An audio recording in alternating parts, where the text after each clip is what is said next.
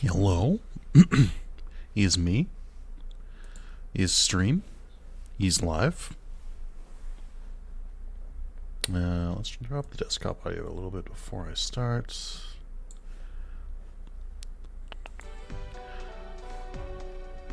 Yeah, the game runs a little loud, so I might have to adjust that. Okay, I should get rid of those ugly black borders while I can see them. Alright, hold on. I've tried this. I want you to know that. I've tried this I've tried this a lot.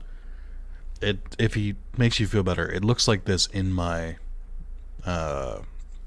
like window for gameplay as well. It doesn't just look like this in the stream. But I can do better. Hold on. Hold on. Try not to fuck this up. Make it all like everything out of frame. Nope. We're close. Nope. Okay. Wait for it. Nope, that's not what I wanted. I did so much prep before the stream and I let this go instead. I'm so glad. Oh my god, in the top. Okay. A little too far. It's fine, who cares? Alright. Hey, chat, are you there? I don't see anyone in chat. I don't see anyone live at all. It said I had concurrent viewers and now it doesn't. What happened? Is the stream working? Hello? Am I live? What's the problem today, YouTube? Or OBS? Or anything really?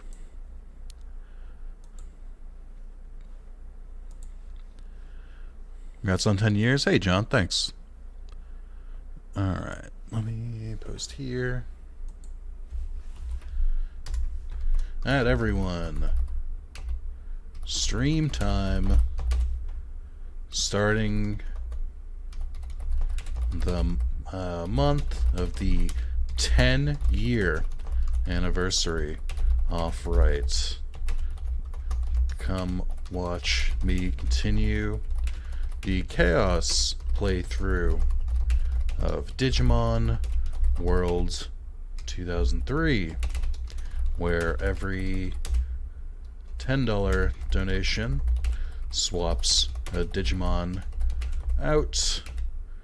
Every 20 swaps the whole team, and every 30, I can't spell 30, which is probably a problem. Every 30 permanently, I can never spell permanent anymore. I used to be able to. Permanently bans an accessory for the rest of the playthrough. It's gonna be a nightmare. Come watch. Okay. What'd I miss? Nothing. It just started. Welcome, David. How do I feel about the RE4 remake? Nothing yet. They've showed, like, very little. They can do whatever they want. Oh, I see what I did wrong now. Okay. Hold on.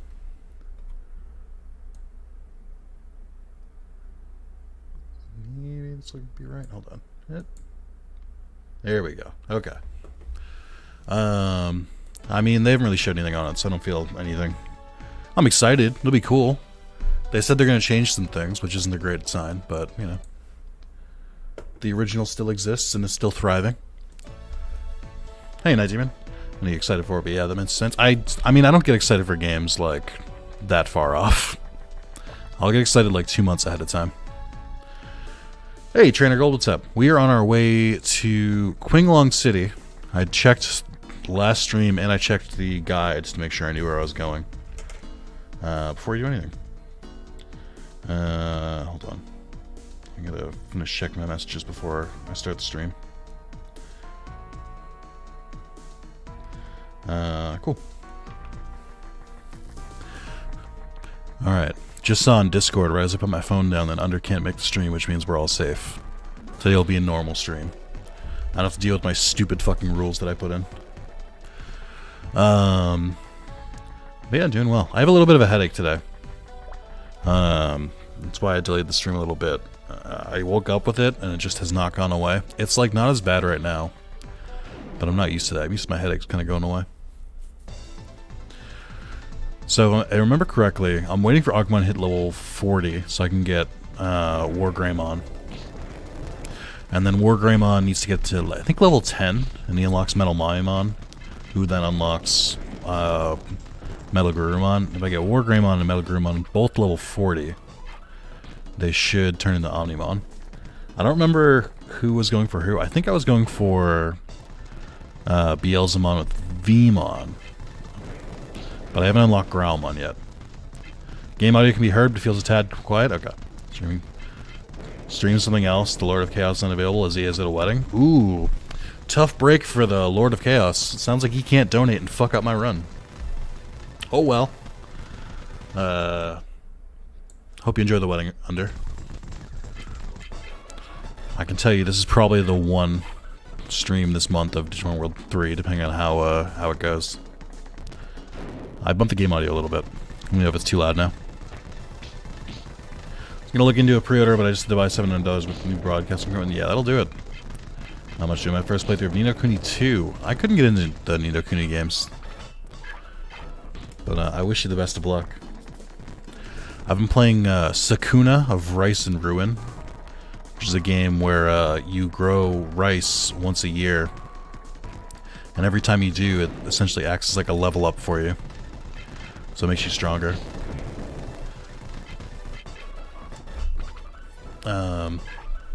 It's been pretty cool though. And then I've also been playing Fall Guys some more. Now that it's free to play. I haven't touched that game in like 2 years, and it's gotten pretty good since I left. Very clearly like a free to play like styled game, meaning it's meant to like vacuum your money away. But you know, shit happens. It's the way of the world now, unfortunately. But it's not too bad. Been doing a lot of recording. I don't know if you guys... by the way, anyone who's watching this and hasn't seen the 10-year anniversary video, that's your homework. Go watch that before you're allowed to watch the stream. Been recording a lot. So I'm also been recording, speaking of Resident Evil 4, been recording Resident Evil 4 Randomized. That's been a lot of fun. Been doing Digimon World, or Digimon Stories Cyber Sleuth Randomized. Also a lot of fun. Yeah, just a lot of fun stuff. Taking a small break from recording. Very, very small break. Just because I wanted to, you know, catch my breath for a little bit. Figured I'd do some streaming, and here I am. Will I regret it? Chat. We'll find out. Really depends on how well behaved you guys are. I did a subathon. We do have a subathon going on, which I'll talk about since we're running in circles right now. The Xbox has passed Sunny in sales in Japan. Surprisingly, apparently Sunny is struggling for the chip still. I didn't. But yeah, it seems like Xbox is a better grasp on the on production anyway. That's not really that surprising. Chip shortage should start to alleviate now. A, because production's been ramped up, and B, because, you know, all of where the chips were going, which was to fund crypto essentially, with just buying up as many graphics cards and shit like that to mine Bitcoin and stuff like that, has been largely stopped, I believe, or maybe not as much as not enforced as much, I should say. So ideally, that would mean that things would start to alleviate. Everyone will turn back from like, come play again. It's so good. Can I not fight you yet? Oh, that's... Why did I come here then? Hey, Austin, what's up? What was I saying? Oh yeah, so we're doing a subathon. We currently have 21 members, or YouTube members. We hit 30. And we'll do a randomized playthrough of Digimon World next, or Digimon World's Redigitized Decode, which is the longest Digimon game. It's getting up there with like Kingdom Hearts titles at that point. But yeah, that's the first goal. We'll see if we hit it.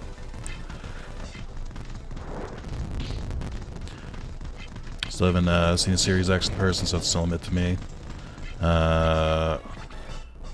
We just bought a Series S instead. PS5 easier to come by, gear than a Series X. I mean, I haven't really looked for a Series X. I'm not really interested in Xbox, but for what I am interested in, I think I'm probably going to do Game Pass on PC at some point, because that way I can get like the 4 games that I might be interested in. More importantly, Game Pass is a really good deal for indie games. I'll give Xbox a ton of credit for that. The amount of like really neat indie games that are like releasing on Xbox and like day one on Game Pass is super cool. This is the Fulgora. I've written one of the huge Excel bestiaries for all the data on this game on GameFAQs. Oh, I think yeah, I vaguely remember that last time you were in the stream. Welcome, welcome. That is impressive considering how needlessly complicated this game is. I love it, but also like whenever you get the urge to play Digimon World 3, you play for a little bit and then you sort of go, ah, yeah, that's right, this is Digimon World 3. And then you go, never mind. Just like it for the Game Pass. I'm not a fan of the new PS Plus, but at least they didn't force upgrade. My thing with PS Plus is that it's very clear they held some stuff back so they could like slowly add to it and be like, look what we added to PS Plus Premium this month. But I had a PS Now subscription, so the upgrade was free for me, so I'm not really worried about it. I want to say I loved your Pocket Crystal playthrough. That was a lot of fun. I liked that mod a lot. Not so much towards the end, when the game just refused to give me a legendary. That was a little bullshit. Don't know why. I don't know why they hate me, but I want to go back to that game eventually. With the once they do a couple more updates, because they were still like actively updating that as I was playing it. I want to go back after a couple more updates, and I want to go back and try out that like unofficial mod that adds in more Pokemon. I think that'd be really rad. Playing the PAL version of 2003, I am the one that has the endgame stuff. Game gave you Sudowoodo the best legendary? No, Sudowoodo is not a legendary.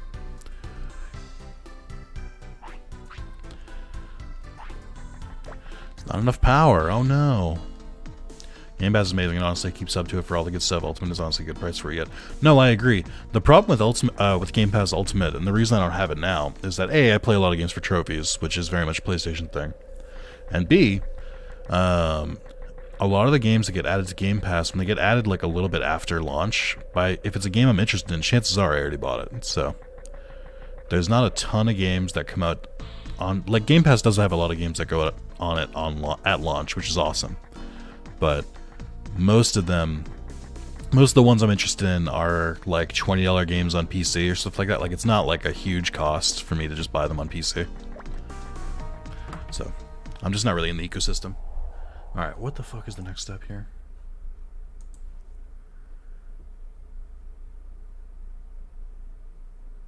Huh. Using Quick Link Tower with the community terminal, he tells you he's found the machine in the turn room, but there's enough power. Go upstairs and talk to the woman on the balcony there. For fuck's sake, game. Sweet, and yeah, I hope he adds more. What a crazy good game for just a fan project. It really is. It makes me want to check out Inscription, knowing that nobody in my channel would watch me play Inscription, because it's a game that came out 2 years ago, or a year ago, and that's a no-go. We only take 20-year-old games here. Yeah.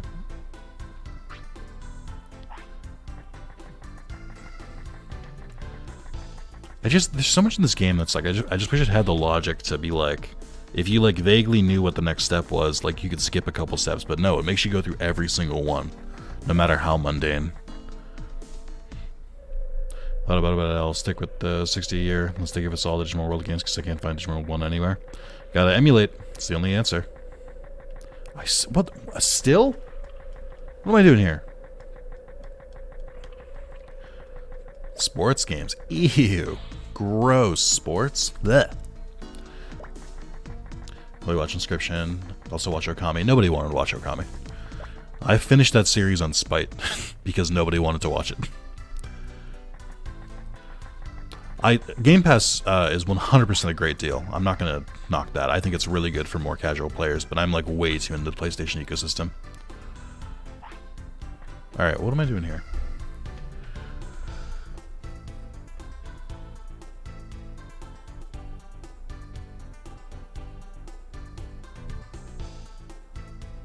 Oh, use the whole... Oh, are you kidding me right now? I have to go back to Asuka City, Sierra City.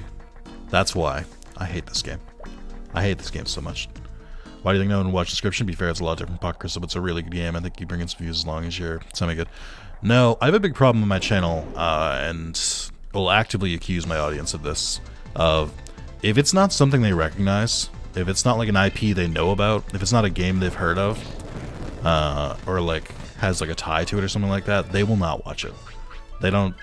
My audience doesn't like to take risks with viewing stuff, which is a shame. But I'm mostly accepting of it. Sometimes I'm just like, fuck you, I'm playing it anyway. I only got a PS4 last week, so I'm slowly catching up on games I missed. Oh man, it's been out for... PS4's been out for what, like 8 years now? You catch them on a lot. Hole in Kicking Forest. Is there only one hole in Kicking Forest? Is the one like over in the corner? Or near the exit? I watched you play Inscription. None of the people I really watch have touched it. All you people say this now. I don't know. It's one of those things. I'd really have to mess around with it myself. I'm also, like, Inscription has said that they're going to eventually do a PS4 release, which I'd obviously rather play because trophies, because I have a sickness. But, I do own it on Steam, so that if I wanted to go ahead and play it, I could. I'll think about it, though. I don't know, again, for anyone who hasn't watched the 10-year anniversary video, there's not a lot of room in the schedule right now, which is very rare for me. I have pretty much, like, the next, like, 2 months planned out. So, we're trapped for a little bit. Should play Inscription just for you, then upload it anyway. It's only 12 to 13 hours. If your audience like card games, top 10 RPG stuff. Yeah, when it first came out, I like heard about it, but just like I was busy at the time with work and didn't get a chance to play it. I think if I'd played it like at launch, it would have done a little bit better. While there's a little more buzz around it, but we'll see. Trophies, I got the Shadow Colossus plat. I conquered the grind. That's a good plat. I've heard that one's pretty tough because of the speedrun trophies, so that's really impressive. Down with the trophy sickness. I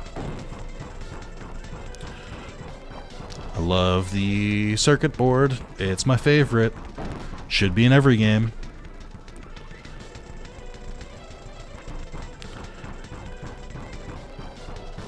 Okay, well, if you do end up playing it, I look forward to your reactions to all the great twists. Yeah, I've heard some good stuff about it. I didn't see the panel today, but I think the Digimon Survive team had a panel on at Anime Expo today, and they were supposed to be answering questions. I submitted a question asking if they were going to port the if they were going to think about porting the like 5 PS1 Digimon games. Now that PlayStation Classics has essentially been like, hey, we have PlayStation 1 games now. So much fun, more of this. You'll get Games' other game series is A+ Orgasmic. It's high praise. Who is the Inscription dev? What else has he done? But yeah, a bunch of people I follow. I didn't watch anyone play Inscription, but like a bunch of people I follow like couldn't stop talking about it when it came out. We're on Shadow Mortar for that plat now, bit by bit. That was a pretty easy plat. I have that one. I didn't realize Kicking Forest took you to the normal Kicking Forest. That's actually not that crazy of a trip. And it saves you a lot of trouble. The only game I'm getting this year is Digimon Survive because I already pre-ordered it. I mean, I'm definitely getting that. It's a couple weeks now. Yeah, I'm gonna have to watch that, find that Bandai Namco panel and see what questions they ask. Or because I don't think anyone in Discord like paid attention to it. I want to see if they give a real answer. Last time in the panel, they said something like, or they had like a special Digimon Survive thing. They said they were still trying to think of if they wanted to remake Digimon World 1 from scratch, or if they wanted to just port it as is. So, we'll see. Go into the Gale Tower, wind up up the stairs, talk to Agumon. He still seems to be sleeping. Does some stuff. He doesn't seem to be like, you go back to the tower. Yes, okay, so. I remember this being, like, exceedingly annoying.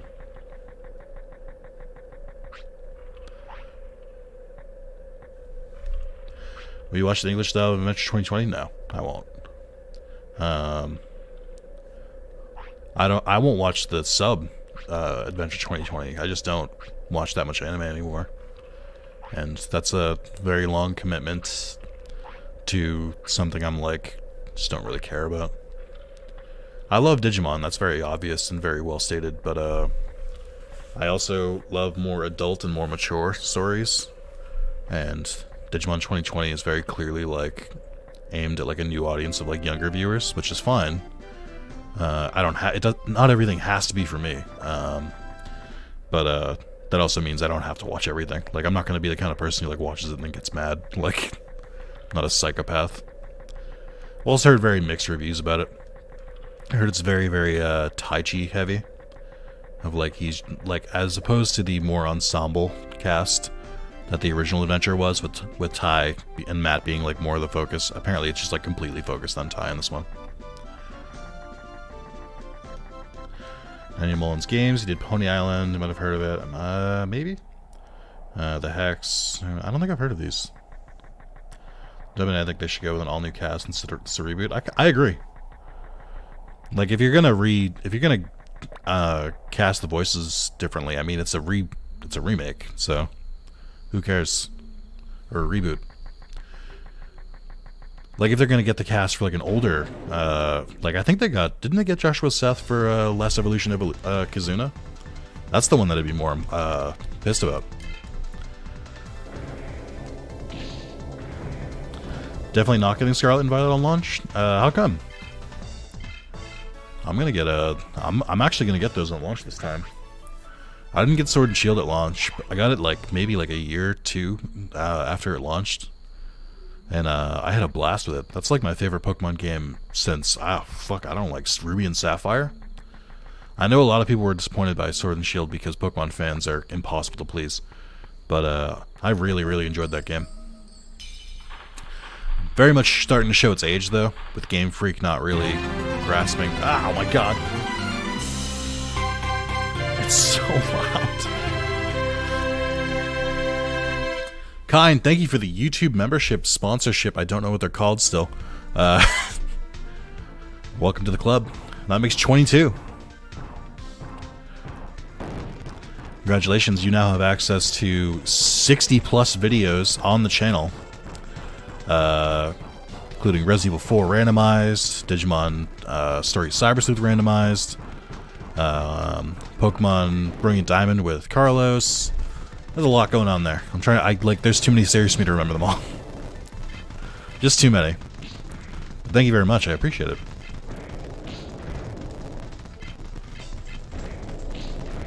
I'm really excited for all the next all the Final Fantasy coming out in the next couple of years. 16 is gonna be really good. I have a lot of faith in the in that team, because Final Fantasy 14 is probably like the best Final Fantasy since 10, in my opinion. It's the story in that is really good. It's got very, very good at building the plot over a long time, tying things together and stuff like that. Like no plot holes. Very, very good series. It's like the only MMO I've ever been able to play, which is a testament.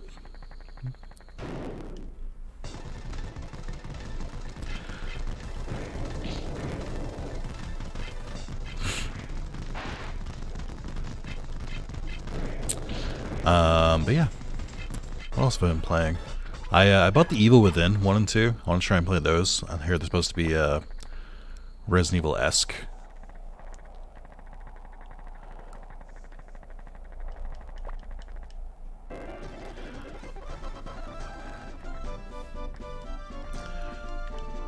Oh, the windmills are all blowing.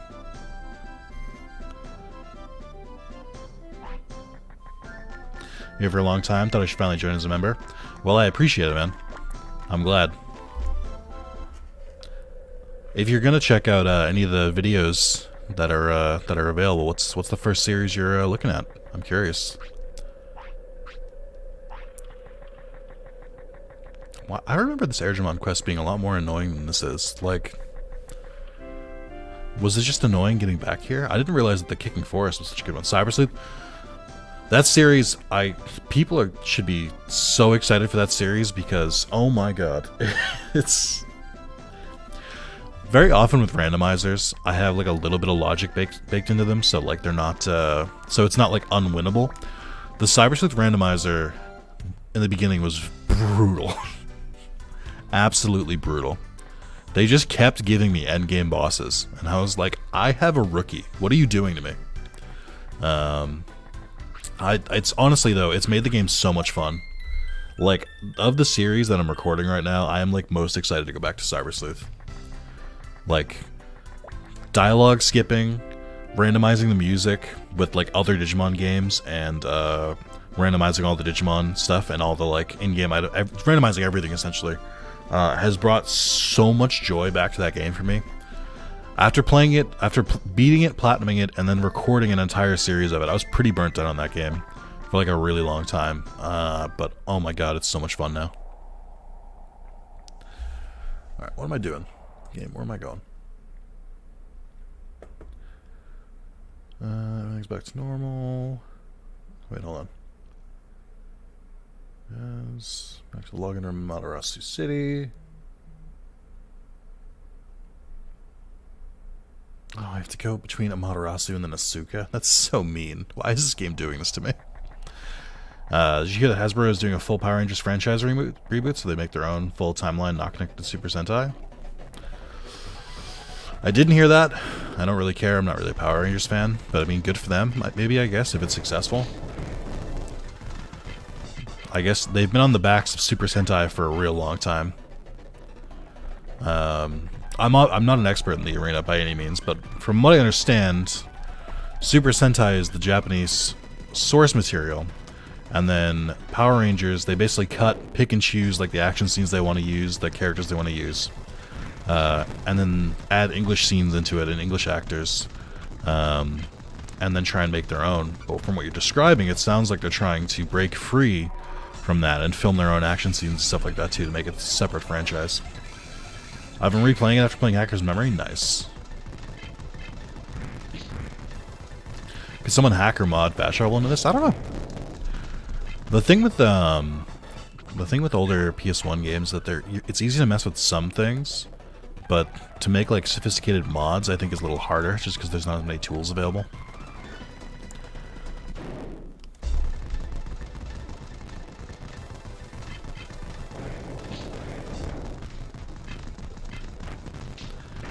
I mean, to be honest, this game has been out, what, 20 years at this point? Almost 19 years. I think if Fast Travel was possible, someone would have made it by now. So I'm just gonna assume that's a big nope.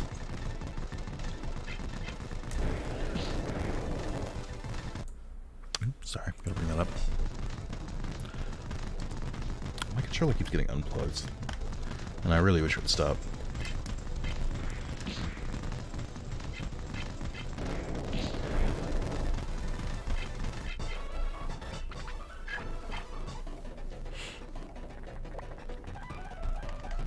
So weird. It's for Hasbro. I imagine it's because they have to pay like a significant portion of like the profits to Super Sentai, so obviously they'd want to break off and make their own thing. But the other thing that's weird to me about that is that if they were gonna do that, surely they would have done it like, I don't know, like 20 years ago. It just seems so weird to me. Like, why now of all times? I don't know. I also imagine that an Americanized version of Power Rangers, like truly to the core, is probably not going to be that great, actually. That probably sounds like it's just a recipe for disaster. Wish more fan games in the Digimon community. Be the change you want to see. Study up on coding. Make your own fan games. It starts with you. Is this not the control room? Where am I? I don't remember how to go anywhere here.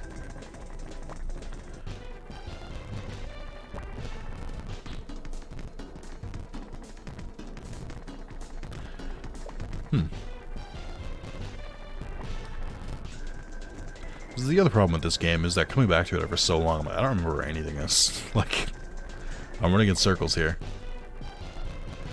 Yeah. Is it... Oh, it's the Matrix room, so it must be the room that we all come into, right? Maybe? Where the game starts.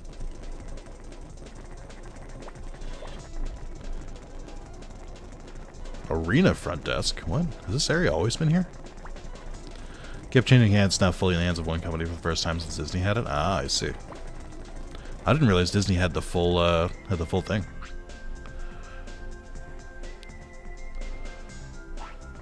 Oh, Kurt's back. Wasn't Kurt an Oikmon?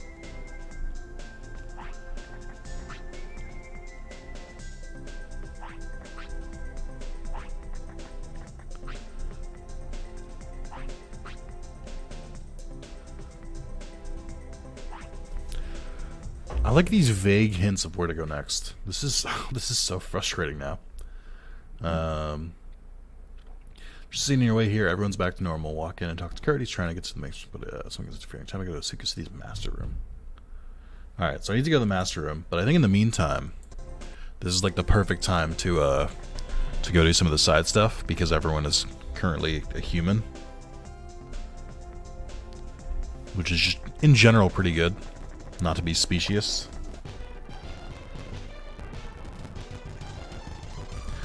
Alright.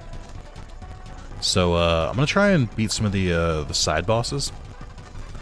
Like, Black Mega Agumon, and, etc. I don't remember all of them, but I remember most of them.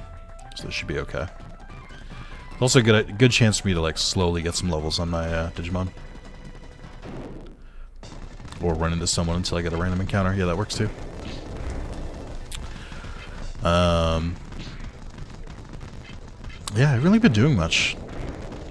I'm doing a lot of work stuff. I have until Wednesday off, which is pretty nice. Pretty happy about that. Not that I have like any real big like July 4th celebrations.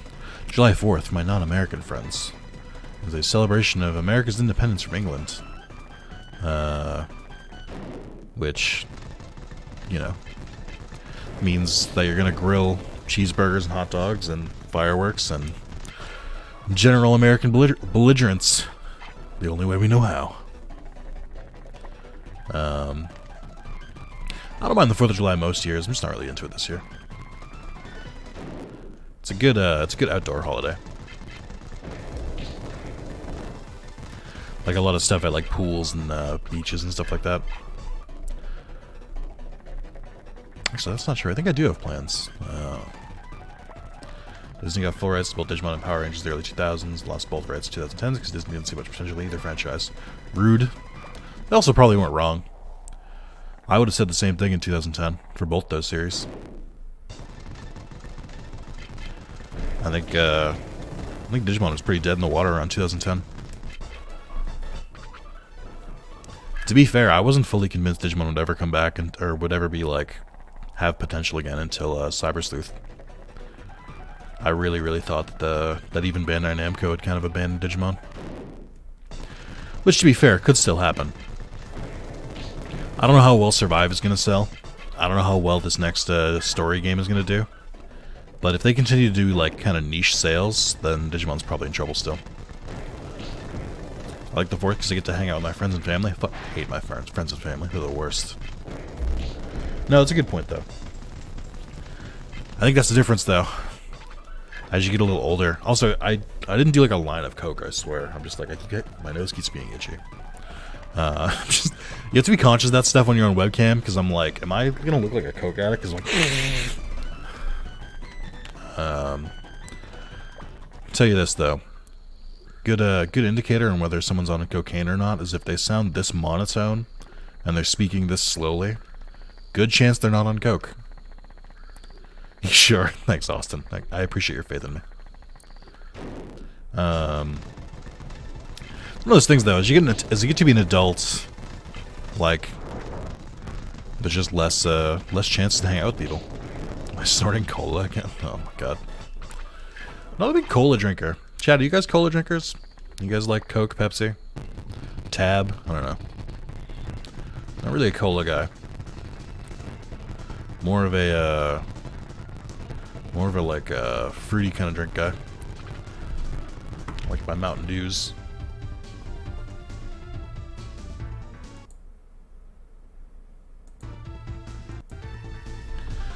Taste test video streams. Oh god. Ugh.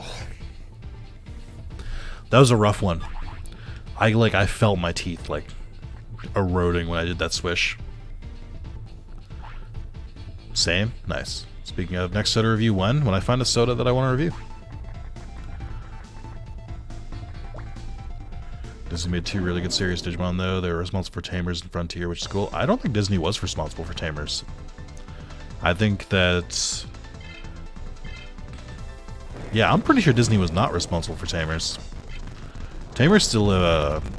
Tamers debuted on Fox. So I think Fox still did the rights to Digimon. Frontier they might have. I know there was before it was ABC Family. No, I think before it was ABC Family it was Fox Family. But I think ABC Family did buy them, and ABC is owned by Disney. So I guess Disney might have had a hand in the dub of Frontier. They definitely didn't on Tamers though. I know that for a fact.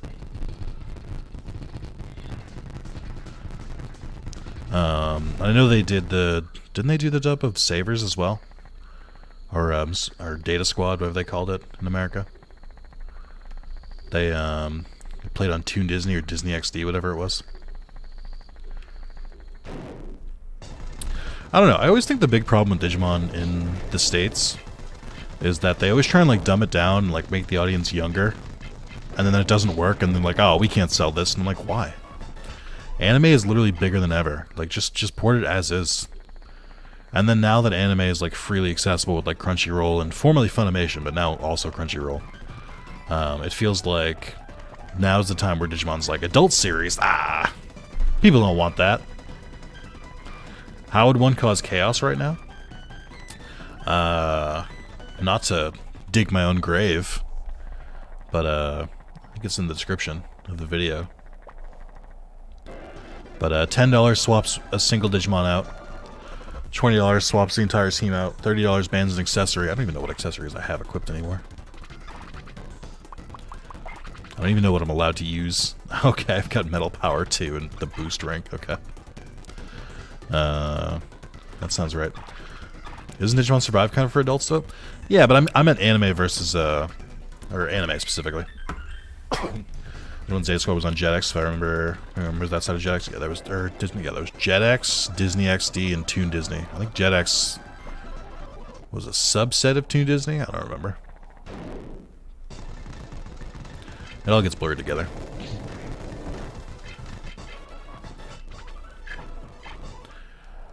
Also, hot take. I don't think Tamers is that good. I'll say it. Like it's definitely one of the better seasons. I don't think it's the best season by far.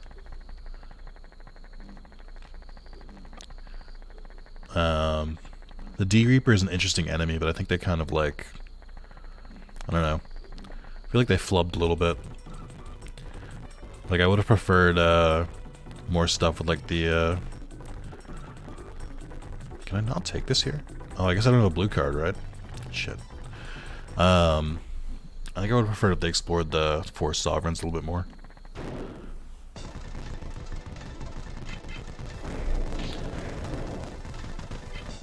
Jetix supposed to be Toon Disney for teens? Yeah, I think a similar thing is for like Saturday morning cartoons. That's where they would like aim their like teen or mid-teen programs. That's where like Yu-Gi-Oh! Would premiere and stuff like that.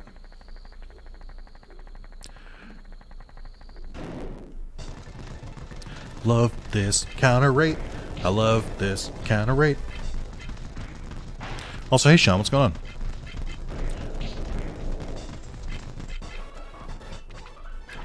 Sean, I tried to remove my brain and it was unsuccessful. So you have the Dream Team still, Veemon, Guilmon, and other? How dare you? How dare you? Imagine hating Agumon in 2022.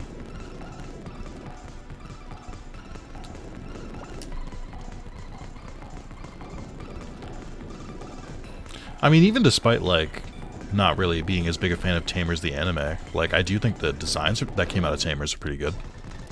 I like Renamon, Tyrannomon, and Guilmon's entire lines. Not 2022, it's 2003. That's even worse. Agumon's at the height of his popularity.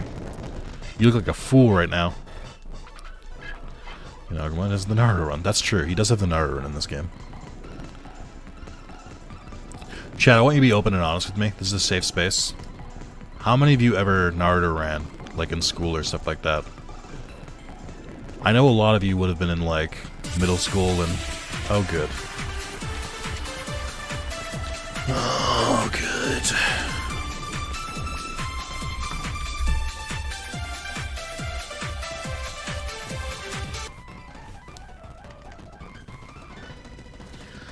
Okay. I think a lot of you would have been like middle school and similar roles around there. So how many of you Naruto ran in school? It's a safe place, you can talk about it. Or like, it doesn't have to be in school, but like around that age. I was not one of those people. I could never, not for lack of trying, I just couldn't like run with my arms behind my back like that. Yeah, Child Brain was convinced I went faster. That's what they did. Alright, who was it again? I'm in pain. I'm in pain. I'm trapped in Amaterasu City. With a very, very not powerful team. Hope you guys like running away. Where do I look for this again? Here we go. Streamlabs changed some of their stuff. So it's a little harder for me to see immediately. Patamon, Monmon, and Kumamon. Kine, you put Chaos Incarnate itself on my team? How dare you? How fucking dare you?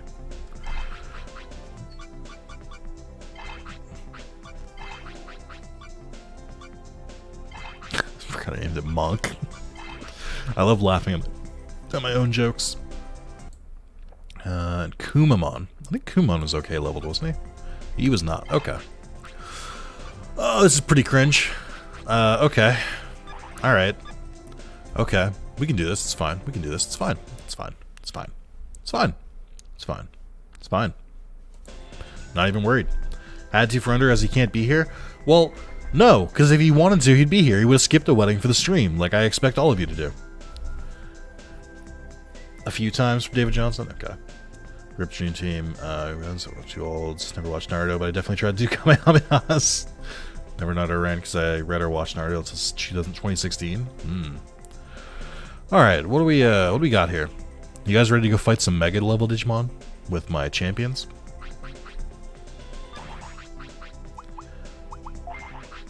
Never get into Naruto as a kid, so never tried to do the run.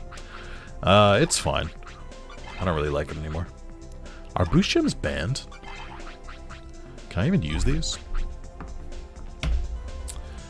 I have to check my own stream to see what the I have to check my stream to see what's banned.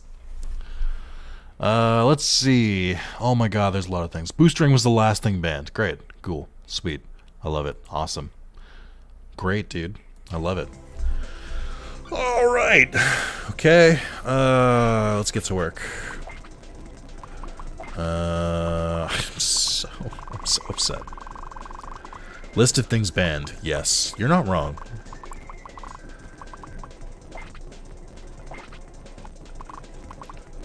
I don't know which of these I'm allowed to use, so.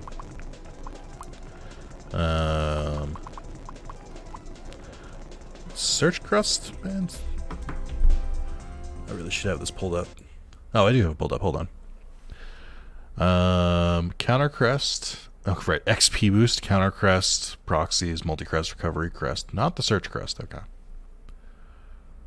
don't think it's very good. I'm just trying, like, I just don't want to leave the equipment slot empty. We're not there yet. I wish that, I know this is asking a lot for a 20-year-old game, but I wish there was, like, a equip best equipment option. First anime experiences were Toonami version of original Dragon Ball and 4Kids version of One Piece. Probably the same for me. I'm not sure. It's a long time ago. I mean Digimon and Pokemon technically, but I know that's not what you mean.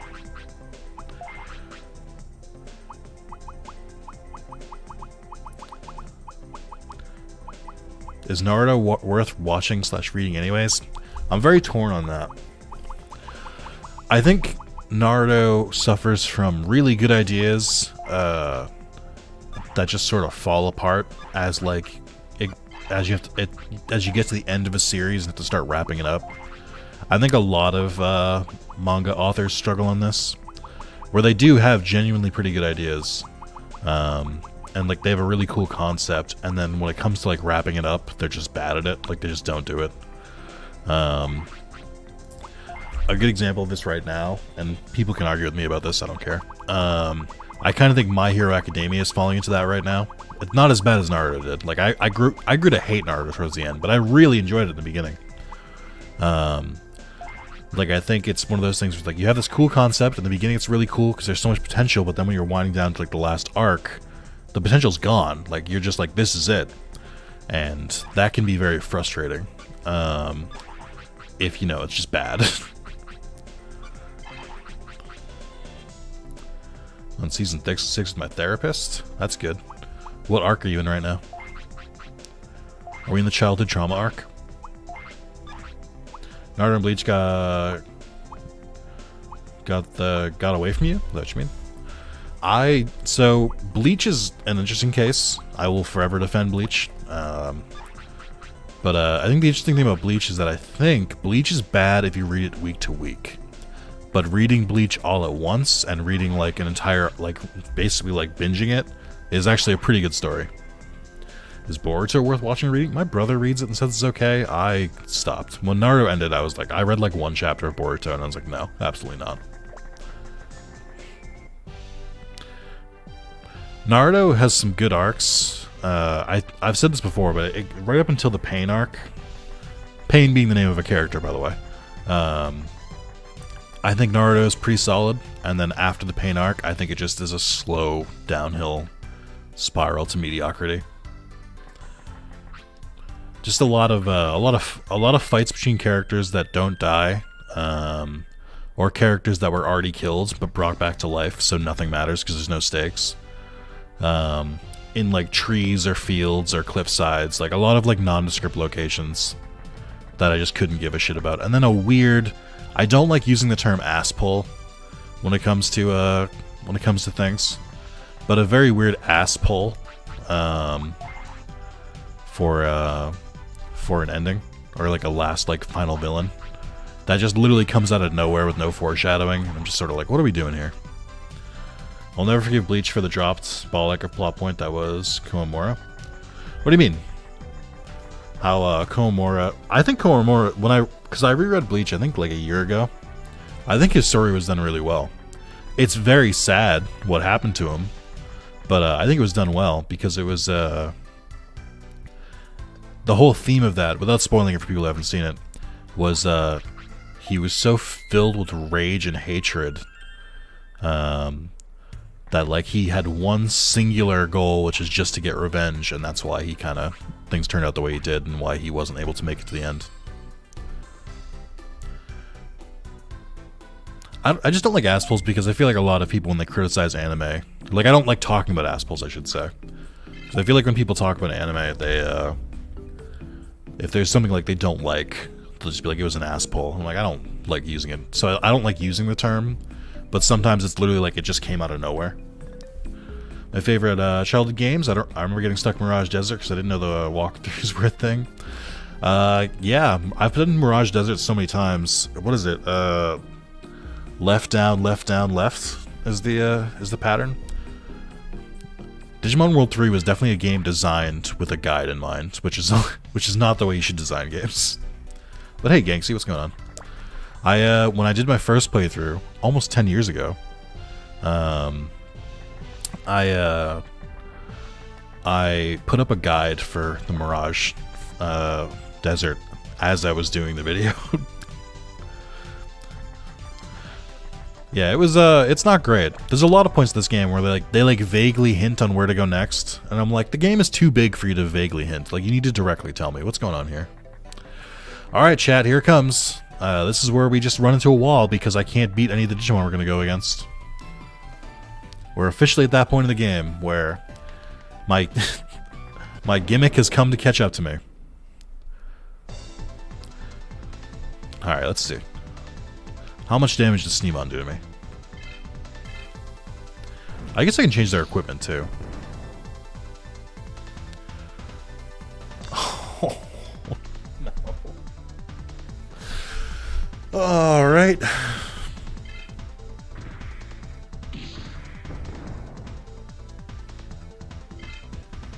It's actually not as bad as I was expecting.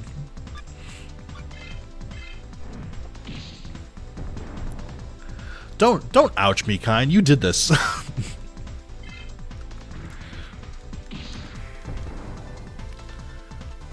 Oh god.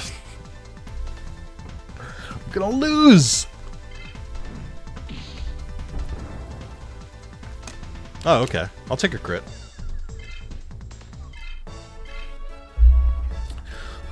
That actually went better than expected. Did Agumon just go from level 1 to 3? I didn't think that was possible. Alright. What were we talking about, though? I don't remember anymore. Oh, we were talking about different anime and stuff. So, like, I think Bleach stumbled a little bit. I think most people who follow Bleach know the story of why it stumbled. Basically, was just told, wrap it up. Wrap this shit up. And so he did. But, I still think it's not as bad as people remember it was. I remember reading it week to week, it was kind of bad. But, like, going back in, like, retrospect, I'm like, it's actually not that bad. I have all of these equipments, and none of them are better than what I have now? How? Pro gamer move. I'm so mad. I don't even have better equipment. I'm stuck with what I got. I'm, like, just trying to make it to the other server, just so I don't die.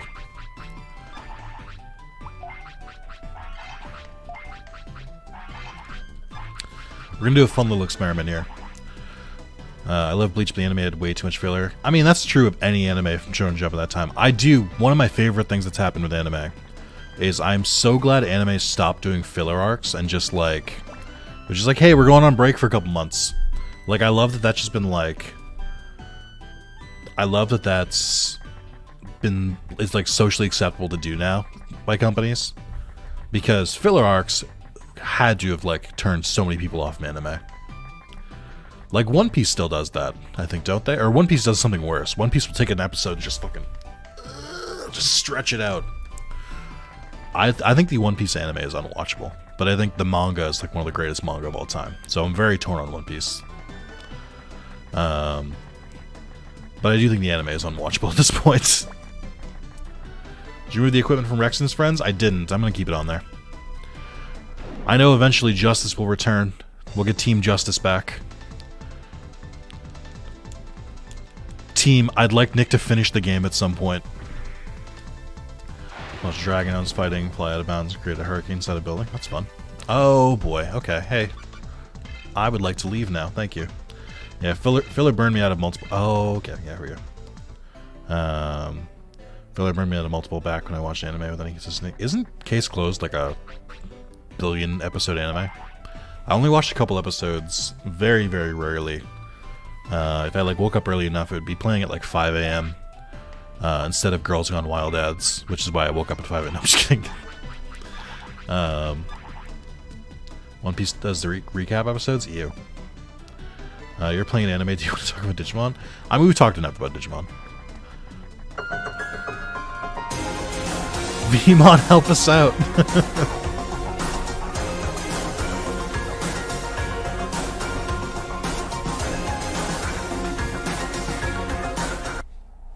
Alright, thank you, Cypher, for saving the playthrough. I haven't had to use Veemon in a little bit, so that's good. As with the rules of a single switch out, I choose who we get to get rid of. I will be getting rid of the demon himself, Patamon. That worked out. Do I continue my journey to try and fight the bosses, or is that like asking for trouble? I'm unsure. I watched Digimon before Pokemon? I think I probably watched Pokemon first, but I definitely, even as a kid, I liked Digimon more. I thought it was like more engaging and more interesting. But yeah, I don't really watch that much anime anymore. It's a big thing for me is that I just like can't sit still that long, or I can't like focus on like one thing that long. So I usually watch, I only watch anime if it's like not available as a manga, or if like the anime is like very short. I don't mind it. With exceptions, like occasionally I'll watch an anime week to week. But I watched My Dress Up Darling. I thought that was a very good anime. I've been watching Spy X Family, even though I read it. That's been pretty good. So, you know, different things.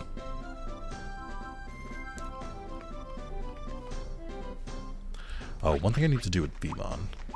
So Veemon, I think I was trying to go for Beelzemon, but I need to unlock Gallantmon. I think to unlock Gallantmon, I need to... I thought I did this. Did I not do it? I think I need to get Pailgemon up a level. Because to get Gallantmon, I think you have to have Pailgemon hit like level 30, but with 90 fire resistance. My Pailgemon is level 52, but I have the fire resistance. Only your 4-year-old kitten that has 6 toes. I mean, if it's 4 years old, it's not a kitten anymore. That's a cat. As someone who has owned, I think, 20 cats in my lifetime, I'm an authority on the subject. Entire One Piece community is going crazy because I would have left this in a massive cliffhanger before going on its month-long break. I mean, the community's not going crazy. Also, the cliffhanger is not that massive. I keep up to date with One Piece. He left at a pretty good time. I think there are much worse cliffhangers that there could have been. He could have done it before the end of that fight. That would have been much worse. And probably bad pacing, to be honest.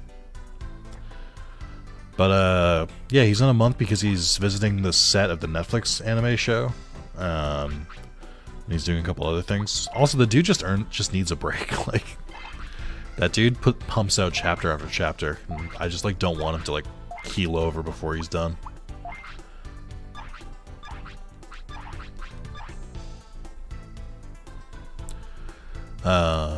But yeah, I'm super excited. They're showing more stuff about the Bleach anime, which is pretty cool. I'm excited for that to come back. The Chainsaw Man anime is gonna be rad. So that's what kind of like why I watch anime at this point. It's like anime that like have really good visuals. Like I know when they bring Bleach back, there's not gonna be fucking filler because why would you? You have the whole story. You don't need to make filler. And Chainsaw Man, I'm just excited to see that animated. I think it'll be rad.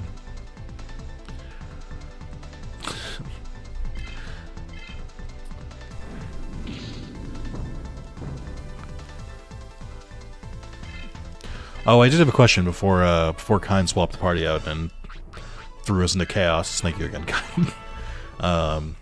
What's a game that you guys played when you were younger that nobody else has ever heard of? And then watch and be amazed as other people in chat have heard of and enjoyed the game that you played. I'm here for the 10-year anniversary stream. Congrats. No. Every time someone would ask me how long I've been together with a partner, I'd always jokingly say too long. It feels like that. It's very apt for you two, Nick, when it comes to your stream. Alright, okay.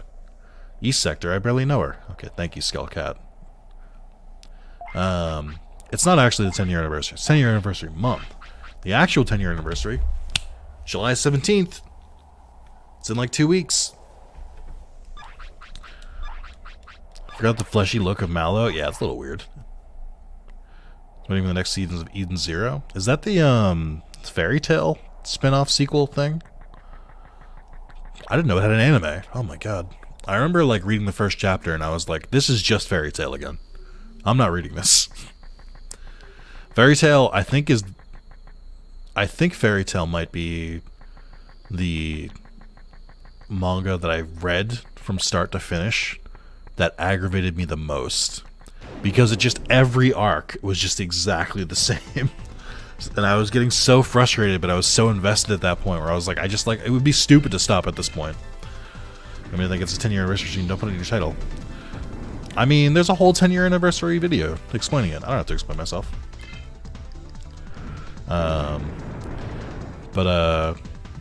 Dinosaur King? Actually, to be fair, I don't think I played Dinosaur King. Bait and Kratos for GameCube is one game that no one knows about what I'm talking about. I think people have asked me to play Bait and Kratos before, or Bait and Kaidos, whatever it's called. I don't remember what I was talking about anymore. I've lost it. Too many distractions came in. Spencer, how's your day going?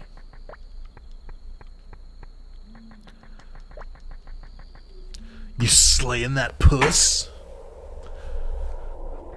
I don't know why I said that. That was solely just for Spencer to crack up, and I know he's doing it. I just can't do it. I made a video explain this. You seem to be under the impression I actually watch your videos. Ugh. The pain. Also, nobody's commented on this rad shirt I'm wearing, by the way. Guys, look at this shirt and tell me it's not the coolest shit you've ever seen. It's a Hawaiian shirt, but it's got shiny Magikarps on it. Look at it. Look at it. Look at it. I like how you all just like pretended this was a normal shirt to wear. I'm like, no, it's ridiculous. I haven't even slang that post. Why is it funnier when I read it? That is a rad shirt. Thank you. Thank you. Younger days, I mostly played crappy license games, so I don't think I'm applicable for this discussion. I mean, it's still applicable. Which crappy license game did you play? Doesn't have a Sudowoodo on it? Well, it doesn't have legendaries. I mean, shit, no.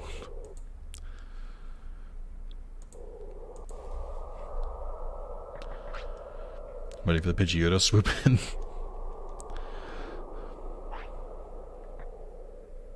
Oh wait, I'm still Agumon. Whoops.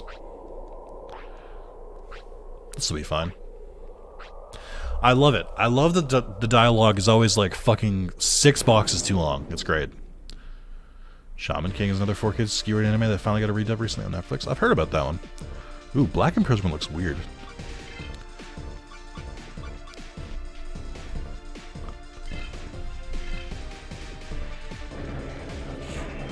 Oh good. That's a good sign.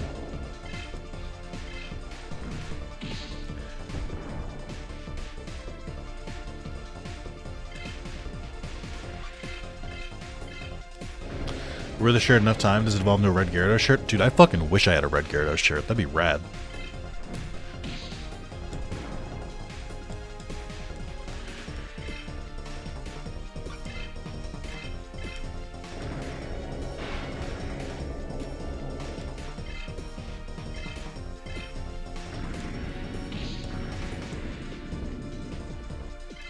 I'm getting dizzy from doing this too much.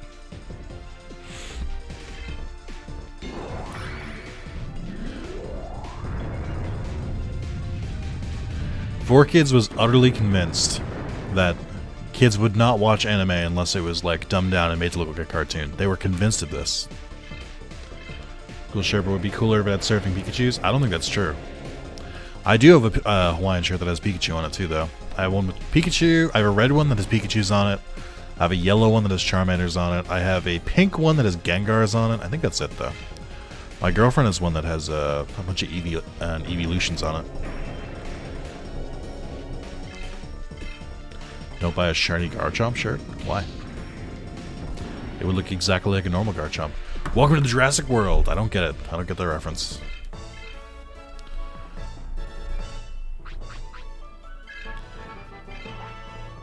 Alright, Digimon is still not unlocking Growlmon. It's kind of pissing me off.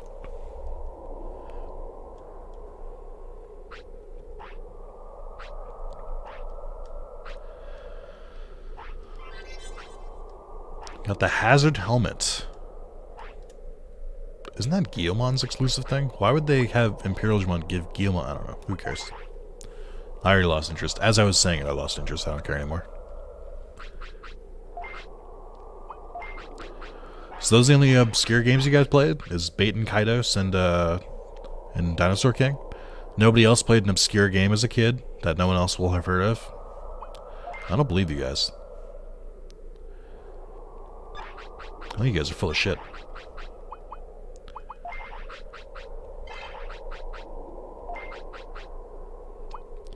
I've given up on Digimon for now.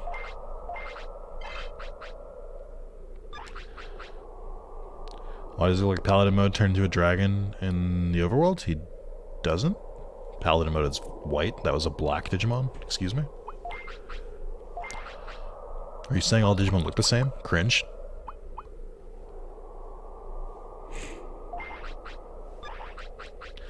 Played Dizzy's Adventure on the Sega Genesis. Thought it was a popular game until I went to school.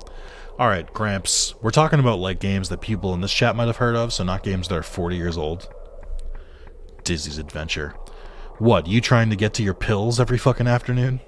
This one says Monday. I love you, Spencer. That was a joke that I'd expect like Mark to make and would like crack me up because I wasn't expecting it.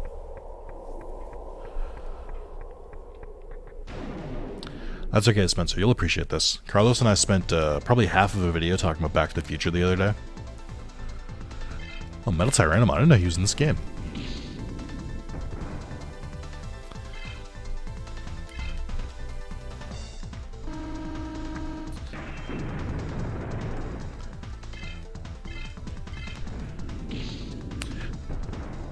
I had a tank game called Seek and Destroy. I think I have heard of Seek and Destroy.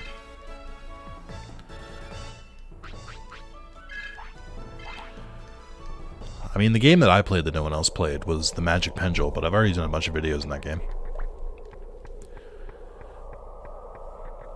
And you had jet engines in the tank? Interesting. Why do you get to taste the best life has to offer? Choke on its leftovers. Why do all of you get the pizza while I get the crust? Oh, I can't take all these metaphors. I love that alert. By the way, chat, it's a good time to announce this. Not intentionally, but the Omnimon alert currently disabled.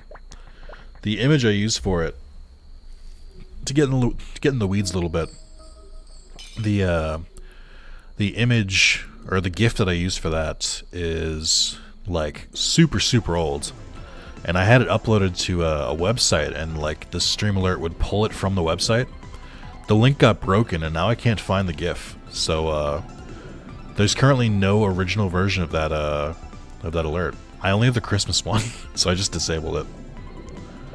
Played Dark Cloud, Dragon's Rage, Legend of Dragoon. Legend of Dragoon and Dark Cloud have both heard a lot of people talk about. Cursed Mummy I don't know about. Dragon's Rage I don't know either. What, does that do 40 damage? I actually thought one that was a crappy late game. Anyone heard of Spectrobes? Spectrobes Beyond the Portals? I've heard of Spectrobes. I haven't played it, but I've heard of it.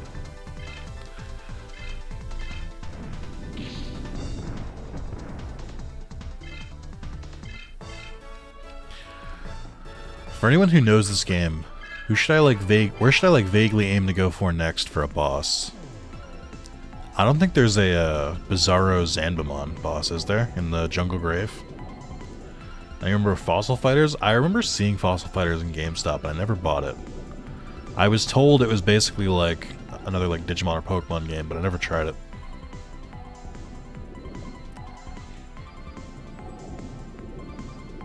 They made a sequel to it though, so it must have been okay.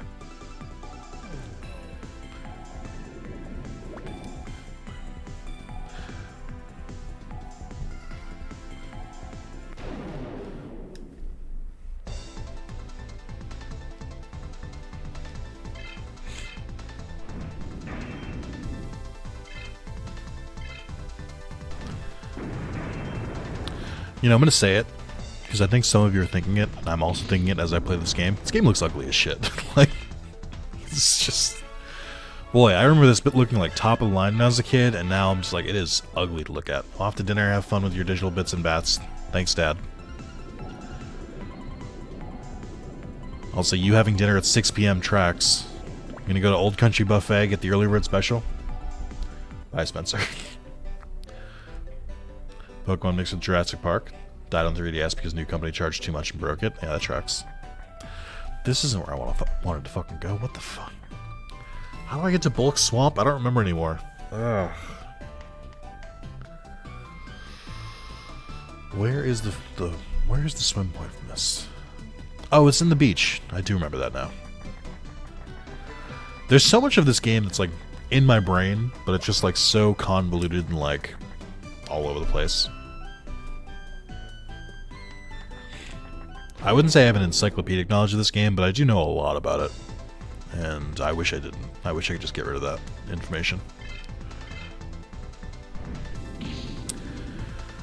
The only Digimon game I've ever beaten was Digimon World 2 3 times, so I'd call that kind of obscure.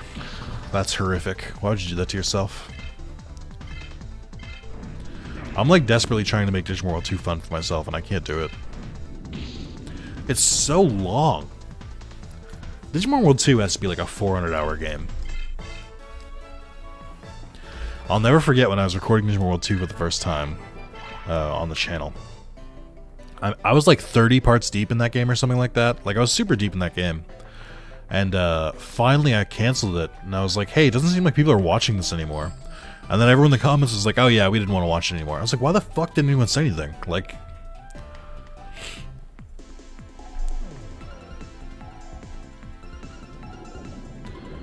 I don't know if you can emulate them or not, because I heard there was no working ROM file for one or both of them.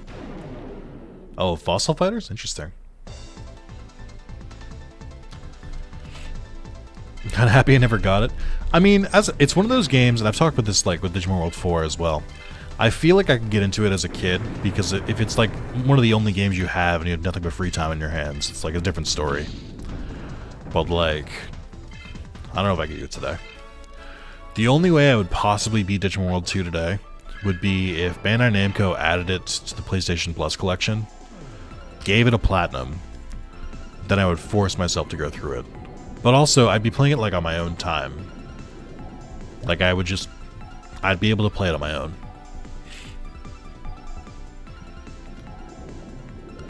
I do want to do an Ape Escape 1 stream at some point.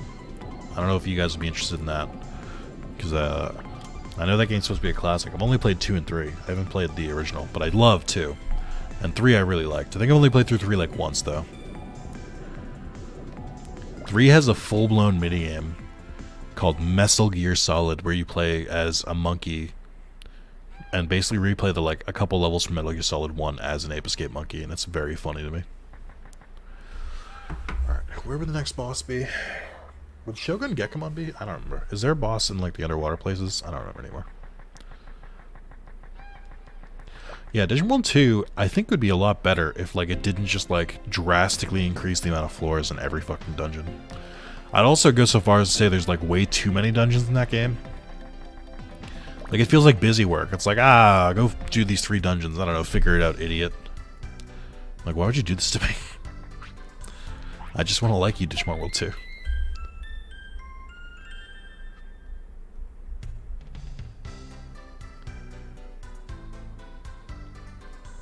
Oh yeah, anyone excited about the Monster Rancher Kaiju game coming out on Switch?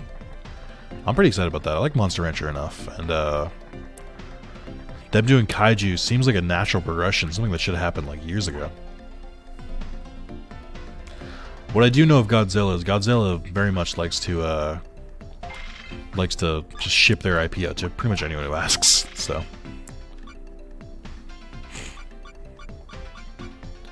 My Explorer impulse screwed me over too much to finish Digimon World 2. I can see that. I was the same way the first couple times I played it, where like I would constantly run out of energy when I was playing it.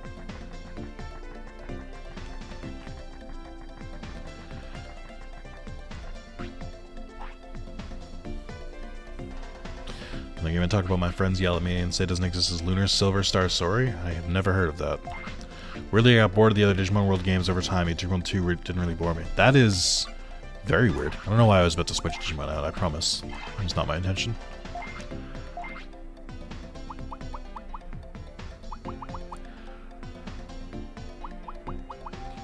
There must be another requirement for Guilmon. I can't think of like what it would be otherwise.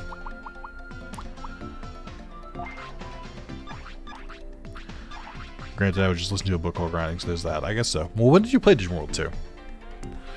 Right, yeah. Kind with the eagle eyes of like, who the fuck's changing? Nobody paid. Why are you changing? What? And they're right.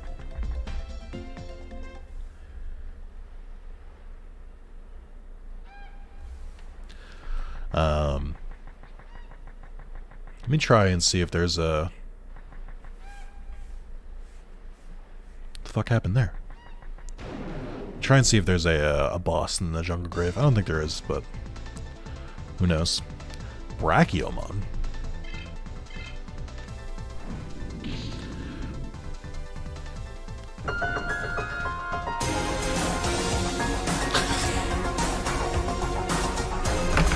Cypher, why?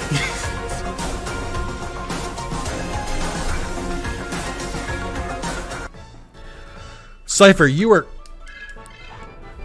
on the side of justice. What happened? What changed? Cannot believe this.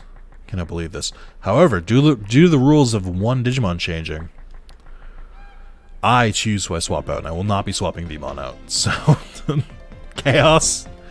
I guess that's the name of the playthrough. So, never beat as a kid, but got an emulator around college or high school. So, off and on for 10ish years, I beat it once with each guard team. That's wild. Hey, Declan, what's going on? I can't argue. That's chaos. They got me.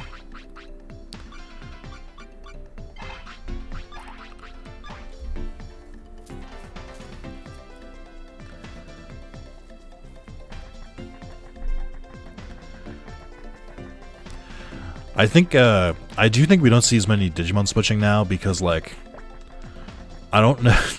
I feel like the people who are malicious and don't want me to finish this playthrough aren't here.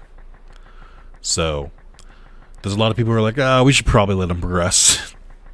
Granted, I've been kneecapped. I only have one Digimon instead of 3 that's, like, fighting capable, but it's still something.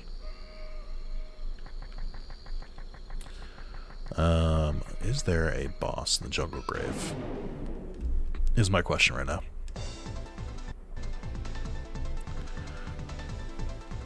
I do find it interesting. There's a lot of Digimon in this game that are color swaps, but they're not like their own Digimon.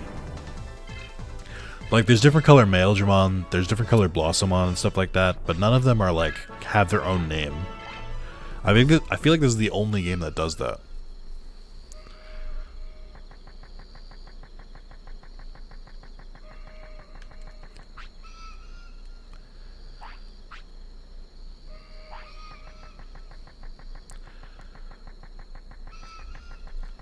Chat, I haven't asked this in a while. I'm gonna just check up on everyone. What's everyone's favorite Digimon? And if you can't think of a favorite, what's your least favorite Digimon? That guy got reformed. That's good. Pretty sure this area has like an insane encounter rate, so that'll be fun.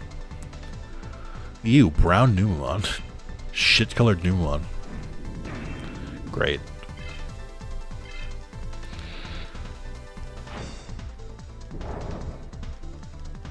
Magidramon is your favorite? Is that the dark evolution of Guilmon? Beelzemon? Beelzemon's a good one. Wendigomon, probably. Oh, you mean the Digimon that was in Survive, but they took him out? Tyrannomon's a good one. Metal Mimon's a classic. My girlfriend just got to chapter 11 in Cyber Sleuth. On her own, by the way.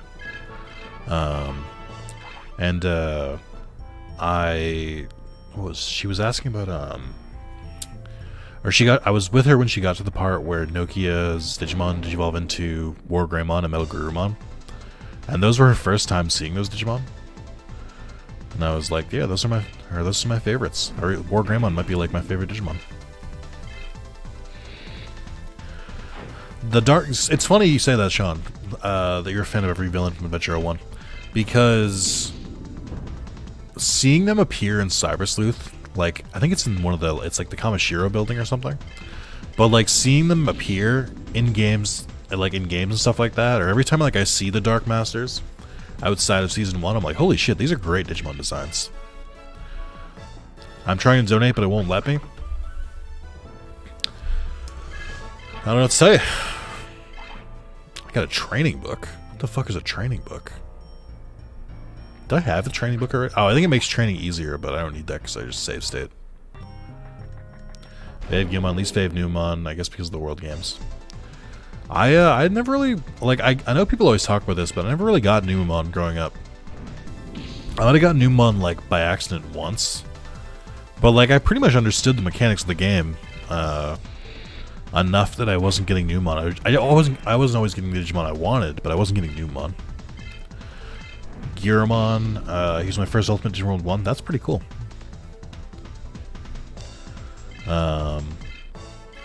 But yeah, the Dark Masters are pretty great designs.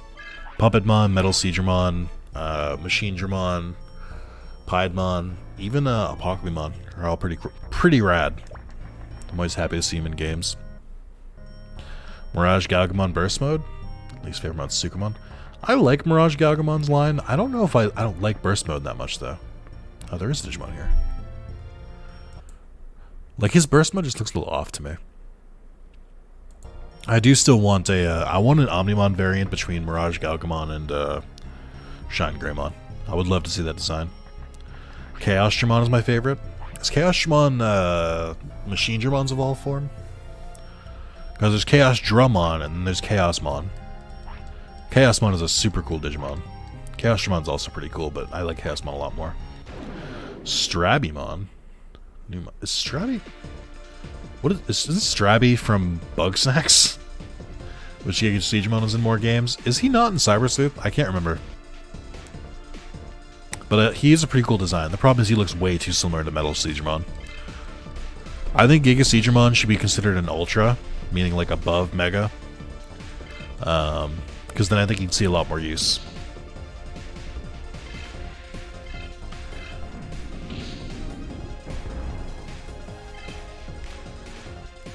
Just some screaming kids in the background.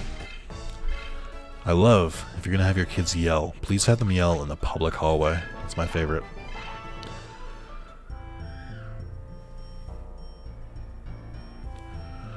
Jesus Christ. What's Digimon you got, Nick? What do you mean, with me? I have, or the one I'm using? Malomyosmon. Strabimon is the rookie child form of Wolf. Oh, I do know Strabimon, yeah. I don't see it very often. I feel like I know Agumon more, or whatever it's called, Flamemon.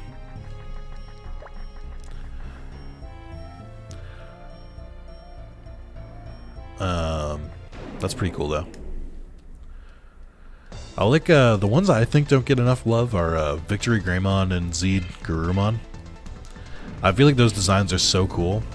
And hey, again, I want an Omnimon with Victory Greymon's giant ass sword and Zed Garurumon's giant ass cannon. He's in the 2020 Adventure reboot. Oh, that's pretty cool. Happy to see the representation. Again, I've talked about it a lot. I just want a Digimon story that's like aimed at like teenagers or something. Like make it more shonen-esque so I can like get into it. I can't do kids animes anymore. I'm too old. I just don't enjoy them.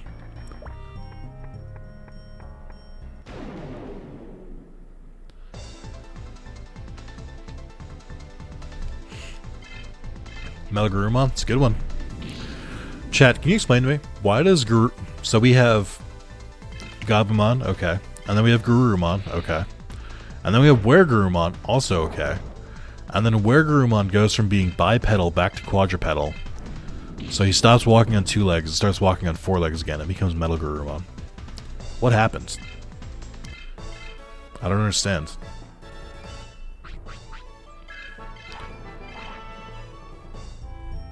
No, Digimon is already kind of shonen. It's the basic premise being like, oh, we're gonna lose, but the power of friendship beat us. Also, that was a power charge. At no point, no matter how you play this game, when you get here, would a power charge ever be useful? I swear they put the chest in this game as complete trolls. Like, I don't think I've found a single good item in a chest. They're all garbage. Every single one. But yeah, what happened between Garurumon and Metal Garurumon? Like, if you told me Garurumon turned to Metal Garurumon, I'd be like, that's fine, that makes sense. If you told me Garurumon turned to Weregarurumon, I'd be like, yep, that's fine, that makes sense. But Weregarurumon into Metal Garurumon doesn't make any sense.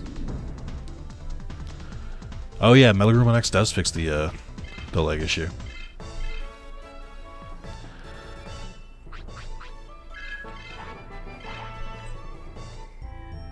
Which Digimon's X version looks like a Berserk character? Is it Leomon? I think it's Leomon. Just carries a big ass sword and he's wearing like a shirt and pants. I do wish that they do something with the X Digimon. It's a cool concept, and I feel like they had the X Evolution movie, and that's it. They don't even add them into the games. They did say the next story game is going to focus on the Olympus 12, so that's something. At least they're focusing on like something that's not really getting a lot of focus, but give us a game with X Evolutions. I know Decode kind of did as like a slapped on like almost DLC type of thing, but I don't think it was done very well. X needs to give it to us. That's funny. Declan, I'm sorry you couldn't donate, by the way. I was being cheeky, but what's the issue? Is it just saying it's not accepting it or something? Fucking screaming kids, I'm gonna lose my mind. Bring them inside or bring them outside. What the fuck are we doing here? I can't even tell if the microphone's picking that up. Hold on.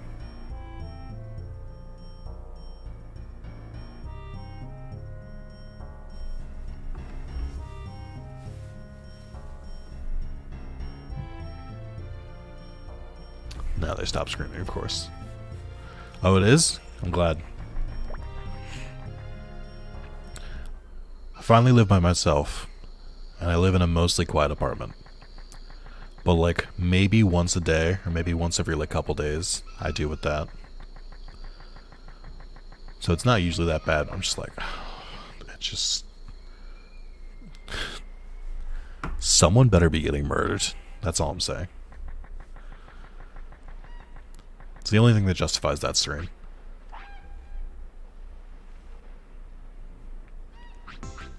It's telling you that it won't work and to try another way, but I don't have another way to do it. That's weird.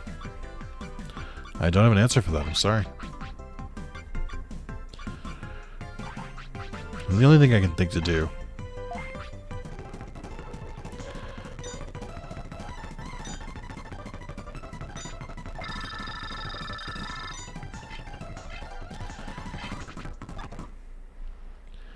Oh yeah, is Klonoa out this week? Is that releasing on all major platforms? Oh, it's both. That's fun. I don't know anyone besides you, Sean, who's played Klonoa. I remember seeing it in like Blockbuster and Hollywood Video as a kid, which is an old sentence. But I don't remember. I don't remember ever trying it. It looked like it had a Sonic ripoff. Also, Sean, I'll say it. Not that there's anything wrong with furries, which is a great way to start a sentence. But the fact that you're a big Sonic fan and a Klonoa fan, it's kind of impressive that you didn't go down the furry fandom. What's your secret? Someone else mentioned they played it in the Discord ages ago. I forget who, though. All major platforms is cool. Maybe I will check out Klonoa. I don't really have much going on this week.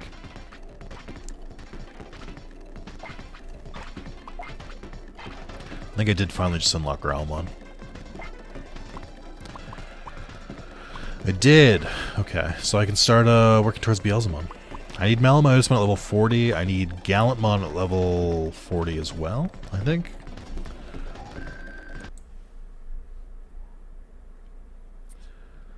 Yes. Okay, so that's not too bad. That just means I have to get Warground on level 99, which is gonna suck.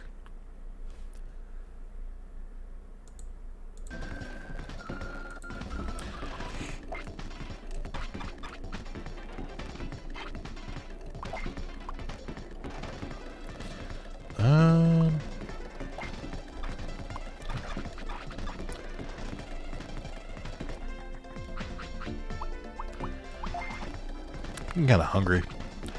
I ate this morning, but I didn't really eat before the stream like I usually try to. I love how every source of information said have Veemon's fire resistance be at 90. And then I train it once to get up to like 130 and all of a sudden it unlocks. So clearly it's not 90.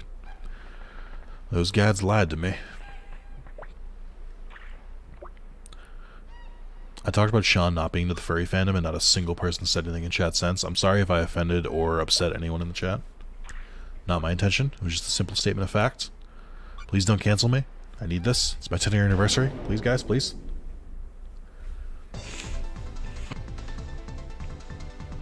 Oh yeah, this is gonna go well. What can go wrong here?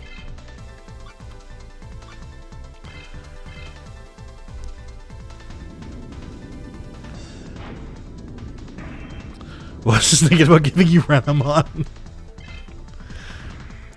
It's gone for a while. Here's something about the furry fandom. Nah, it's fine. I have a 5-5 Veemon and Digimon Masters Online and stopped playing after they made it too pay to win. Interesting. Digimon Masters seemed like an interesting concept, but like when I tried to go back to it a couple years ago to like give it a shot again, I was like, no way. This game is it's like one of the last games I've played that's like that's a free to play like that. It's free to play, but if you play it free, it's a miserable experience. Eden couldn't type. Alienated all of us. I was saying how I think it's very impressive. I was saying it's impressive that Sean was a fan of Sonic and Klonoa growing up, but somehow dodged the furry fandom. Knowing that you were in the chat, Verdonia, and that it would summon you.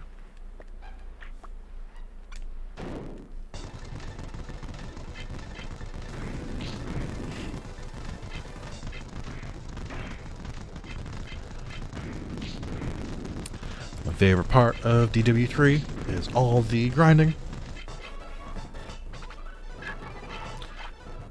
I sure as fuck didn't avoid the furry phantom. You grew up full of them. That's how they get you. Big furry. They're like, alright, I'm making the kids furries. I don't know why they're Italian. I mean, he didn't confirm or deny, so teach their own.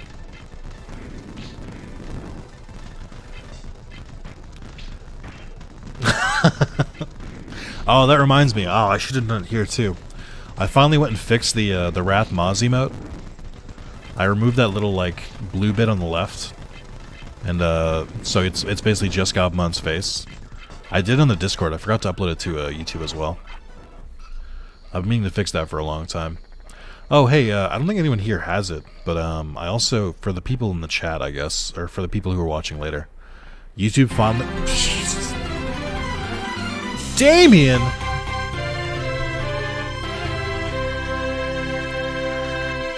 Becoming a YouTube member in 2022, who could have seen it? Damien is the 23rd YouTube member on the channel. Welcome. Damien, you get access to 60 plus free videos right now. You can binge those series, and please comment on them as you go so I can hear about them. Damien, I'm asking the same thing I ask all the new members. What are you most excited about for the YouTube membership? What series are you like excited to binge now? Anyway, what I was saying is YouTube finally added the option for 3-year and 4-year badges. I think there's only like a couple people who have 3-year ones, and they're like close to 4 years. So I made the 3-year one is a rainbow Omnimon because I think it's funny, and then the 4-year I just turned into Imperial Digimon Paladin mode because I'm unoriginal. I tried to make a golden Omnimon, but I couldn't get it to look to make it look good. It just looked like a bronze Omnimon, which isn't the same.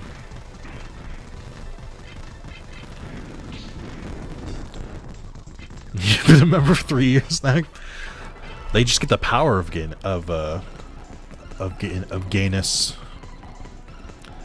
I know it's a Dimitri Martin joke from like ages ago, but like Rainbow is a really cool design, and I'm very happy that Pride gets it because good for the LGBTQ plus community. But also like I wish I could use rainbows without people being like gay. Just pointing. Resident Evil 4 randomized sounds very tempting for sure. Holy shit, is that playthrough chaotic? That's the only series of randomizer that I've done where like I don't feel safe.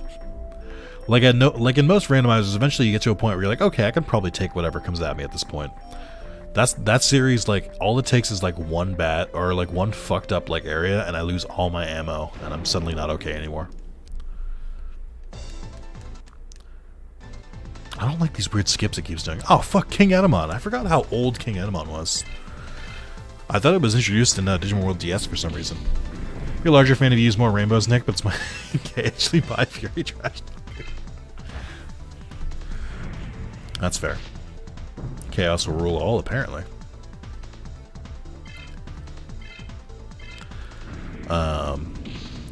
Welcome to the family, though, Damien. Hope you enjoy the membership and all those emotes and that icon you get now.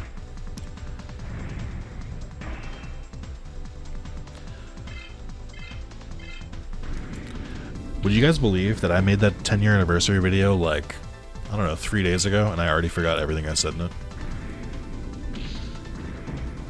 I already can't remember all the series that I have. I've forgotten like immediately. I never knew King Agumon was this old. No, I was really surprised by it, to be honest.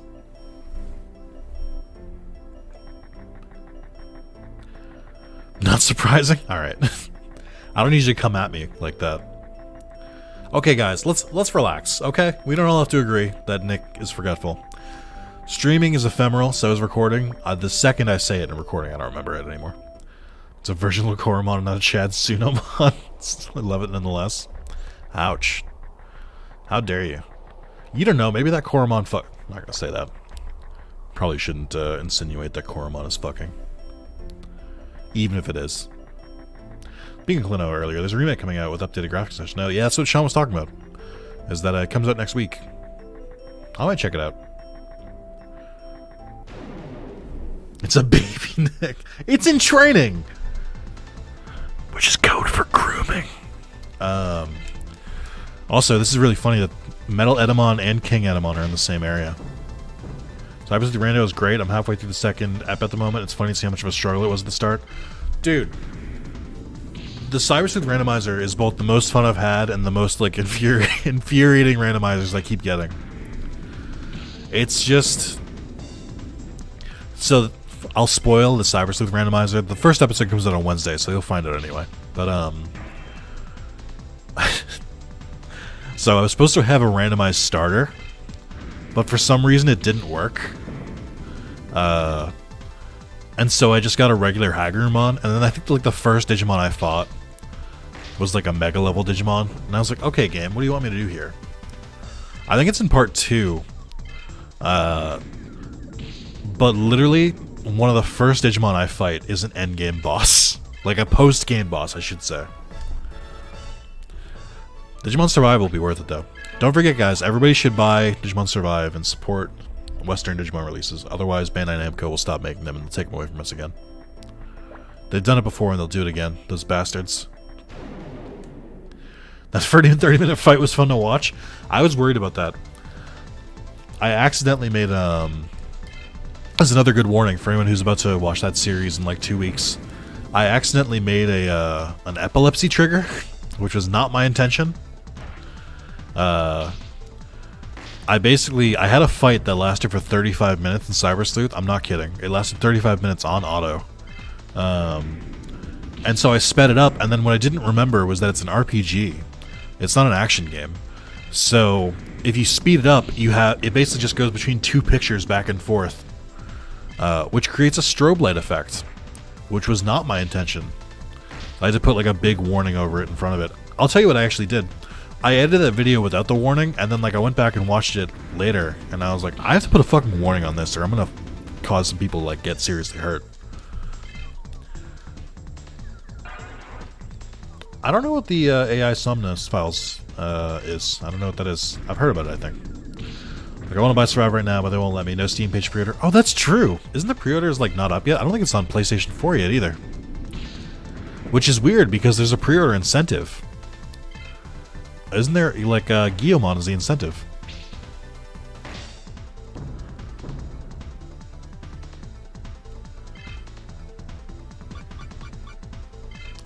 Survive is coming out on July 28th, so at the end of the month.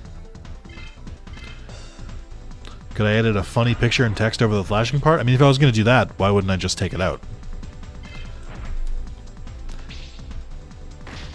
Defeats the purpose. It's fine though. It's already fine. I put a warning before it, so I'm just gonna say it's fine. Yeah, you can pre-order the physical versions. You can't pre-order it digitally though.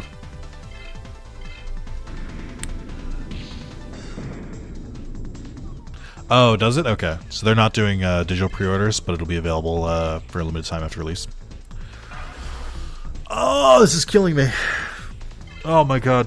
This fight's gonna last forever. Alright. I didn't even want my Otismon, I wanted Mal on my Otismon.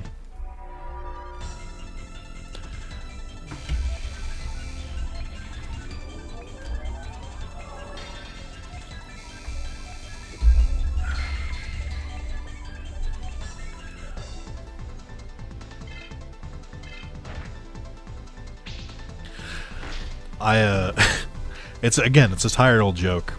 But me healing 400 times during a battle, perfectly fine. An enemy healing once? Hey, that's illegal. You can't do that. Did you get cards? The physical copies of Survive? Maybe. I don't care about cards though.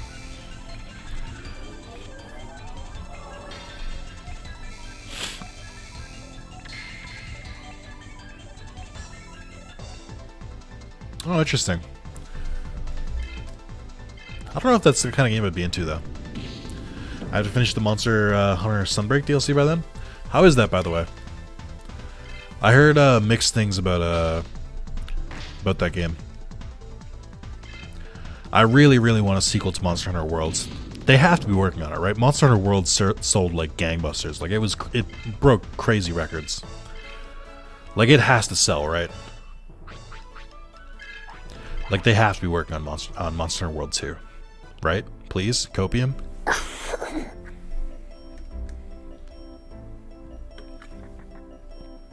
Never forget I had to get Mons to explain what Copium was to me.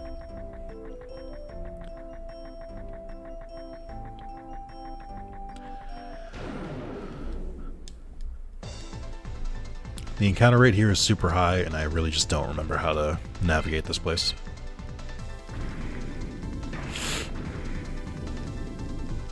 Oh, that's right. Rise? Well, Rise was the sequel to World, but was only on Switch, which doesn't make sense. Well, not my favorite Monster Hunter, but I really like things they added in DLC. That's pretty cool.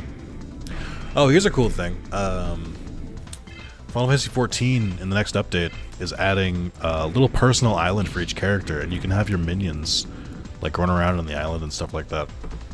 That's pretty rad. Rise on PC now? Yeah, but that's not PlayStation 4 or 5, which is what I prefer to play on. Again, for better or worse, I'm addicted to trophies. So I'll literally wait for games to come out on PlayStation before I play them. Do I play 14 at all? I do. I haven't played 6.1 yet. Or 6.15. But I have beaten Endwalker. Which was very, very, very, very, very good. I've been meaning to catch up on the Hildebrand quest for a while now, and now I think is the best time because other people are going to do it because they tied the Relic quest to it, which is the funniest fucking thing in the world to me. I know Relic players are going to fucking hate it, and that fuels me. That makes me happier. Endwalker was really, really good.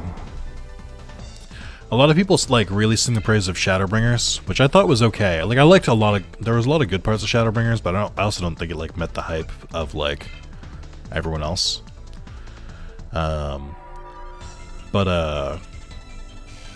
Holy shit. Endwalker was so good. That final fight, the music to that final fight, combining every single final boss in the game so far into a glorious amalgamation. Emmett Selch carried that expansion. Because there's a lot of shit I didn't care about. With like, that's a good thing. It was almost like Horizon Zero Dawn, in a sense of like, I didn't really care about that world. Like, I didn't care about the first and all of their problems. I was sort of like, whatever. Like, I got attached to some of the characters, but I was like, for the most part, I was like, none of this matters. I don't care. I get it, everything sucks. But Emmett Selch was very good. And all that lore was very good.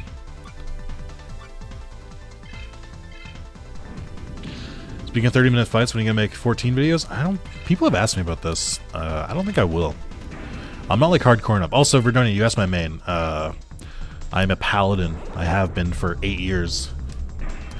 I picked it because it was the character that had a sword. At first, I was like, I don't want to play a tank. I don't want to play a character that uses a shield. Meh. And then after a while, I'm like, I will never put the shield down. I also play Black Mage when I want a DPS. I like Black Mage a lot. I tried messing around with Red Mage a little bit. And I used to play Summoner, but now I'm too casual. I don't play enough to justify leveling 3 classes. I pretty much only play the story content at this point. But yeah, I don't know I can make 14 videos. It would just be me like running dungeons. That's boring. Nobody wants to see that. The only time I've done a couple 14 things. I streamed when me and a couple friends did the Palace of the Dead and the Tower, because I think that's super fun. Which is almost like an arcadey type mode where you where you have to go down a bunch of different floors and stuff. Is Dark Knight still good? I think so. Right? I don't know. It's one of the tanks. Fuck that. Fuck Tower of the Dead. I love Tower of the Dead. Tower of the Dead was really fun to me for some reason. I have the Nightmare Pegasus or whatever it is, the like rare drop from it.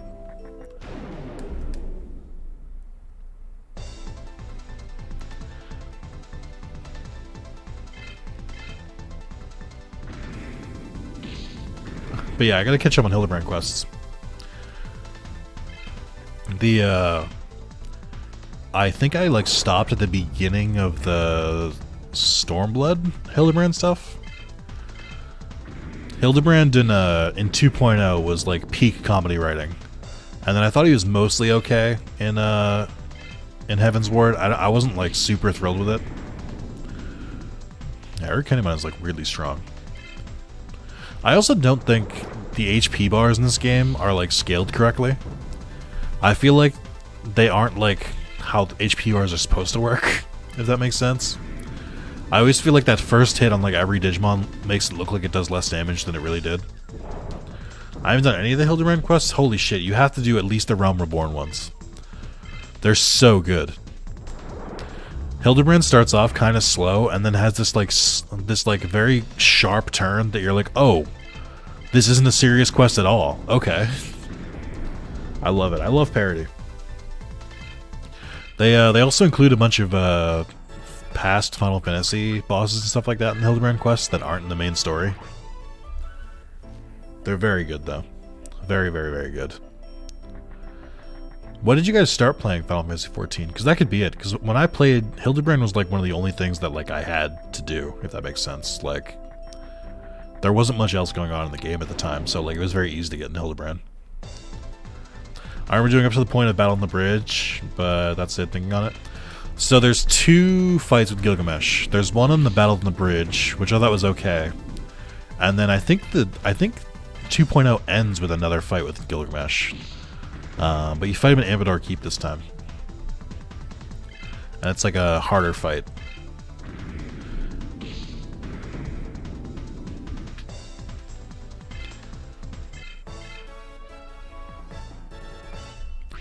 But yeah, I played like as it was coming out at the time, so it was a little easier for me.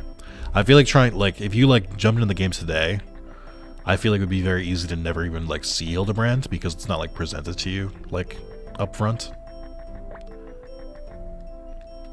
For those who don't know 14, because I know it's dominating the chat right now, I also started back on the PS3 and A Realm Reborn. For those who don't understand what we're talking about, Hildebrand is basically a comedy quest in 14, where he fights some of the more like lesser known, or he gets involved with some of the lesser known like Final Fantasy like bosses and stuff like Ultros, Typhon, Gilgamesh, some of the more goofy ones. It's very good. Yo, what up? Or sorry, let me do my swag fam thing. Yo,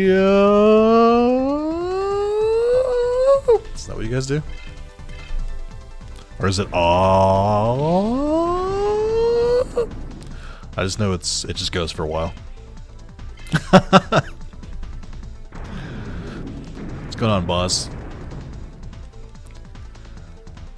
Boz is another streamer. He streams on Twitch, and his name is swag_fam. I recommend it. Currently playing through World of Final Fantasy, which I will not do. So if you want to see that game played, go to him. He's learning why I won't too, because the further he gets in the game, the more he's like, "Ah, oh, I see what you mean." Which to me is just like, mwah, delicious. Also, we work together, but you know. Hashtag ad. Hashtag not really an ad. Is it a bad game? It's a game that has a great concept that gets so bogged down by like archaic gameplay choices that it's not very it's not as fun as it could be. 10-year anniversary announcement video is so hype, by the way. Hell yeah, dude. Have you you watched the Cyber Sleuth randomizer yet? Or started it yet? I feel like you'd really enjoy that. Yeah, it's the problem with that game is that they have really, really long dungeons, and there's like a fuck ton of them. I think, no joke, there's like 40 dungeons, and like all of them are mandatory. Yeah, that's exactly it. It starts off fun and then it just starts dragging for no reason. Like, just due to, like, really weird gameplay choices. I'm not entirely sure why it's the way it is. I also felt like it was one of those games where you don't really get enough, like, XP naturally for it to be, like, fun. So, like, you have all these cool monsters and they have, like, some of them have, like, 4 different, like, evolutions and stuff like that. But the XP trickle is just so slow that it just doesn't really feel like worth exploring. Yeah, it's exactly like Digimon World 2. The stack mechanic is okay. I really wish they'd rather just give you like 3 monsters and you could just, like Digimon World 2 style, where you could fight them 3 on 3. Like, I get the stack mechanic and it's cool, but it also like really limits you on like what you can make your party composition, which I really didn't like. I haven't started yet. Gonna binge it tonight. Nice. You're not gonna binge 8 videos. I can tell you that right now. That series is long. Hey, it's Guilmon. This Guilmon is huge, by the way. He's bigger than Growlmon. This motherfucker just counter me? Excuse me? That's illegal. You're not a protagonist. You can't counter. Just realized now that I'm a member, I have access to more video series. Wow, nice. More videos for me to ignore and not watch.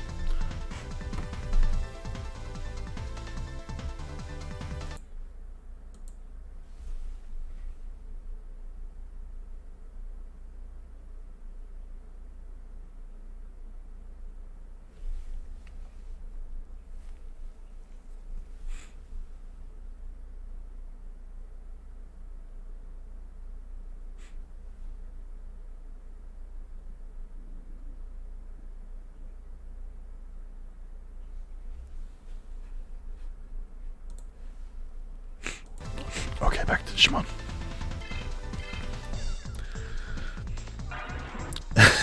Pacing's rough, but so many cool systems, but Zalis has it right. XP drip makes it hard to change up your party. Thank you, Sean. It is a great shirt. Also, you can just call me Nick. I use my real name here.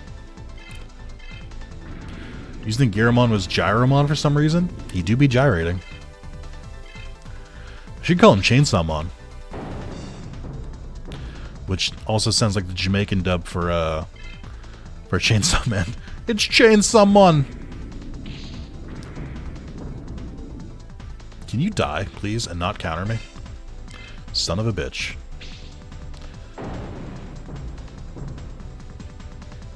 Please don't kill me. I don't have a backup. Please don't kill me.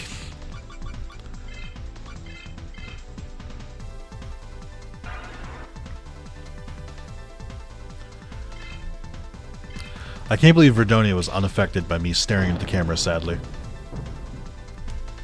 I had to stop because my stomach was growling and I was worried the microphone was going to pick it up because it was so quiet. That's the real reason that bit ended so fast. I absolutely would have gone longer. I was like, that would really undercut it if my stomach growled in the middle of this. Make me look like a right fool.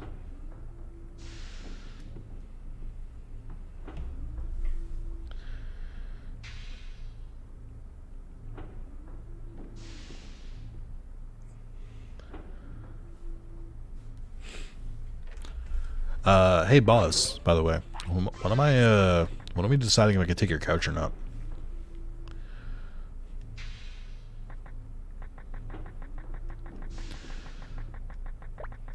We gotta progress here.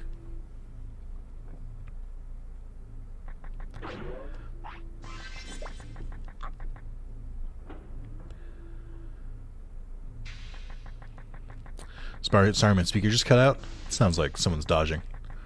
So what am I seeing if I can take your couch? Send upset stomach. Yeah, that's true. Character on the side quest I'm doing is an anime mohawk. Nice. Silver Gargemon. Interesting.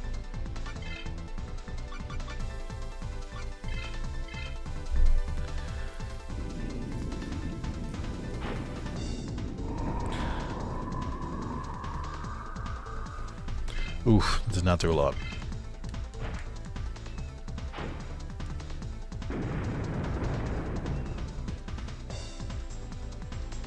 Mame Gargemon? Kinda.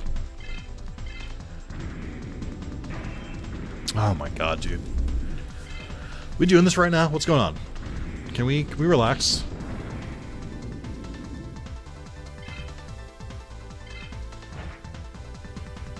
Please no, stop. He's just a boy! Oh my god, I'm gonna die.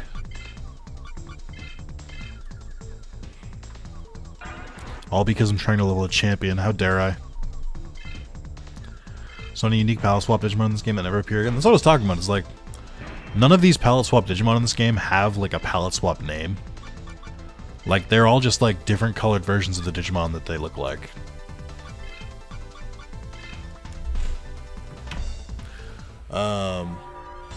What was I gonna say? I don't know. I lost it.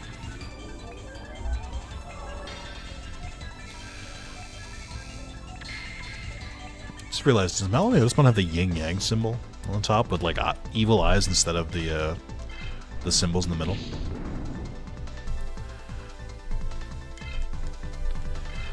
I think it's insane the stat differences with that you like can't see for the rookies and the champions and ultimates and shit like that. Like going from Growlmon to Malabayotismon is insane.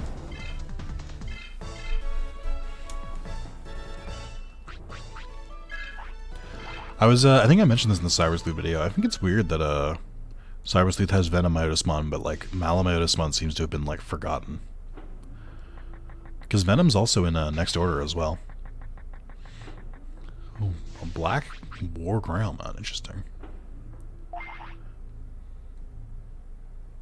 Getting in the mood to play Digimon World 2 again? You shouldn't. It's bad. Alright, here we go. Still hungry.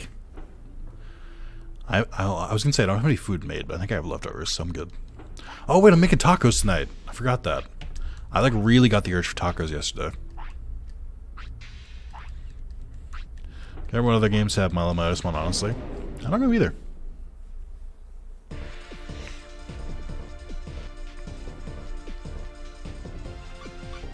It's a cool design. I think, if not a little bit over-designed. Like, if you ask me which of the two I like more, I think I do like Venomyotismon more. But I still think Mallow's, like, worthy of inclusion. Like, what is this big fucking stupid thing on his back? Like, what is it really? Like, just... His design doesn't need that.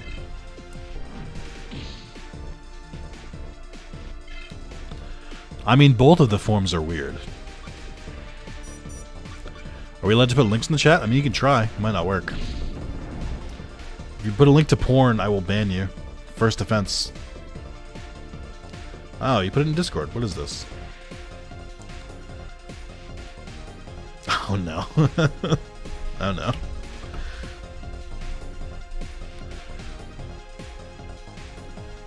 Hold on. I'll listen to this link. It's a clip from my own stream. What could this be? Will it be out of context?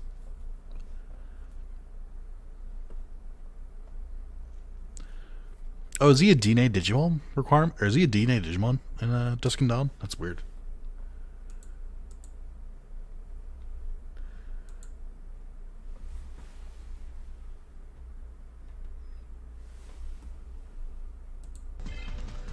Just realized now that I'm a member, I have access to more video series. Wow, nice. More videos for me to ignore and not watch.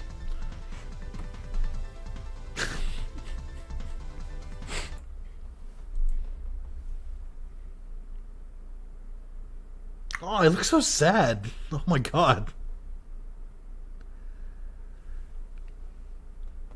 A man defeated. Oh my god. My eyes are actually really watery too, so it works out. It's from all the cocaine I was sniffing. I mean, what? Huh? I talked about it before, but I was like, if I was on cocaine, you would know. I would not be this monotone. This monotone and slow talking if I was on cocaine. I loved it so much I had to clip it, that makes sense.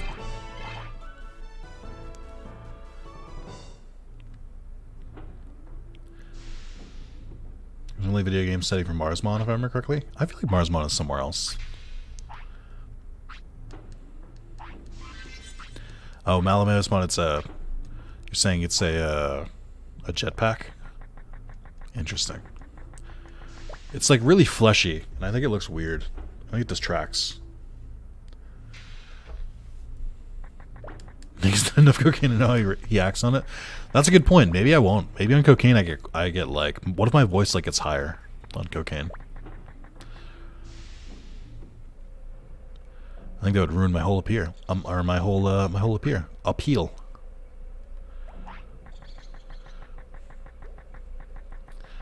Guys, can you imagine my voice wasn't this good? What if this was a fake voice?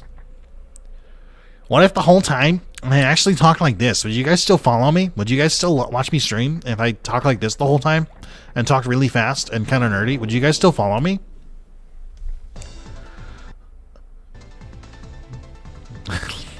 Because I love and appreciate you. Yeah, okay. That's fair. Marsmon seems to be the most ignored of the Olympus 13 or 12, to be honest. Well, to be fair, it's because he's wearing fucking pajamas.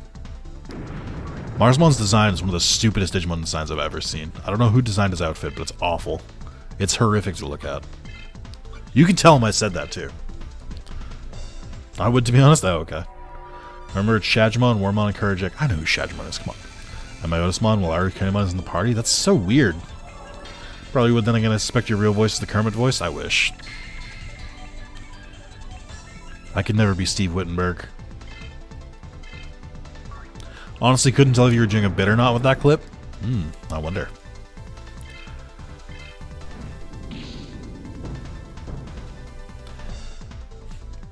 Yeah, Boz can confirm. That's how I sound in real life.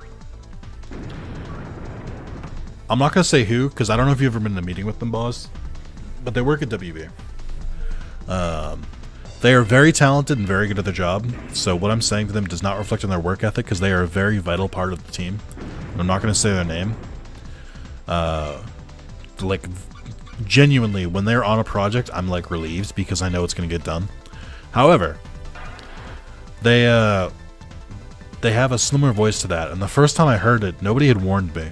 And it's one of those things where I can always tell when they're talking in a meeting, because it's a very distinctive voice. And I'm just confused by it. Every time. What up, Minervamon and her tongue constantly stuck out? I mean, that's fine. At least she, you know, she doesn't wear like a red jumpsuit with like polka dots. Roachmon looks like grasshoppers from A Bug's Life in the style. He does! That's a good point. What was I going to say, though? No, if we're going to bring back the Olympus 12, we also have to bring back Minervamon. Big boobs and all. I like how they were like, okay, we have the Digimon called Minervamon. And then clearly someone in the Digimon Gross Wars studio was like, not sexy enough! Make a sexy version! They're like, what? It's like, you heard me? I'm like, oh, okay. And that's how Minervamon was created. And instead of having like a snake helmet, she has like a full-on snake for an arm. Marsmon is supposed to be a monk. No monk I've ever seen dressed like that, and I've seen at least 3 monks.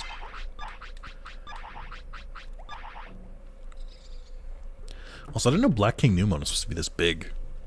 In the cyber sleuth, he's like a little baby tiny little slug.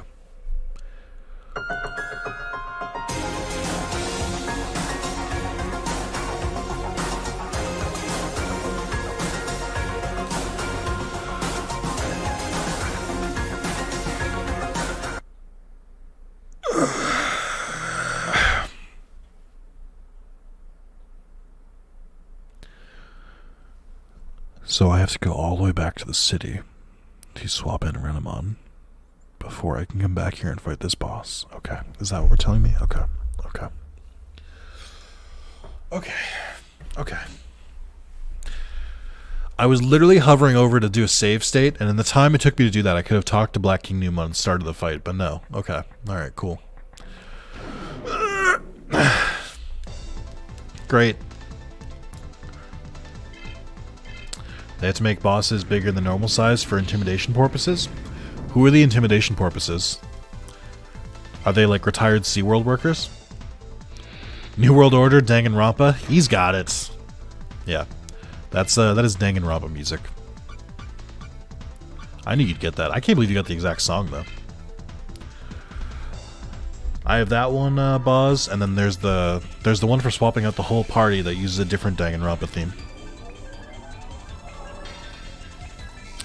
True Chaos, thank you for the $10, Kind. Also, fuck you for the $10, Kind. Just throwing that out there. Okay, it's fine. I'm not actually upset. It's fine. It's fine. It doesn't bother me. It's fine. Genuinely, you know, it's whatever. It's fine. I don't really care. Okay, I'm done with that bit. You recognize it, but couldn't remember where. Oh, hey, Boz, did you finish Danganronpa Season 3, by the way? Also, I have to finish the third game still. I have to go back to it. Gotta take a call, but I'll be back? Okay, well, right as I asked my question, so, of course. It's last year all over again, right? Yeah, the last time I played this was December for my my birthday. I only played on special occasions, it seems like. I only dust it off. I'd like to stream Digimon World 2 again this month, I just don't know when. I have to, like, mentally prepare for that game.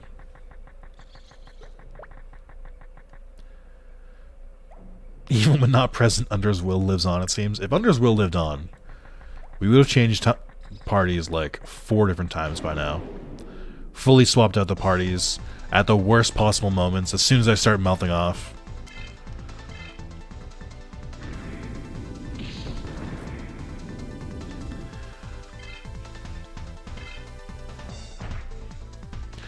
Does anyone know off the top of their head? I don't think anyone in the chat knows Digimon World 3 anymore. Like, I don't think anyone here is super familiar with the game.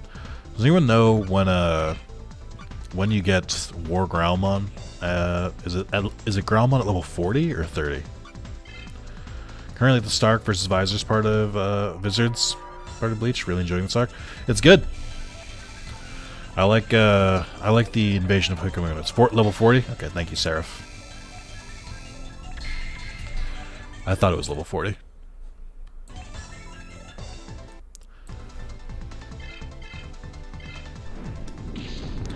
I'd like to get Beelzemon at least once. I've gotten Omnimon before, that's not that hard, but I've never gotten Beelzemon. Realistically, it'd be easier to get Beelzemon on Guilmon, but I've already done most of the work on Malamodusmon, so I might as well.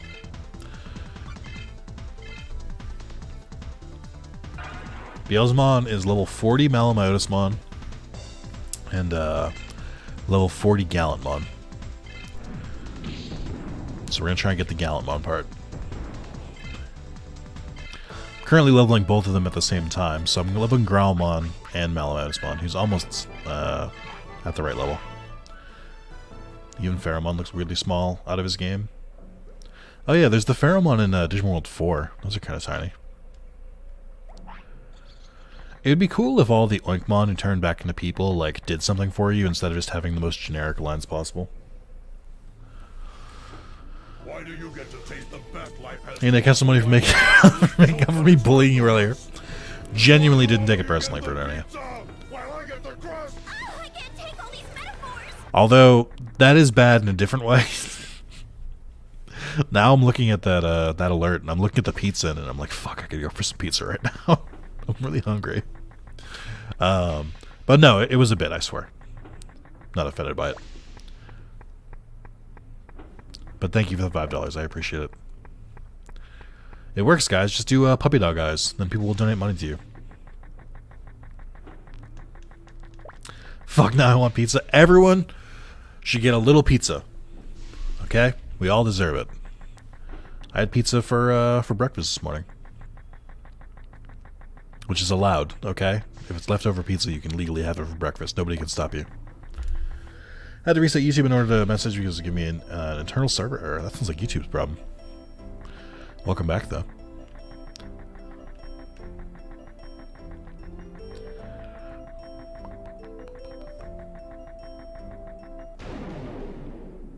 I know it was a bit. I want to show my sport either way because it's a bit harsh either way. It's fine. I mentioned furry people and you went feral, so I can understand. It's my own fault. I incited this. think that's before. Anyone seen the original version of that scene? It's pretty messed up. Oh, the Apoclymon one? What do you mean? He talks about he's like made of like bits of data, right? YouTube on mobile is awkward. Sure is. That's why I don't watch it on mobile. I don't know when it happened, but I got really into watching YouTube on my TV. I used to like exclusively watch it on the computer, but I'll watch like some channels when I'm like eating or just like relaxing. I never used to. I used to always watch it on like a monitor. My computer setup is also like insane though. Like I have my 2 monitors here, and I have a 3rd monitor on my coffee table, like in front of the couch, because I'm a psychopath.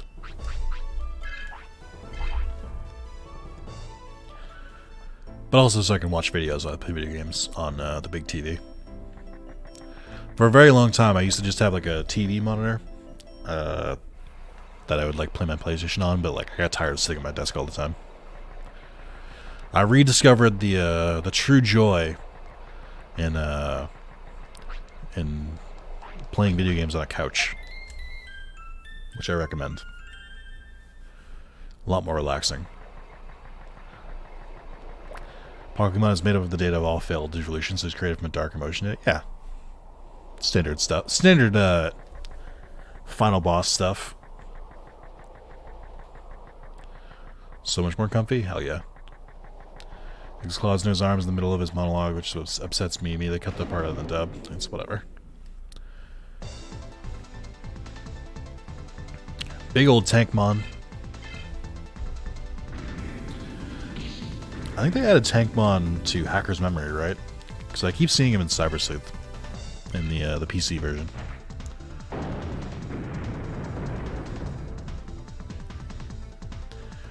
Oof. I'm tired of digivolving every fight, but like I need Guilmon to get this XP.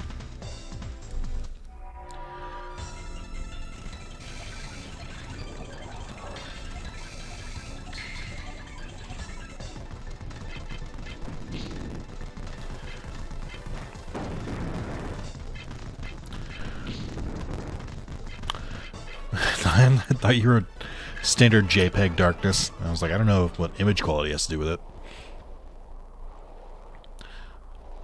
Yeah, well, that's not a real... The one we just fought wasn't the real Tankmon. It was a color swap. Like, I know he's in Cyber Sleuth and Hacker's Memory, but I couldn't remember if he was always in Cyber Sleuth or if he was added for Hacker's Memory. That's what I was asking. Can I access the Hacker's mods in the Sleuth randomizer? Sure can. Or, I think he meant Mons. But yeah. All of the, in the PC and Switch version, all of the Digimon they added for Hacker's Memory is also in, are also in Cyber Sleuth. Which is cool.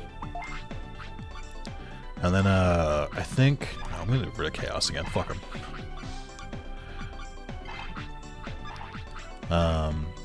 The only restrictions are there are a couple Digimon that you need to, like, beat Hacker's Memory to use. Like, you can't use Arcadiamon. I don't think you can use Hoodimon. And for the Season 4 Digimon, you still need the item you get in, like, Chapter 10 of Hacker's Memory, or wherever it is. I think it's maybe Chapter 4, actually. That lets you turn into a Agumon and Lobomon. But beyond that, I think every Digimon they added is there, like Airdramon, Golemon, etc. I got Cyber Sleuth Hacker's Memory on Steam last year. Really loved them. They're really fun games. My girlfriend hates Cyber Sleuth. She's playing through it because she knows how much it means to me.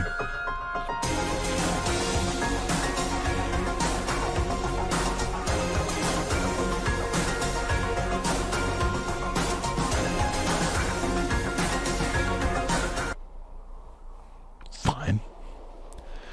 Go back to put Patamon back in. Thank you for the $10.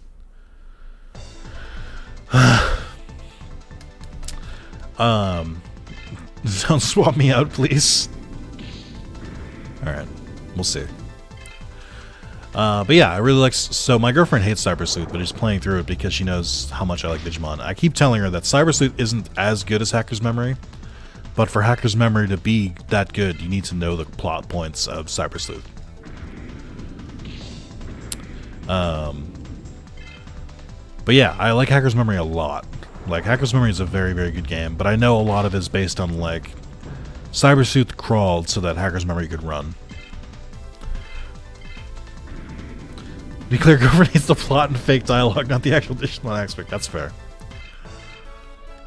Did not realize the girlfriend was listening. Whoops. It's not a whoops, I'm kidding. Hold on.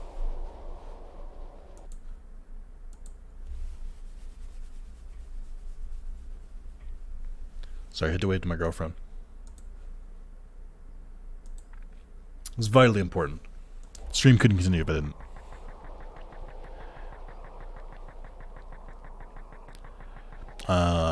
What are we doing? Changing out? I was just here. Cypher, you were like on the button. Like the second I swapped out Patamon, you were like, no. Put them back in.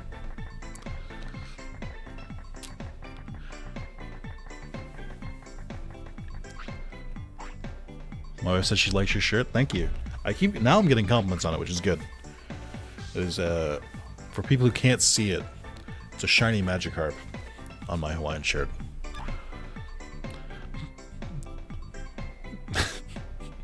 People only seem to notice it when I go into full screen, which is fair. You can't really see the details that much from this one, but I do like it.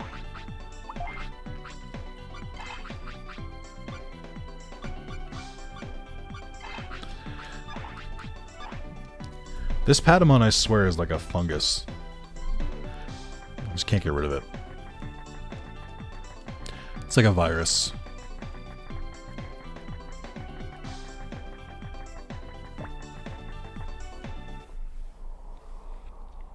Please define fake dialogue.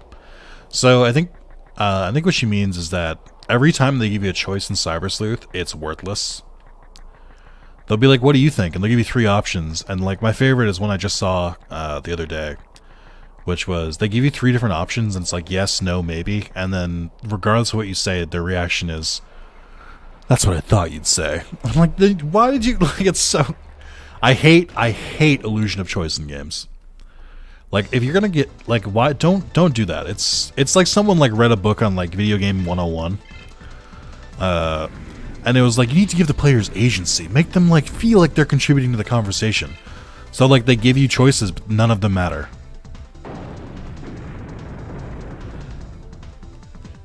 I do think that if I remember correctly, and I might be remembering it wrong, I think Hacker's Memory like makes fun of that at points. I think in Hacker's Memory, there'll be like times they'll be like, "What do you think?" And then you'll say something, and then the character will be like, "It doesn't matter what you think. We're gonna do this anyway." Like, almost like poking fun at it. Oh yeah, and the translation in Cyber Sleuth is a little bit choppy too.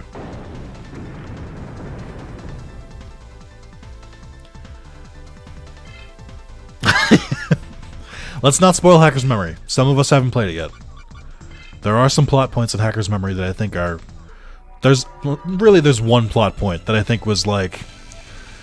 When they wrote it, they were like, surely the players will like think this. And then I think everyone I've talked to was like, I do not think that at all. I think that was... They're like, oh, the players will love this character. And I think every person I've talked to is like, I fucking hate that character. They tried to redeem that character, and it did not feel like they redeemed them. And we're gonna not spoil here. But that's the general like overview.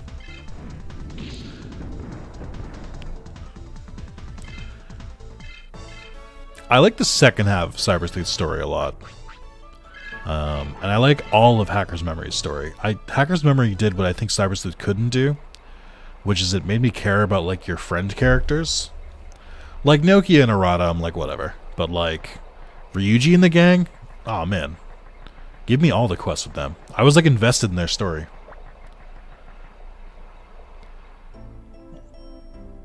I like the other part of that character, but that character sucks, yeah.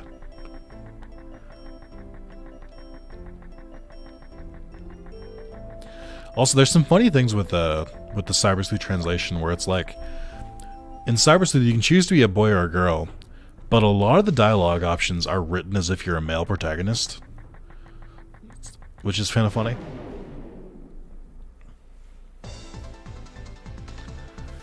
Yeah.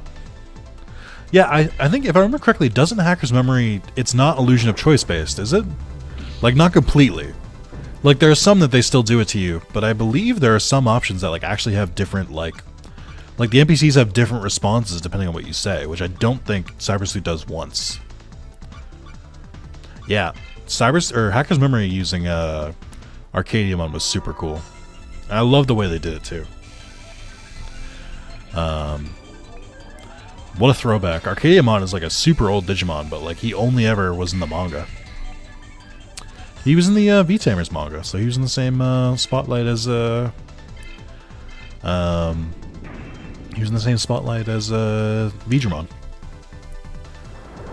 Nokia starts off annoying. I do think I kind of got used to her over time. I think Arata starts off being okay and then gets annoying. So he has the opposite effect.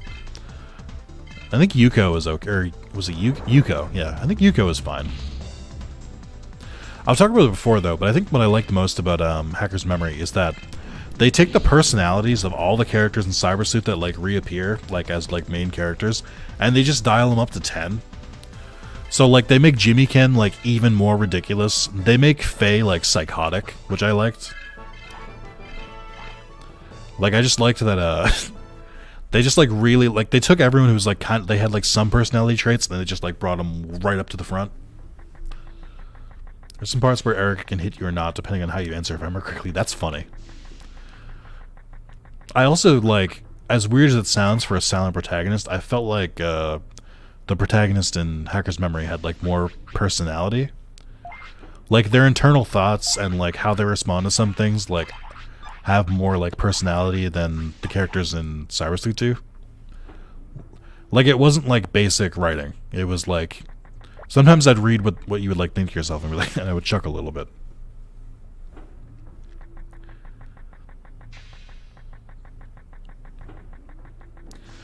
But enough about Hacker's Memory. As much as I love that game, I really want to avoid spoilers, just in case. Let's be respectful, chat.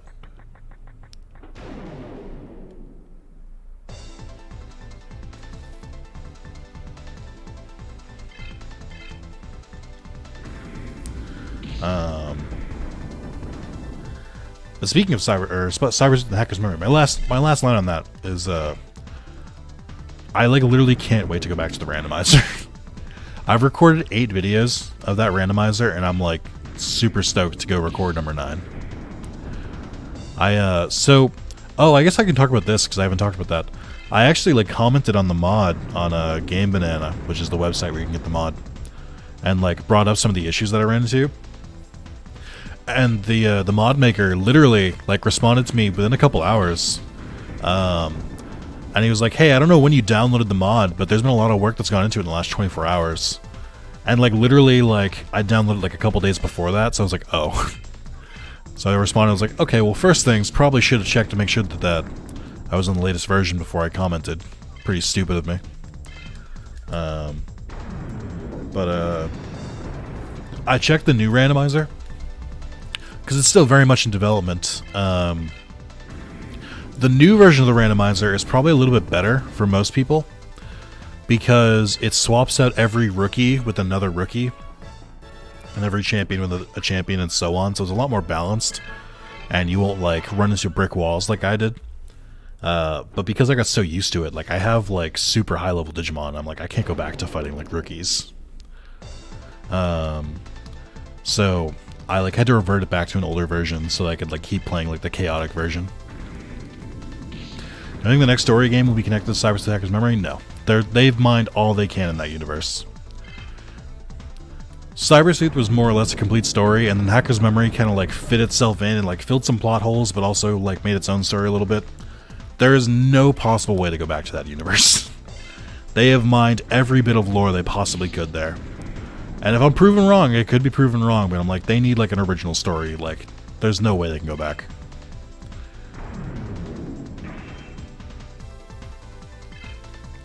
There are a couple points in Hacker's Memory where, like, they're stretching things a little thin just because they have to work within the Cybersleuth universe. I can't imagine them going back.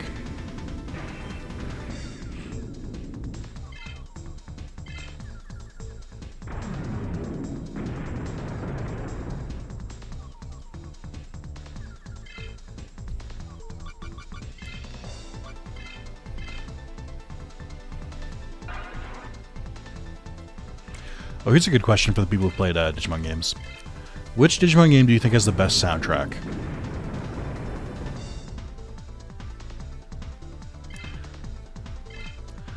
Because my answer is not one I would have expected, but listening to all of them again recently, I kind of think that Digimon World 2 might have the best soundtrack, as crazy as that sounds.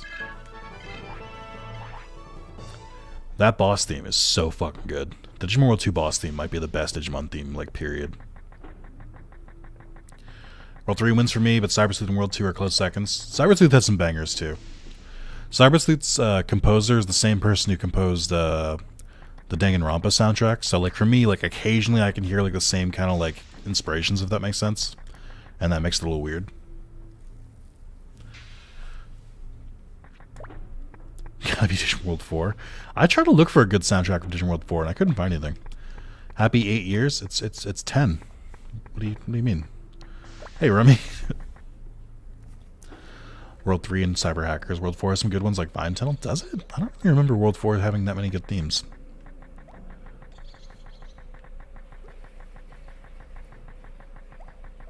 Next Order is pretty good, but Next Order has like a good like background soundtrack. Like they're all like very unique, and it's basically just all a bunch of remixes of the Digimon World 1 soundtrack. But like I don't think it has any like bangers, if that makes sense. Like there's none that I'm like I could pick one that's like really good, like Digimon World 2's boss theme.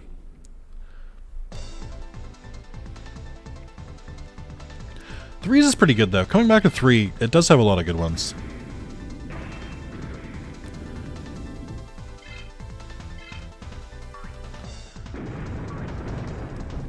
I listened to the boss theme and the battle theme for Digimon World DS recently.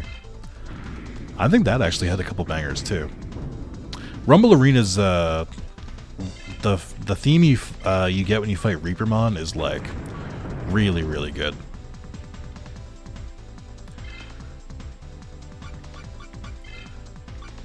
Hold on. Now I gotta play some of these for you.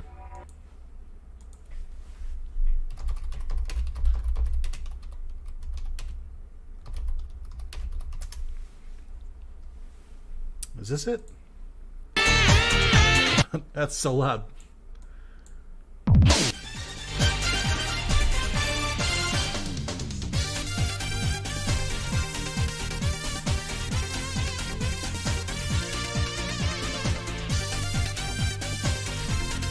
That's a certified banger.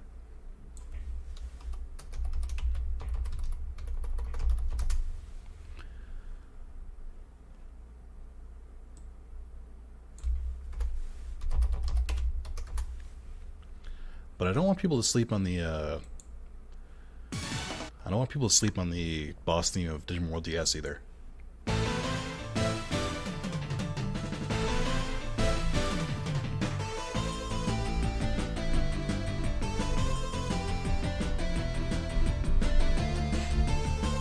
Some good ones out there, though. The Rumble Arena theme is in... one sec. The Rumble Arena theme is part of the music switching mod that I have for Cyber Sleuth. Also, I looked it up. Didn't Reapermon appear in Digimon Adventure 2020? Isn't he the Digimon that Tai fights the first time he turns... or one of the times he turns into War Greymon? I think video game music is getting a much larger appreciation than it used to. There is a music switching mod.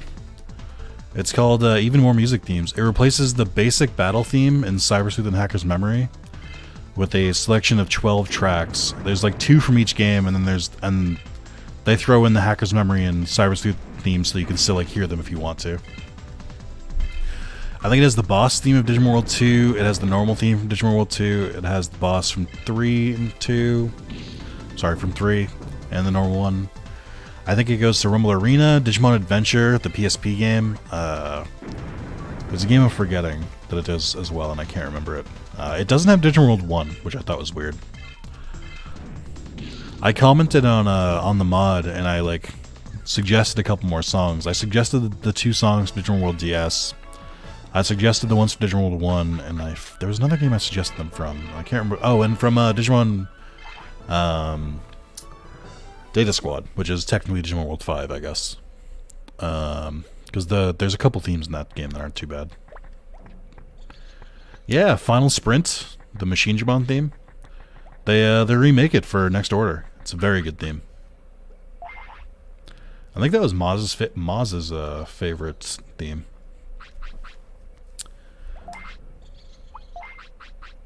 He was like hyping it up before he even got there, I think.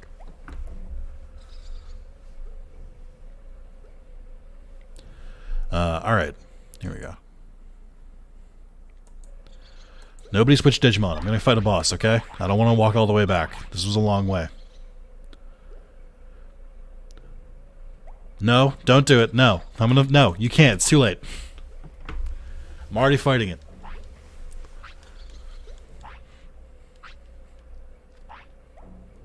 Is he calling himself a superior Numon? Is Black King Numon the superior Spider-Man version in the Digimon universe? I didn't realize he had a goatee! Oh my god, that's so funny. Or his little soul patch. I think the Tales of does soundtracks really well with many battle themes making appearances in current games. I'm not a fan of the Tales games at all, unfortunately. I just do not like that series. Just do not vibe with it. Does not pass the vibe check for me.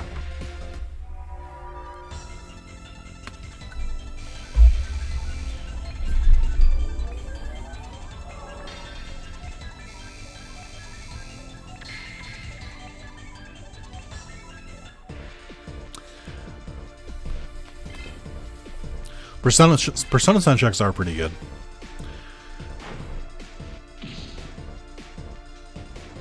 I think the problem that Persona has is that the final boss music for Persona 3 was like incredible, and I think 4 and 5, both the final boss themes kind of suck. And that makes me sad. Is there just a King Numon? I don't know. I don't think so. There's Black King Numon, there's Shell Numon, who Black King Numon is based on. There's Numon, Garamon, there's Gold Numon, there's Platinum Numon. I don't know if there's any other Numons. We are pretty close to Blast Gauge.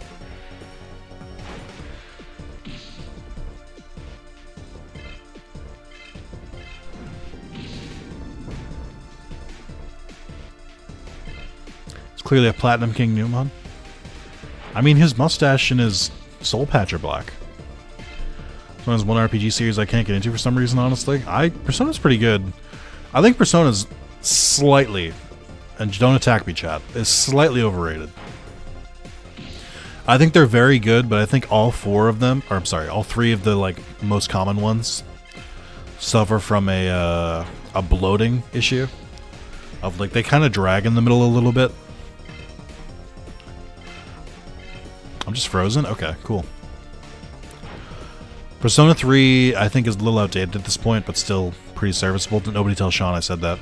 I like Persona 4. I think Persona 4 is still pretty playable. And I think Persona 5 is... Persona 5 gets rough, like the base edition. But, oh, wow. He used Dark Pupil, which is his signature skill in Cyber Sleuth. That's wild. I didn't know he knew this. Oh my god, I'm just stuck. What the fuck? Yeah, I'm dead. You froze me. You've never played FES, so you can't comment? Yeah, that's what a 150-hour game needs, is like another 20-hour expansion. Hey, I might die here.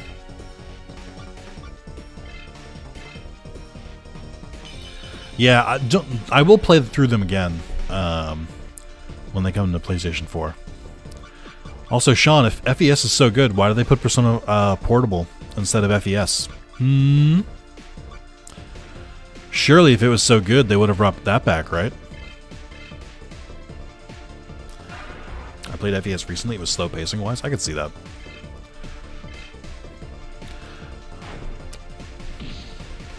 Also, what does FES have to do with the main Persona? Because I said the main Persona 3 is kind of slow. That doesn't... FES or Portable doesn't affect that. It's just... I think it's just slow at points. I still like the games. They're still very good. I just think they're slow at points. I also think that they are slightly overhyped. I think the Persona fandom is kind of rabid. They're very vocal and very, like, angry. Because Sega refuses to port their games. Or make any updates to them. Oh my god, am I really frozen again? Can we stop? Regis size. That's a good one. That does happen with most fandoms. You're not wrong. Did start playing Monster Sanctuary a few weeks ago, and I think that game is incredibly underrated. Unfortunately, people have slept on it big time because it's fantastic. I liked Monster Sanctuary. I'm not a big fan of 2D platformers, though. So it kind of doesn't work out the way I want it to. For me. Or, sorry, what's a better way to put that? I like it, but I feel like it's... I don't know. It doesn't, like, hold my attention. And, like, I don't know. I can't really find, like, an overpowered build. Which shouldn't be a good... Like, that's not a complaint. Like, it doesn't really matter in the end. But, I don't know. I found the game kind of challenging. Maybe I was just playing it wrong or going back and forth to it too many times. You ever end up playing Shin Megami Tensei 5? I only played whatever I did that recording of. I haven't played more now.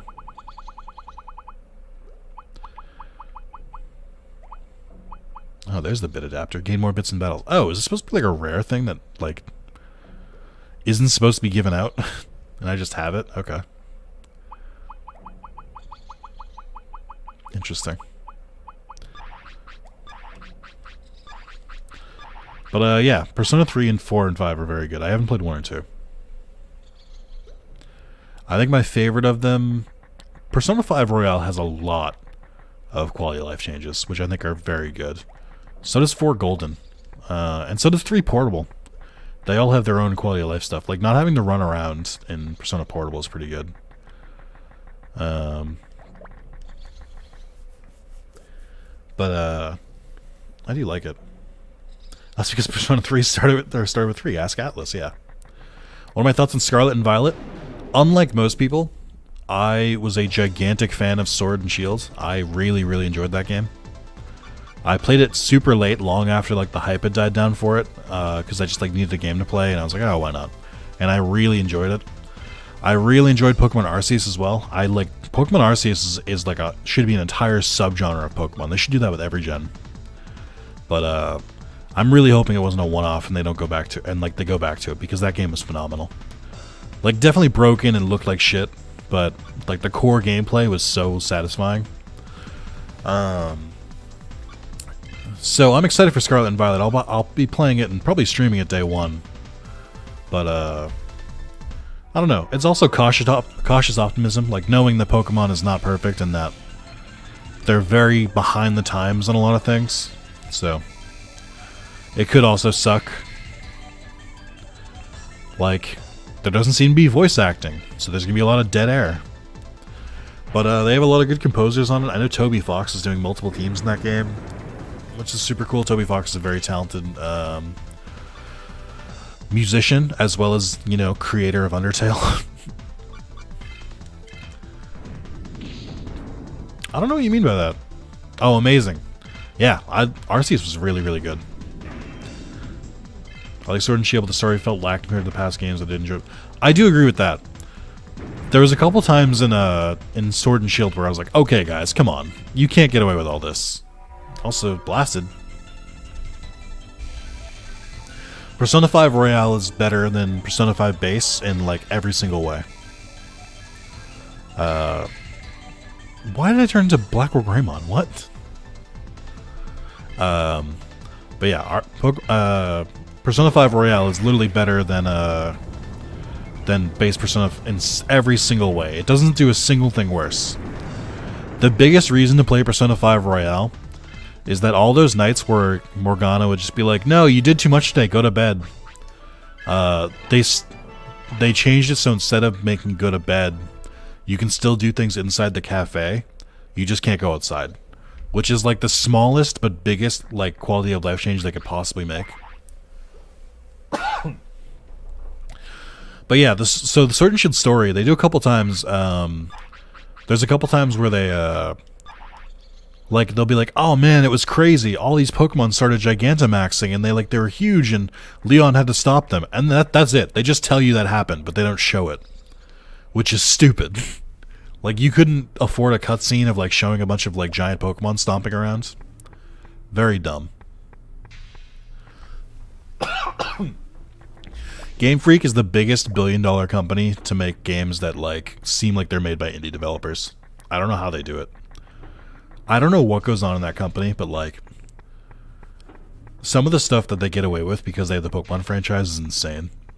Like, that company, those games should be, like, so much more polished. If you look at any other series that has been running as long as Pokemon, like, everyone expects significantly more from every other single series except Pokemon. Pokemon gets away with murder for, like, lack of, like, quality of life updates and, like, staying in the past and stuff like that.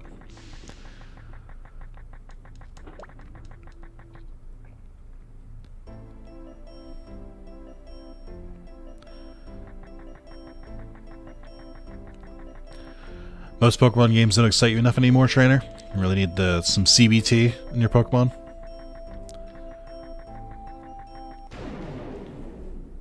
Still need to finish Shield, still need to finish Brilliant Diamond. I'm currently playing Arceus with a lot of Pokemon. I'm not a fan of Gen 4 Vanilla. I don't know how do people feel about the Diamond and Pearl remakes, like, in general. I've been playing it with Carlos, and we're, like, before the 3rd badge, I think. And it's slow. It feels like an old Pokemon game. I don't know how much they changed in that game, like, to make it more friendly than the original version was, but it kind of feels like it's a pretty faithful remake in that I feel like I'm playing an old game. Doesn't Game Freak also still only have a small team of developers because they can get away with it? I believe that's part of it, is they have a very small dev team. And I think the problem with Game Freak overall is that a lot of their dev team is, like, the only games they've ever worked on their entire career are Pokemon games.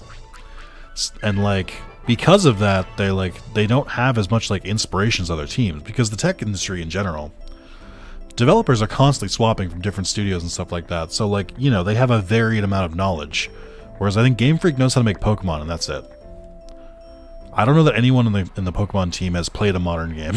I think they just make Pokemon, and they just watch TV. They're not even gamers. This is all speculation. Monmon died for me, unfortunately, after Gen 5. I kind of feel like Game Freak and the Pokemon Company have stopped trying to push the franchise forward. Less content, less innovation. That's why you should try Arceus. Arceus is the most ambitious Pokemon game that has ever existed. You know the amount of HMs that were present in the game normally, so it's automatically better for me. Oh, that's true. Doesn't it just, like, automatically make Bidoof do it? Really like the remakes. Didn't change amounts of amount, but the few bits it did change were a fun addition to a classic and genre. Great generation. So the problem with me is that I didn't play Generation 4 growing up, so I don't have that nostalgia. They should have taken Platinum instead of original DP. That does make sense. I don't know why they didn't do that. I think it's because it was supposed to be, like, their big Pokemon release for the year. So, like, they wanted to do the same sales they do when they sell both units. It is weird, though.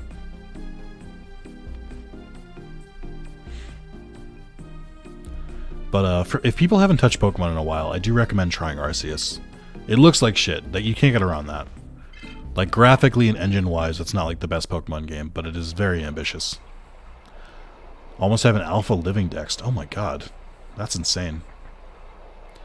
Now have an alpha living shiny dex. Game Freak made another company make BDSP a faithful remake because no one was allowed to make a better game, and yeah, right. We'll see. I really just wish that because Pokemon is owned by the Pokemon Company, which is a conglomerate, and by Nintendo. So it's not like Nintendo can just, like, pass down orders to, like, make their games better. But I don't know. We'll see. The problem with Pokemon games is that in order for them to innovate, they'll need Pokemon games to, like, not sell well. And the only way that happens is if people stop buying Pokemon games. That shit's never happening. They would have to make, like, a seriously, seriously bad game for any real change to happen.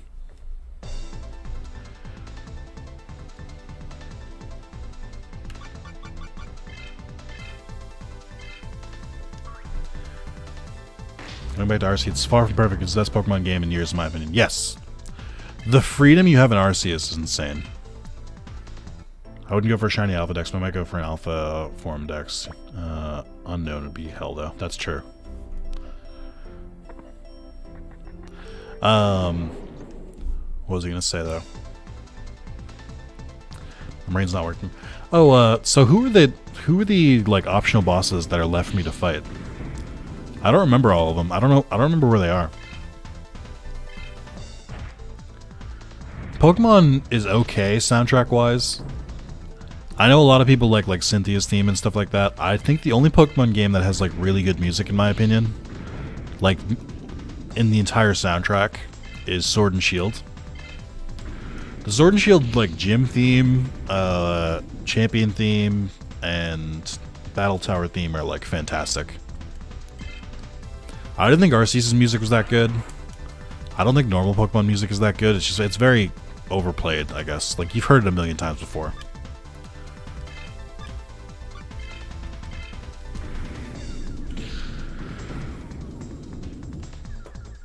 I'm gonna quickly look to see how many bosses I have left to fight. I have to find the third AoE chief and receive the white ID pass, the fourth AoE chief and fight the black ID pass. Didn't I already do this? I think I did do this stuff. Oh yeah, and defeat the President Megami. I guess they just didn't track when I did this. I must not have been logged into retro achievements. I did defeat Black Or Greymon. I know that because I got the pass. I think that's it. I think I fought all the secret bosses, right?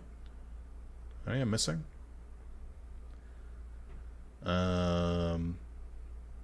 Acquire the golden ticket. Yeah, I have that.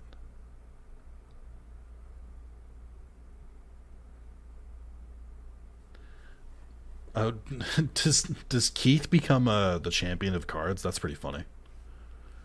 Yeah, I don't think there's any other optional bosses for me to fight.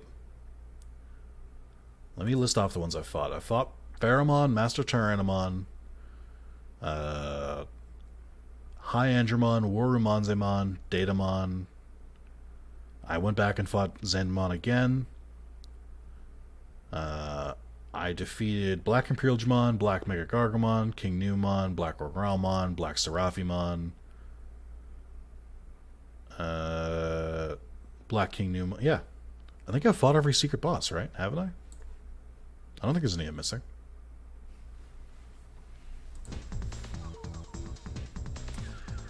Alright, back to the guide. Oh, I have to go back to the Master Room in the Secret City. That's right. Okay.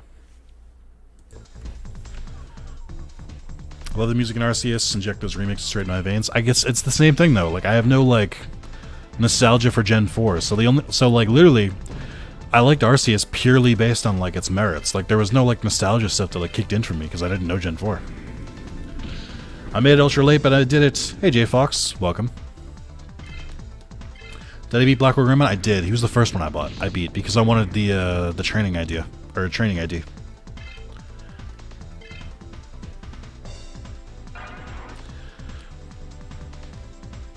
I'm getting real sick of your shit, King Newmon or King Edamon.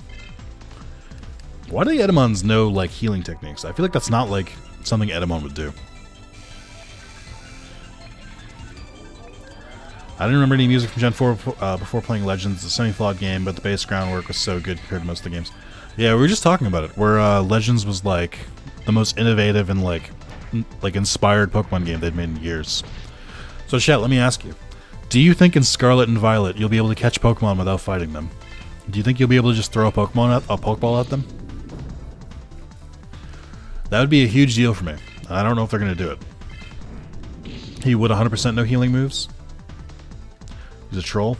Have you guys heard the Edamon theme in Digimon Data Squad?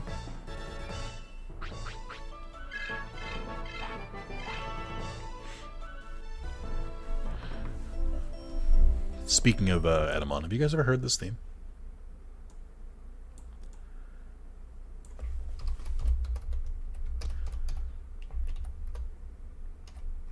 I can't spell.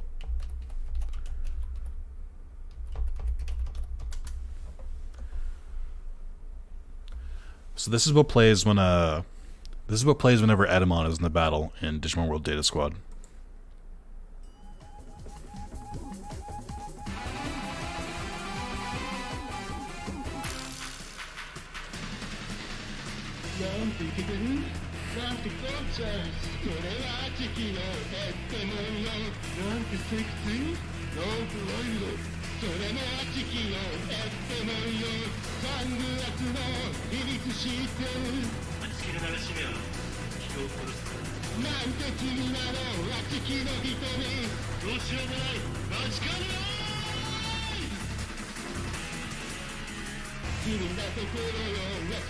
That's probably enough. He essentially does karaoke over the regular battle theme. And it plays every single time you fight an Edamon in that game. It's a very funny bit. Yeah, they didn't dub it for some reason. They just kept the Japanese vocals. Digimon, I don't know if it's huge in Japan. It's definitely bigger than it is here. There's a mobile game that's been out in Japan for a while, Digimon New Century, that has not come for a localization. I don't know if anybody's heard anything different, but I kind of don't think that game's going to come out in the US. I know usually global releases are like 6 to 8 months after the release. I don't know when New Century came out. I freaking love his dub voice. That's why I was so glad they got his voice back for Next Order. Hearing the Elvis impersonation Edamon again was so good. Is it a Chinese game? I didn't know that.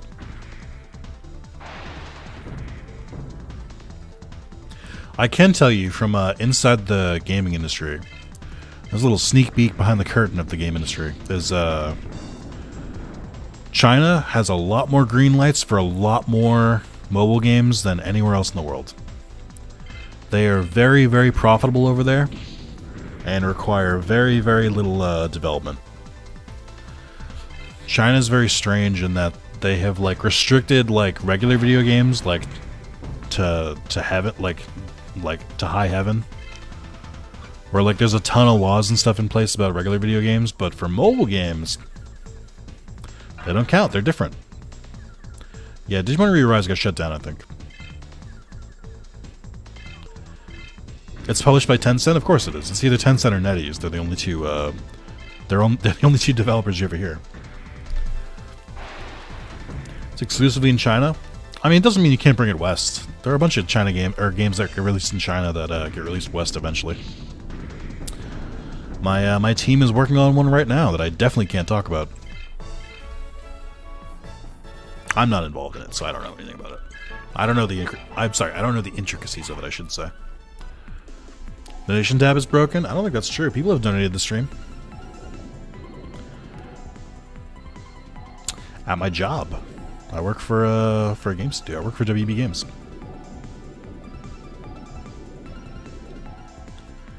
There's a video that tells about, or that I revealed, the job reveal in the description of every video. If you're curious for more info. If you're curious for more info, the info I can give is nothing. So they told me, hey, you have to tell people you work for WB. And I was like, okay.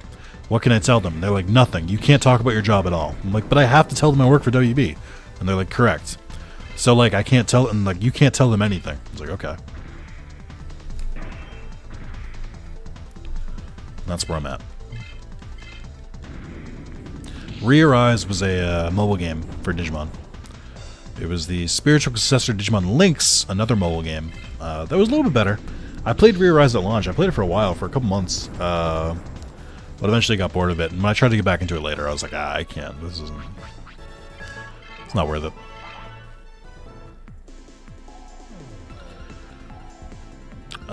I wish it was that easy, Cowboy. I mean, the reality would be if I say too much, I get fired. So, I'd rather avoid that. You guys are very generous. You're not generous enough to replace my job. Sorry, we're not at that point.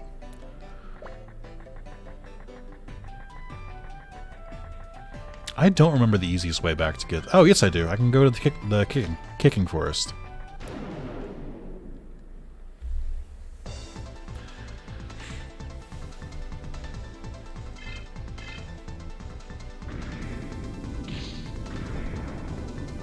Was that a Mortal Kombat joke, Robot? I missed it. I didn't get it. Honestly, a bit bummed I can't donate this time around. None of you should feel bad. Listen, nobody has to donate. I get it's tempting because you could directly fuck me over, but it's fine to watch the stream for free, guys. It's okay. Alright? You can all relax.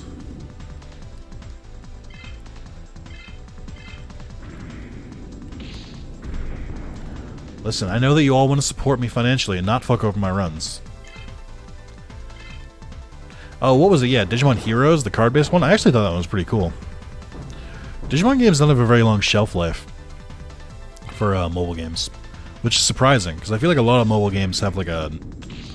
It used to be, I think that the shelf life for like successful mobile games would be they would try to make it last for about 5 years, and then they would retire it and try and move the player base over to a sequel. But that's changed the past couple of years. Now they just try and make games run as long as they can. For just being a member now and supporting you instead of making you play through harder. Oh, thank you. We forgot about that other stuff with donating. This is a reminder, though. Want to become a YouTube member and get access to 60 plus unseen videos that have not been released yet. You can for as low as $2.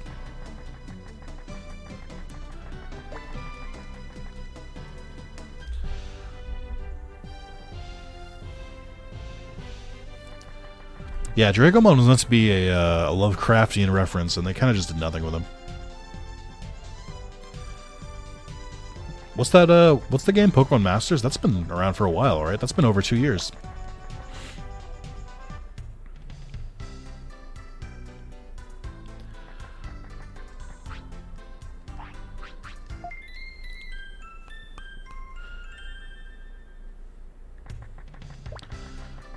Pokemon Masters X? Oh, that's right. So Pokemon Masters X. Great. That's right up there with Susan Boyle's album party. Oh, is that what it was? What was it? No. What was it called? Something else? I don't remember. The abbreviation. It was a famous one that was poorly executed. Yeah, that's what it was. Yeah. Yeah. Damien's got it.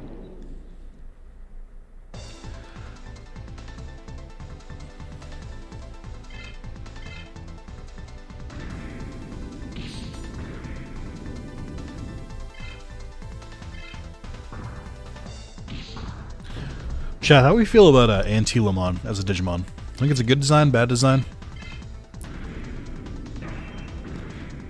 My girlfriend wasn't a big fan, but Antilamon's arc in Tamers is so good that I like Antilamon a lot more.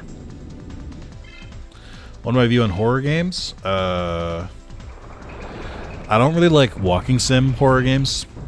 I just don't think there's enough gameplay in them, if that makes sense. Like Amnesia, Outlast, games like that. I'm not a big fan of. But games like Resident Evil, where you have a gun, I'm a big fan. I think it's a weird bunny with way too long arms. That's fair. I'd only seen it from the story games early design. I know they had the same voice actors as Rukia from Bleach in Tamers, which I thought was pretty rad.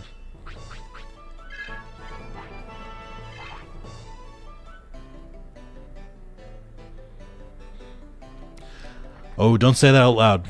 I don't think he's here, but Sean will get very mad if you say that.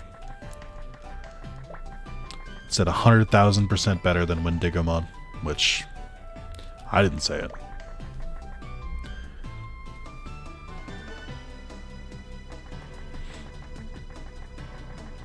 There's two versions of Antilamon. They usually get interchanged, but there's a good version, a bad version.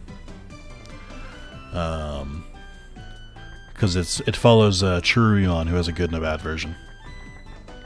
The differences between Antilamon's two versions are very, very slight, though. But he gets mad, you'll know you watch the stream, that's true. He won't watch this, we'll be fine.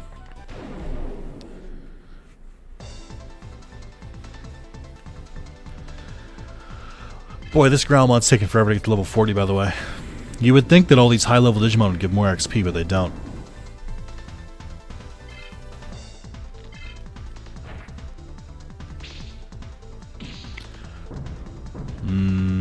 Seems like there's an imposter in the chat. It's fine. Don't worry about it. He's playing Pokemon Unite. He can't focus on us. Cherubion Vice? Is that the evil version? I think I do like Cherubimon's purple version a little bit better.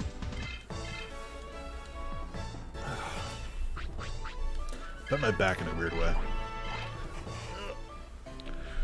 Chat, good news. I don't have a headache, so that's nice. I had it all morning, and I was like really worried it was going to carry into the stream, but my head's fine. You'd think that you'd use the EXP booster. Yeah, right? God, the one thing I added to this game to make a quality of life change was taken away unceremoniously. Like the big pig fluffy one better. This is a pretty good one. I like the virus version better, but I think I like the non-virus Antilamon better.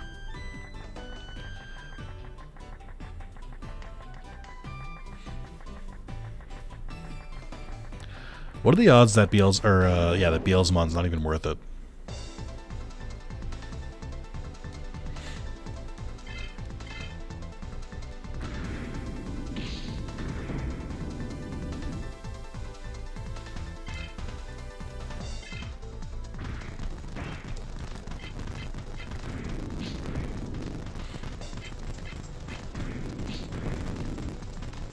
He rides a motorcycle? How can he not be worth it? Does he ride a motorcycle in this game?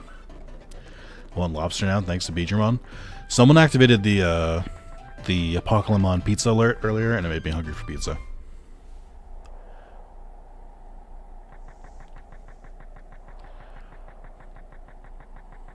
He doesn't have one in this? Oh, then it's worthless. He does ride a motorcycle, that's true. I'm trying to think of what versions... Oh, doesn't he, in Cybersleuth Hacker's Memory, when he's following behind you, doesn't he ride his motorcycle, but he doesn't use it in battle?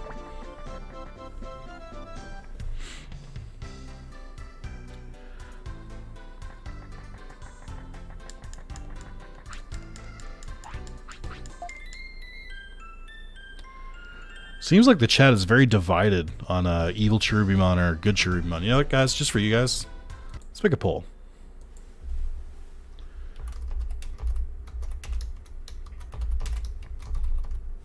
Because now I'm curious.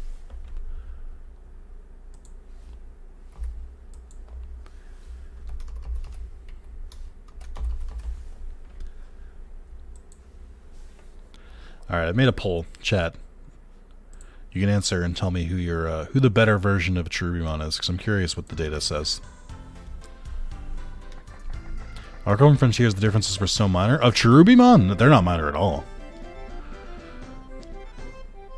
Cherubimon is a big purple evil looking fuck in his evil version. He's a big goofy pink fuck in his good version. Ooh, evil's winning by 100%. Yeah, that sounds like my chat. 100% evil. Yeah, I think you were thinking of Antilamon. Normal Beelzemon uses his bike for his hack and Cybersleuth. That could be it. I don't want to spoil some of Cybersleuth, but the Beelzemon I fought in Cybersleuth just used his full impact attack and just wrecked my Digimon. Purple's the best color. Purple is pretty good. I've been trying to add more purple into my my wardrobe. For a while, I pretty much just only wore black. I didn't want to become one of those people, but like most of my shirts are like black or like a dark blue with some white mixed in. I think now I'm like mostly white with a lot of blue, still some black, and some purple and like yellow mixed in. I'm trying to expand my my wardrobe. I want to look more colorful. I'm happier in life. I don't want to keep wearing just black. Evil is at 90%. Nobody likes the good Cherubimon is what I'm hearing. I guess that makes sense. And weirdly, in Next Order, they only have the good version. They don't have the bad version in Next Order. I have thought about how much cat hair would show on shirts if I get a cat. That has come across my mind. I'm going to end the poll. just so that we can have closure. Black and red is best color. I'm not really a big fan of black and red. Wait, how is it 89%? Wait, what? How did that happen? 10 votes, 89% evil, 10% good. That's not... The math ain't mathing. What do you mean? I also keep my black because it's a desert and I don't wish to die. That's a good reason.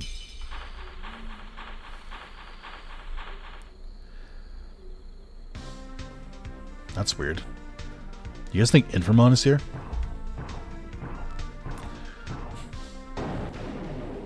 More of a cool than cute fan? That's the first question they ask you in Animal Crossing to determine if you want to play as a boy or a girl. Which I thought was very interesting at the time, and now I think is slightly sexist.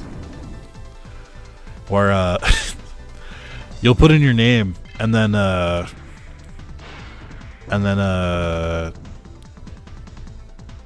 you put in your, I think you put in your name, Rover says something, and then your response is either, I think it's a cool name, or I think it's a cute name. And if you say it's a cool name, he automatically assumes you're a guy, and if you say it's a cute name, he automatically assumes you're a girl. It was 92 around 10 a.m. Yuck.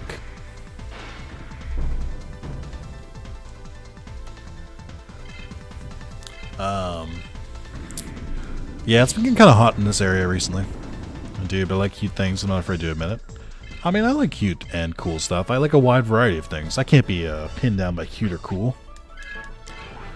Although all of you have seen my taste in like monsters on display, whether they be Pokemon or Digimon. I very much gravitate towards like dragons and dinosaurs. So what the fuck can I say? I don't really have a leg to stand on in this argument. No cute, only cool. Watch how it feels.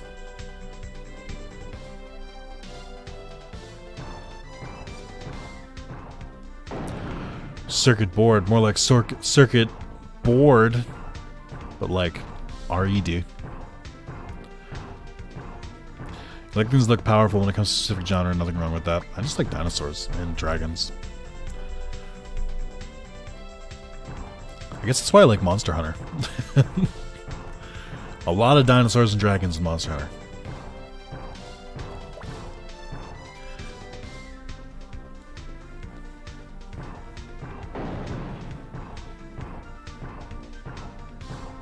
Oh, Chad, I don't know if I've told you guys this on stream.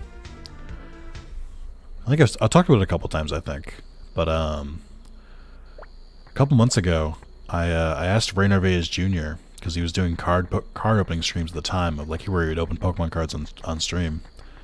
And I was like, hey, my partner works for an elementary school. Do you think you'd get rid of some of the dupes from your card opening streams, like the commons and stuff like that, and we could give them out to some of the kids? And he said yes, and he sent them over. We finally just last week we finally banded them up, put them in made our own custom packs where we put a bunch of normals, then some rares, then some holographics, and we put them all in packs, and she gave them out to the kids. They had a ton of apparently they were a big hit. She ended up giving all the ones we did away.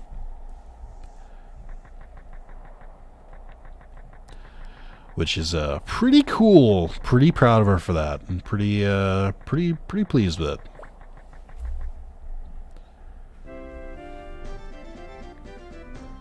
Picked up and played Rise. You say thanks to a friend. I'm so rusty from World, but so much stuff is different too. So I'm kind of flailing like a chick with its head cut off. Always fun. Zinogre is the best monster in Monster Hunter hands down. I don't know what that is. Can you post a picture of it in gifs and photos, Damien? Tiestra, the big lion. I don't know what Zamtrios is either. I'm gonna need you to put a picture of that as well. Hope next story game gives the other S2 armors more love. They've gotten some love in the games. Like, in Data Squad, I think nearly every single enemy you fight, like every normal enemy you fight in that game, is a variant of Armored Evolution. I don't know what Tigrex is. I do know Diablos.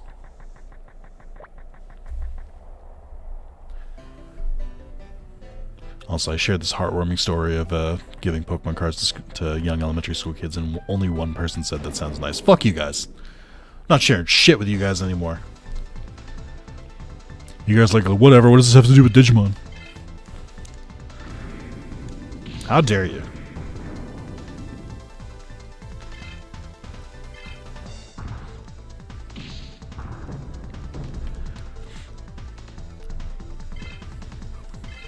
I remember we fought someone in Pokemon Infinite Fusion.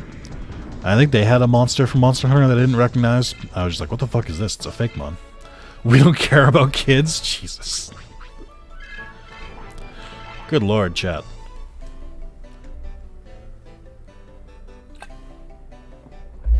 That's good though. If my chat doesn't have kids, then it means you guys have more money to spend on your favorite streamers, am I right?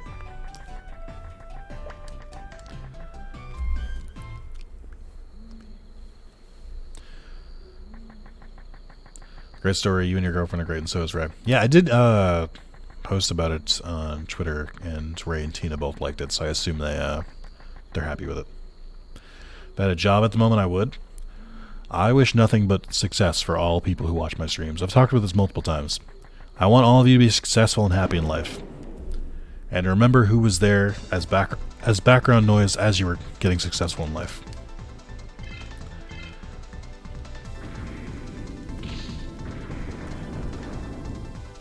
I'd be like, oh, that guy's pretty great. I should become a member on his channel.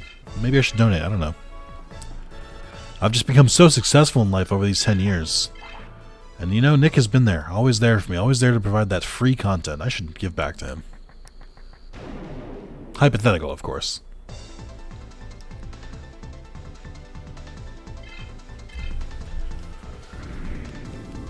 I don't want to start this next section because it turns everyone back into Oinkmon.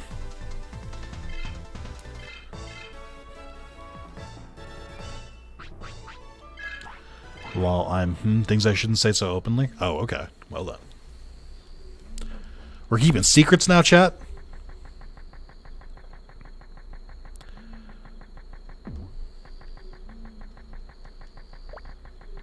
Oh, you added in the Discord? Let me see. And you know, I didn't get a notification for it, which is a little weird. Oh, that's because I have Discord open.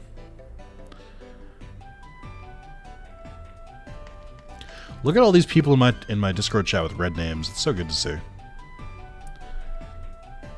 Oh, interesting. I mean, Zamtrios just looks like a land shark, but the other one's kind of interesting.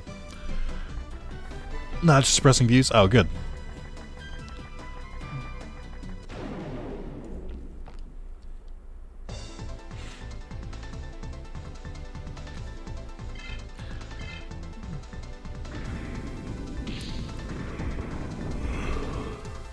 Guys, I've been streaming for over 3 hours.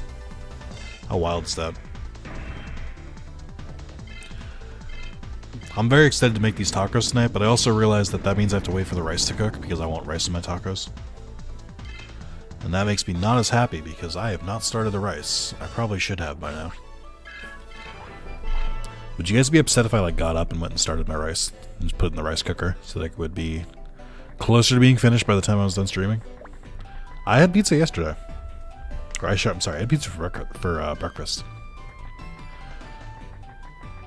Bagel Goose is my favorite. Oh yeah, Bagel Goose. Took me a second.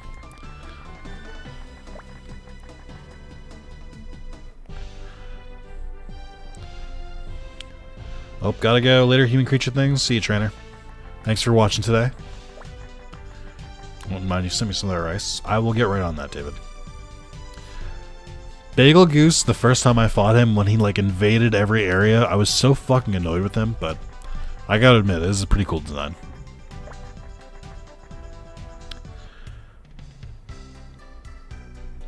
We might riot? Alright. Okay, Austin K is in charge while I'm gone, so if you riot, you're rioting against him, not me. I'll be right back, chat. I want to turn my webcam off in case I, do something stupid as I'm, walking away.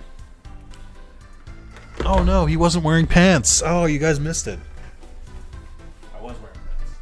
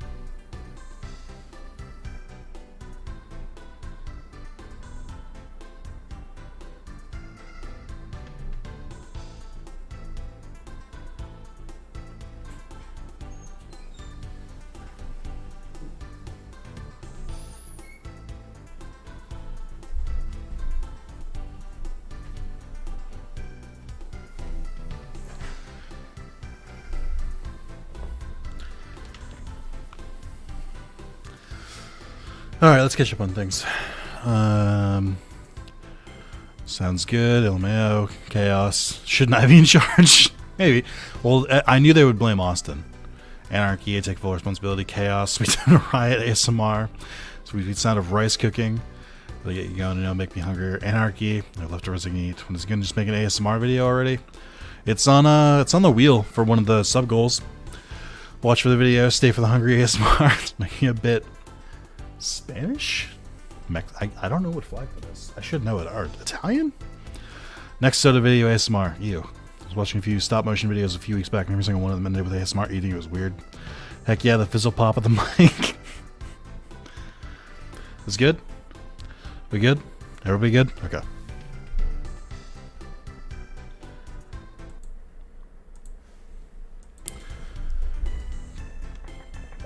Alright, and I have to go into the master room and then they're like, oh, Oinkmon are still here.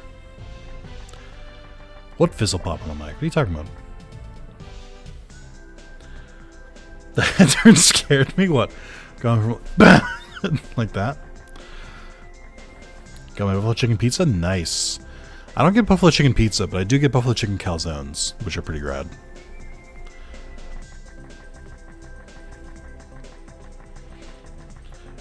It's me, J Fox. It was me the whole time. I was the villain. I was the wrath of Zalis. Fizzle pop and soda on the soda ASMR. Oh, I see. But yeah, one of the goals, if we hit 50 subs, I'm gonna do a chaos playthrough of Digimon World Next Order. Now, obviously, I can't swap out starters like I can in this one, so I made a big wheel with a bunch of stupid options on it. One of which is just do ASMR for a bit. So that'll be fun. I don't think they have buffalo chicken things in the UK. What are they like? Really? I feel like buffalo would be popular. I guess buffalo would be like an American thing. I'm not exactly sure what the ingredients of buffalo sauce are. Besides Renamon's excrement. No, I'm kidding. That's a joke because Renamon's special attack is buffalo breath. Digimon World, no.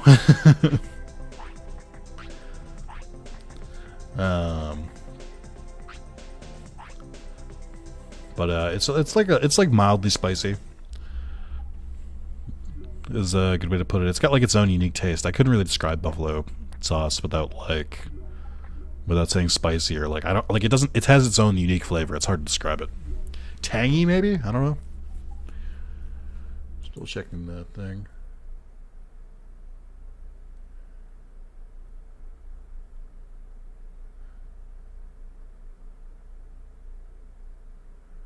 Oh my god, this game.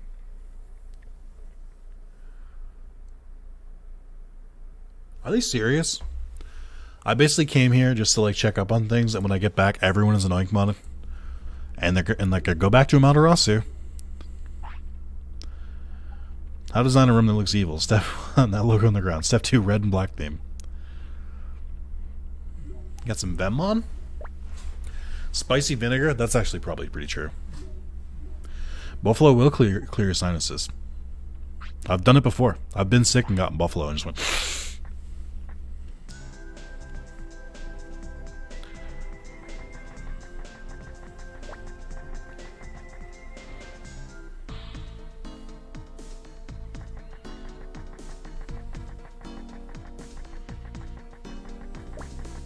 I went the wrong way. Oh, is this music just gonna play everywhere now?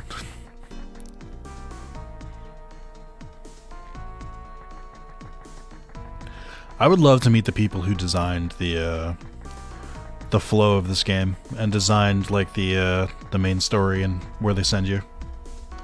How do they turn people into Oinkmon?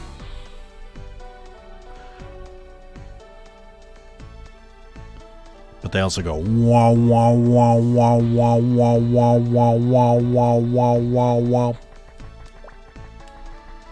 There's no flow of this game. It's all constant stops. It's like bizarre. The game is already long enough. Like even, I swear, even without the backtracking, this game would be more than long enough. And like, it throws in this completely unnecessary backtracking everywhere. And I'm just like, why? You don't have to do this.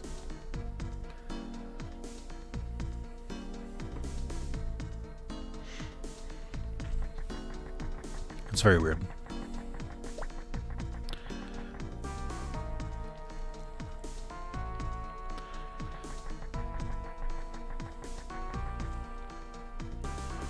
I don't know why this game is long enough to remind me. How do you enjoy turn-based RPGs? I feel like you should probably know that about me by now. There are several examples of turn-based RPGs all over my channel. I am considered a fan in the fandom. They are, how you say, my bread and butter. Crystal Projects? Tell me more. Gotta go, it's 1:30 a.m. here. Keep up the chaos, friendo. See you, Declan. Sorry you couldn't donate. I know you did want to cause chaos, but I don't know what's going on with it. I don't know why it seems down for a couple people. Under tried to cause chaos too, and I don't know. So I got how to explain without spoiling. Well, just tell me who develops it, what console it's on, how old is it. Start with that. Like, I want to know, is this an old game you're recommending to me? Is it a current game? Who's the dev? What else have they made? Semi-open world platforming, Metrovania with main and subclass system. Its PC came out this year. Okay. That's enough for me to Google it on my own.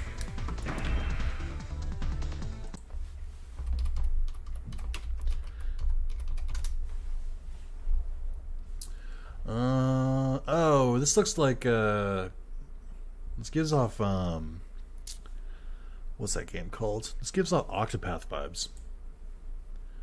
Without the platforming and stuff like that, though. I don't really know that this is up my alley, though. This is more old school RPG, which is fine. It's just not. I'm not really as into old school RPGs. Ooh, they do have farming though. Oh, really? It's not. It's not based on Minecraft. This looks like ripped off Minecraft. It looks interesting for sure, but I don't know if it's exactly up my alley though. Just being honest.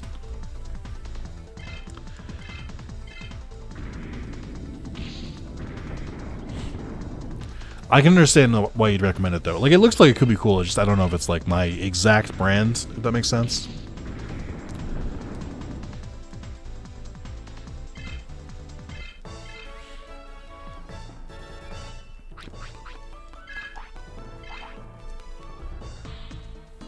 Oh, I asked about Ape Escape earlier.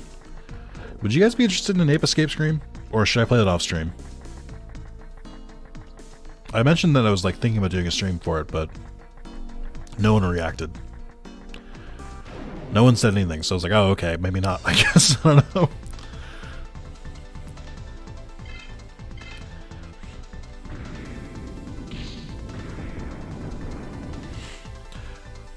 Like, I've played 2 and 3, but I don't know how I feel about 1. Yeah, should we return to Monk?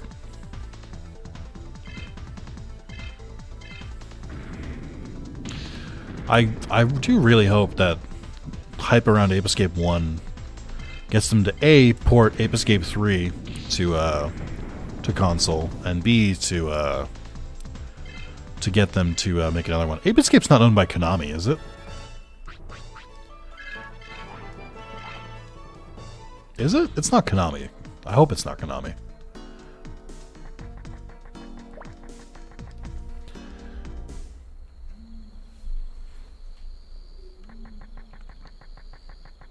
Because everyone knows that games don't... Konami just, like, kills games. Konami's where games go to die, because they just, like, don't use the IP.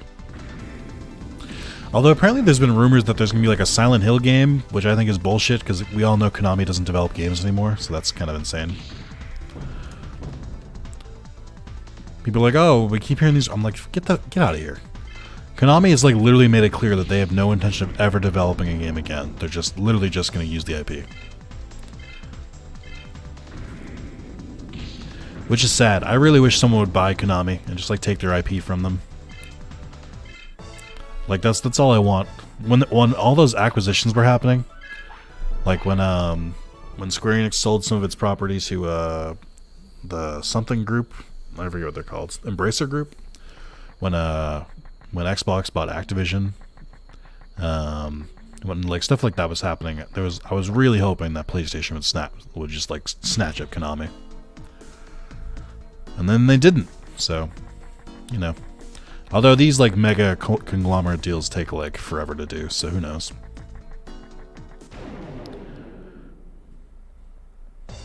Oh, is that what they're doing? They're remaking it with a company that's like super shady? That does sound like Konami though. They were probably really cheap. Like, I just wish there was like some deal where like they would just like lend out the IP so people could like make games with it, but like retain the full rights to pachinko machines. Like, it's just so weird. They just do nothing. I thought Ape Escape might be Sony first party. I wasn't sure though, because it was part of PlayStation All-Stars, which kind of surprised me. I didn't think they'd have the rights to it. I think it was made by Sony Japan Studio, who is closed now, so I don't know who would make it.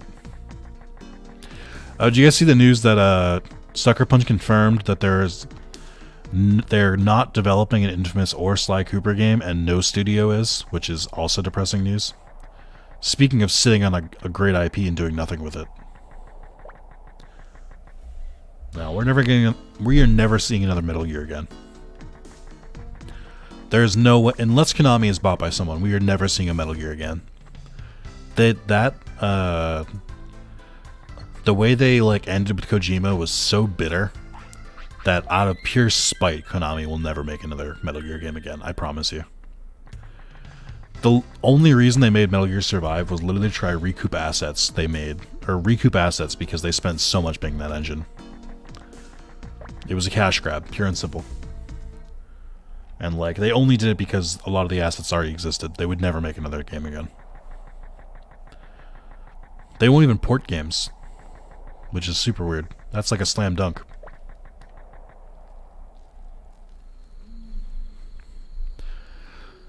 I'd like to believe that eventually someone else will make like a Sly or an Infamous game.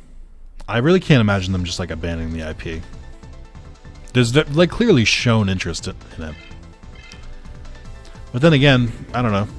We'll never see a Jak and Daxter game again because same deal with Naughty Dog. They're like, we're more sophisticated than that now. We don't make Jak and Daxter anymore. Konami corporate just really sucks. Not developers at all. They just want to make a great game for people to check out. I believe it. Actually, that's not true. You know what Konami does make? They make Yu-Gi-Oh games. They do make Yu-Gi-Oh. Because Yu-Gi-Oh prints money.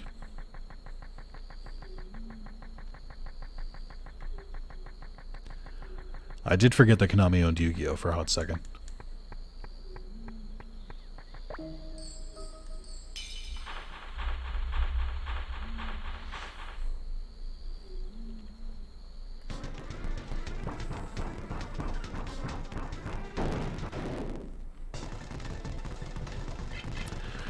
AKA, we're too good for you now and I hand over your cash? Pretty much. Although with the PlayStation Plus collection, there's probably better data available to Sony. Like showing which games are being downloaded the most. So I'd imagine if they... because I don't know that the Sly games are on there right now. But I imagine if they made like a straight port of Sly Cooper, like 1, 2, and 3, and like threw it up on the PlayStation Classic thing, they would see exactly how many installs it gets, and then they'll be like, oh, maybe we should do something with this. Kurisarimon? No, he's the champion of Infamon, so he's been around since at least the first movie. Although I guess he was the only form not in the movie. They skipped Kurisarimon from Caramon to Infamon. Jak and Daxter games are very good. Jak and Daxter 1 is the best one. Jak 2 and Jak 3, whatever they were going for, I don't really enjoy that much.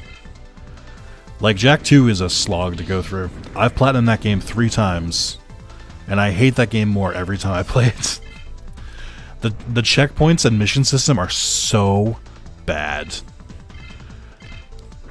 that you can literally lose like 20 minutes of progress in a Jak 2 mission because, like, of bullshit. There's like a couple missions in that game that are like really bad. The one I always think of is the one when you're in the slums and you're like you're in the area that's like suspended over water, and you just get bombarded by Crimson Guards, and you literally have to kill like dozens of them, and there's no health drops. It's only ammo, and you're like shot from all sides. It's like the hardest mission in that game.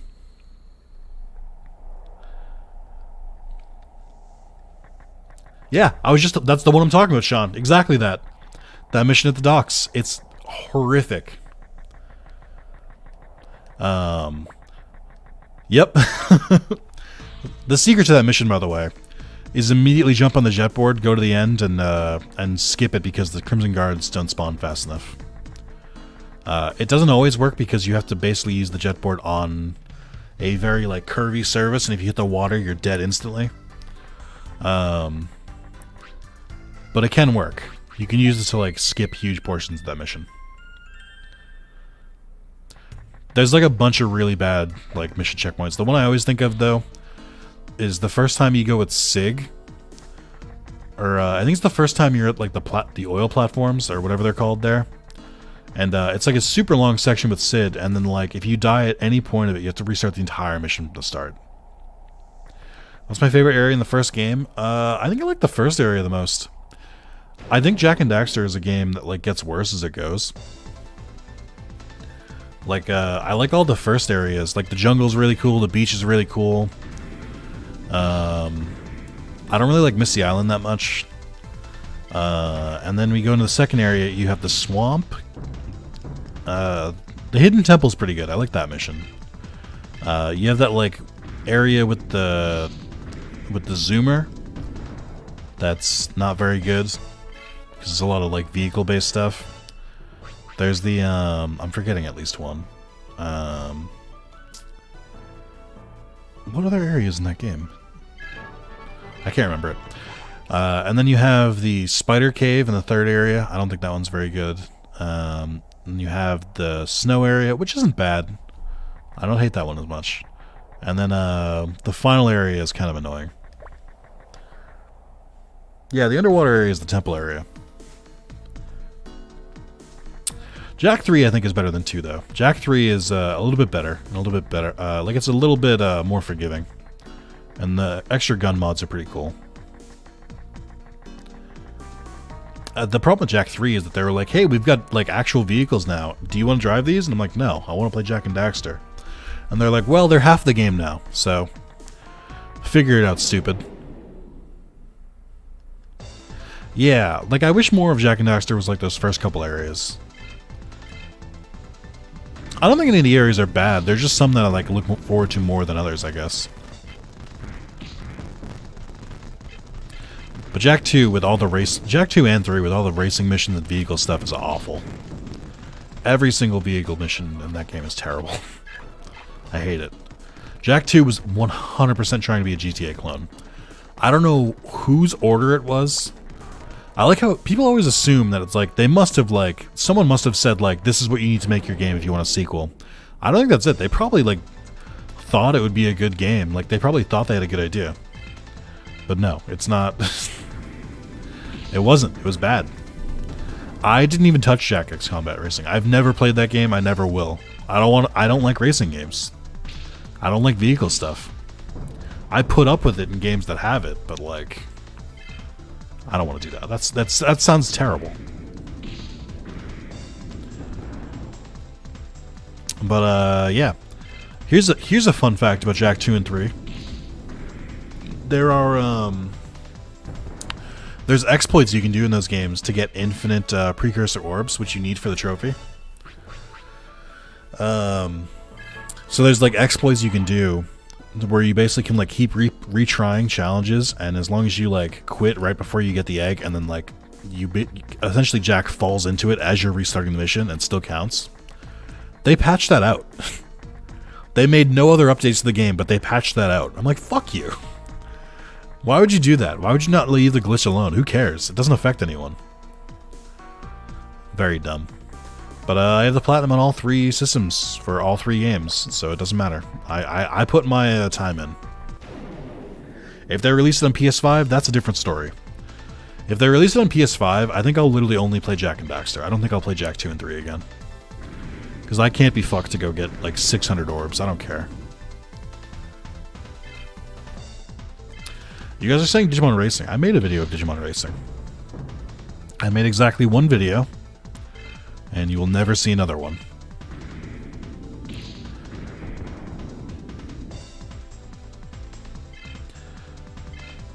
I did. People don't believe me when I say I don't like Mario Kart.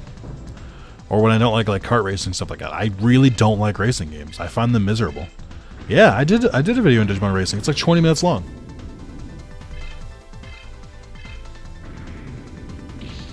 I don't know why people think I'm kidding when I say that. I really, really just don't like racing games. Nobody takes me seriously when I say it. That's right. I forgot when I first released it, I called it Forbidden Digimon video. That was a good joke. Me patting myself on the back for a joke I made. Oh yeah, no, Digimon Kart is real. It's a real game. It came out on Game Boy Advance.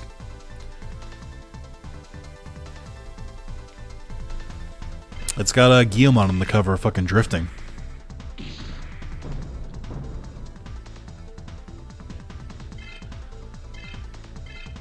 How dare you, J Fox? I trusted you.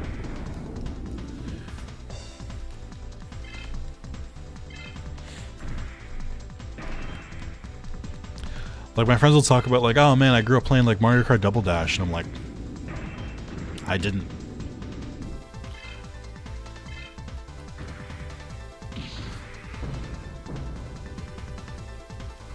Every time I play a racing game, I'm always like, why are people into this? I don't get it.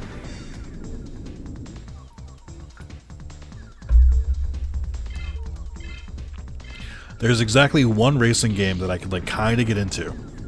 And it was Burnout. Burnout was very, very good, but I mostly played the Crash mode. I only did the races to unlock more stuff in Crash mode. Oh, that's another thing. Mario Kart is infamous for rubber banding. If you don't know what rubber banding is, it's if you're doing well enough in a racing type situation, then I think Banjo-Kazooie also has some really bad rubber banding. In the sled race that you do against, I forget what the polar bear's name is, but yeah, there's rubber banding is when you're doing so well, the AI will artificially get stronger and faster so they can catch up to you to make it entertaining. In reality, it usually means when it's done badly, you'll get 3/4 halfway through a race, and then all of a sudden the AI will blow past you because it's basically cheating. Geek Swag Music, no idea who that is. I'm not finished the anime. Too much Zetsubo for you. Was playing Mirror Mode, was in first, got hit with a bomb, as did 3 others, and while I bounced 4 times, everyone else bounced twice, but still moved forward at full speed. That sounds right.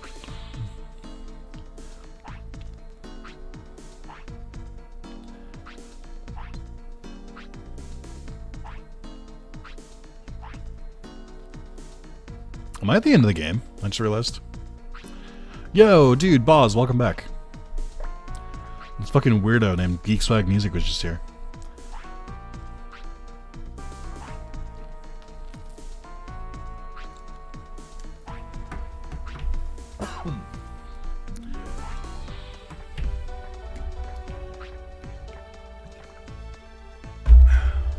Thanks, Kurt.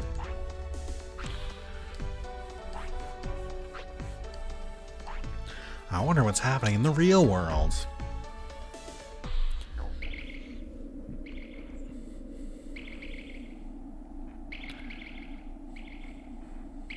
Oh.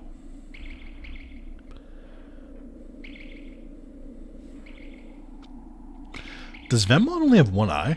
And does he swap that eye? Tech-savvy Seiya. Oi, oi, oi.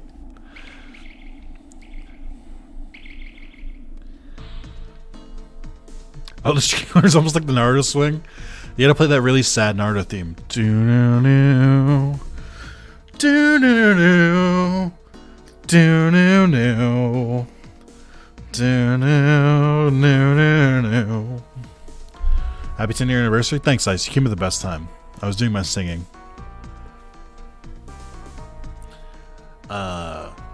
Thank you. It's not yet. 10 years is in 2 weeks, but this is the start of the month. Where am I going next? Make sure you're setting equipment and items. Bring Ultra. I probably won't be coming. Oh, good. Hey, we're at the end of the game. And I have 2 Digimon I can't use. Cool. Rad.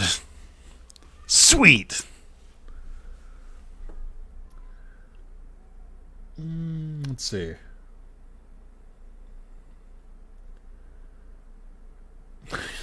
Can't believe I'm so far. I'm so close, but so far. I have a DM on here.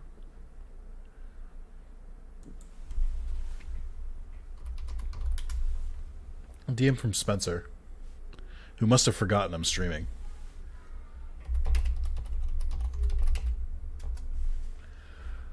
Alright. Well, I guess let's get to it. I don't know that we can do it, but we'll see. Lovely voice? Yeah, I'm glad. Time for the Earth to get nommed. I should mention there is definitely a point of no return here. Where I won't be able to go back and change my Digimon, even if I want to. So, I mean, if someone wanted to be like real nice and just like donate $20 and just be like, you know, swap in Agumon and Guilmon on them and stuff like that, yeah, that'd be really cool. Actually, you know what I do want to do legitimately? Before we fight the final bosses, I want to get one of like the.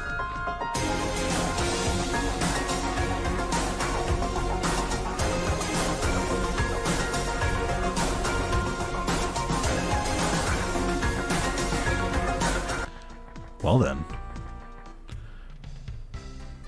Well. Seems we have a champion returning.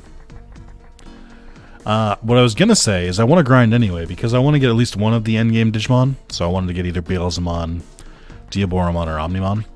We're pretty close to Beelzemon. Just like to keep you guessing on my motivations. Truly in the spirit of chaos. Declan went to bed so we can, or Sid went to bed so we can swap out.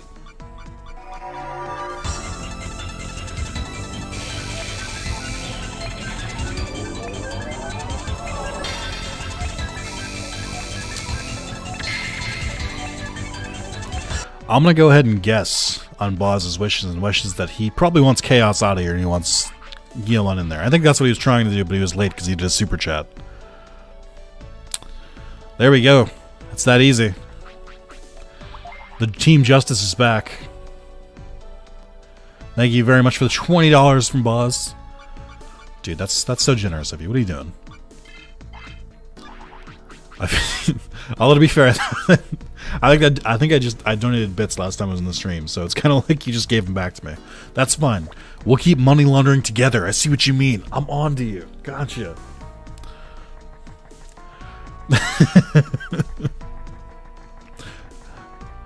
We probably shouldn't say money laundering. That's probably bad. Creative financing. Team Sometimes Justice. Alright.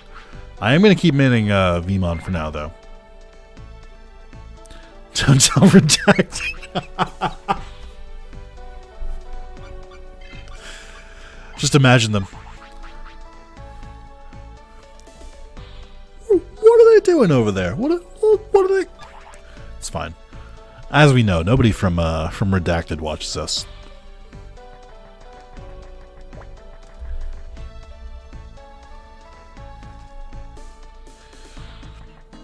Alright, so I have to get... My goal is to get a Guilmon on Veemon.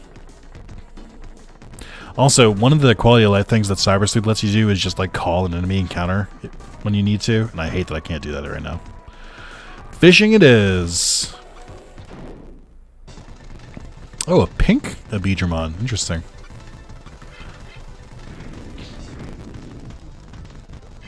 Oh, good. I'm doing so much damage.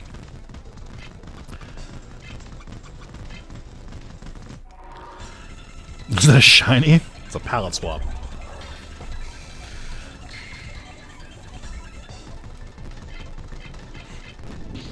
You trying to run? How dare you? Oh, cool. I hit level 40 and didn't unlock Wargreymon, so the internet lied to me. Love to see it. I think each one get the highest amount of DV XP, the kind of cheap. Oh, really? I didn't know that. I think I have a mod to make it so that DV XP is like one battle per. I just don't know if it's worth it. What do I need for more Guilmon? Did I look it up wrong?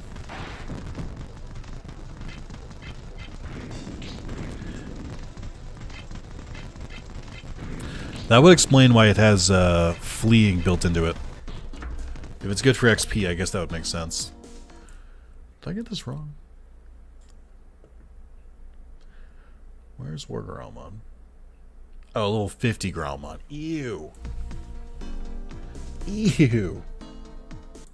Ew. Oh, this sucks because I have to like keep using Guilmon, and he's like my weakest one. So, wait. So the bosses that I beat, the extra bosses that I beat, we had 2 of them gave me equipment for Guilmon. But shouldn't they have given like more general use equipment? Also, I guess I could have tried to make the ultimate equipment, but that seems like too much of a hassle. The standard rule of thumb for a fleeing target in any RPG is they've got good shit, murder them fast. Kinda. It started with the Dragon Quest, didn't it? With the metal slimes. I think it was the first RPG to do it. I'm guessing. I don't know if that's actually true. God, I'm looking at says Guilmon level 20. Thanks. Thanks. For Guilmon on Guilmon, yes, but not on not a Veemon. It's slightly different. I guess I could train, right? I could just get some of my stats up.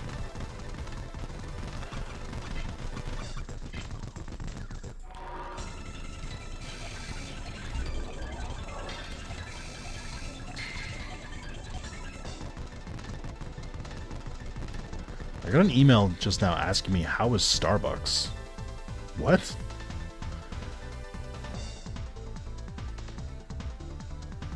Oh.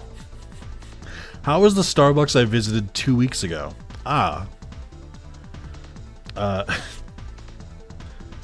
If my girlfriend is still watching me, Google is currently asking me how the Starbucks that we were at 2 weeks ago, post-wedding, was. I'm not going to respond. Because it was bad. Oh my god, I just turned up. No, you're fine, Sean. I know you're like, you're multi-focused right now. Well, I was more worried that it was like, is someone like logged in to my Google account like in a Starbucks right now? How was it though? It wasn't very good. They took forever to make the drink. That's why they should just put more Digivolutions in and have the same amount while having every starter have a unique line. I can agree with that. Yeah, they were not top tier.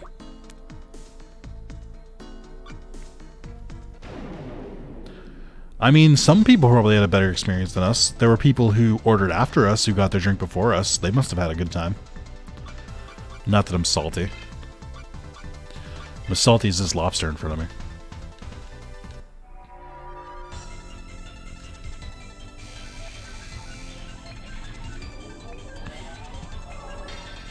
I tried their purple drink? What purple drink?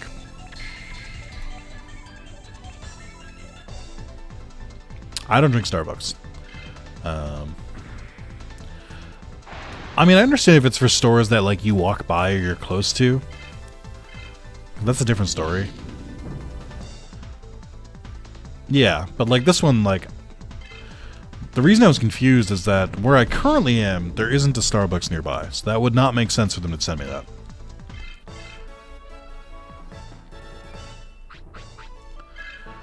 Oh yeah, I think Starbucks, they must have bought a coffee shop chain at some point, because there's a lot of locations that are very close to other Starbucks, to the point where it's like it would not have made sense for them to like open that on purpose. I know there was a local chain in New England of convenience stores. It was one of the ones I used to work at, called Tedeschi's. And I think I've told this story before, but the Tedeschi, the owner retired, and his children, who had lived off of his wealth, did not want to take over. They wanted to continue to live in luxury. And so he sold it at the last second to 7-Eleven. And so 7-Eleven just rebranded all the Tedeschi's to 7-Eleven. However, because they were previously two different stores, that meant that sometimes there were literally like 2 7-Elevens, like you could see them, like you could see one from the other, which is great for business. Capitalism is perfect, and nothing is wrong with it. They are like the Tim Hortons of the U.S. Although in the Northeast, Starbucks is pretty common, but Dunkin' Donuts is like a virus. It's everywhere. Like it's like the zombies of the coffee stores. Just like Dark Souls 3 bonfires.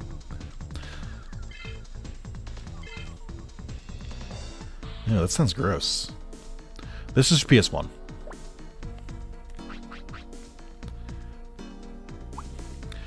This freaks some people out. I hope you guys will still forgive me and still accept me when I tell you this. I don't drink coffee, though. Not a coffee drinker. Never have been. I just never got into it.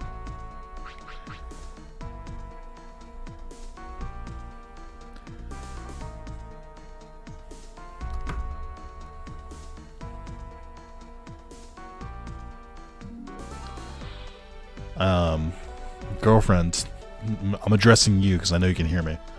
The part that you're at in Cybersleuth was super trippy, but really cool, so I liked it. She just got to the part where you connect jump inside of an eater, which I remember the background being like.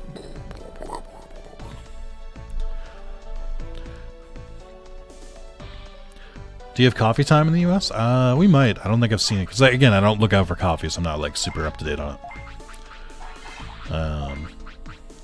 It's fine. I drink it for the taste of creamer. just drink milk, you weirdo. I don't get Starbucks that often, though. I don't really either. If you can hate coffee, I don't like coffee either. Same, I don't drink coffee. Look at all of my people. I finally found the common thread between all of my viewers, besides Digimon. Favorite coffee, donut shop, but there's none near me anymore. I feel that way about Krispy Kreme. Krispy Kreme did really good donuts, where everyone else kind of does like mediocre donuts. Me neither. Liquid should not be hot. I don't know about that. You don't drink coffee? Yeah, same. I don't drink coffee either. I do enjoy a good hot chocolate. I drink hot chocolate sparingly. Milk makes my stomach slightly upset. Gotta get Lactaid. Disagree. I do drink hot chocolate. I bought a container of Giraldi white hot chocolate powder, and I was drinking that last winter. White hot chocolate is very good, but they don't sell it anywhere near here anymore. Happy anniversary, Nick. Thank you, Peanut Kisses. The anniversary is technically in 2 weeks, but thank you. July 17th. All of you should be there. July 17th, Sunday. I want all of you to be there. It's going to be great. You're going to love it. You're going to love the way you feel. I guarantee it. That's the thing, right?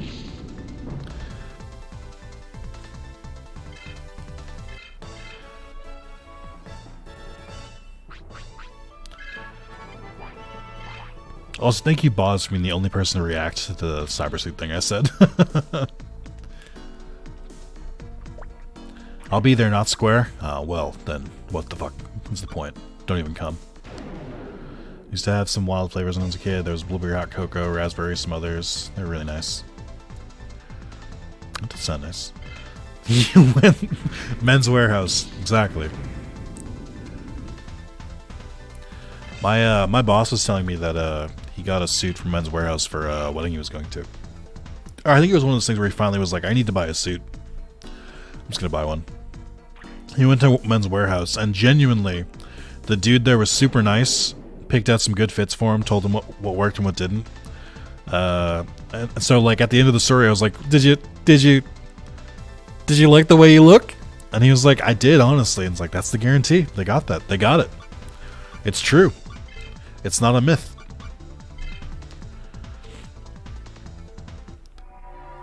And finally cook some damn food. I'll be listening. Be back in an hour, I think. Good luck, J Fox.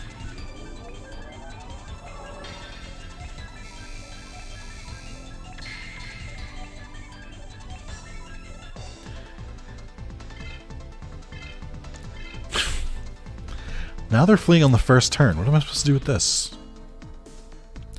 God, this is going so slow. How much do I have to do? How much do I have to do for Renamon?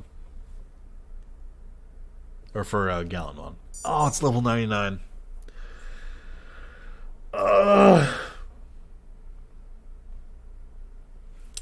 Chat, we've been going for like 4 hours now. Would you hold it against me if I grinded off screen and just got Beelzemon just for the fun of it? I know it's not in the spirit of the Chaos playthrough, but like I'm not getting Beelzemon otherwise. It's too much. I just can't do it. It's too much grinding. I'll leave it up to you guys, because I know you guys are. I know there's some investment in the Chaos aspect. Nah, a no. Oh wait, did I say would you mind? Is that how I phrased the question? I don't remember how I phrased it.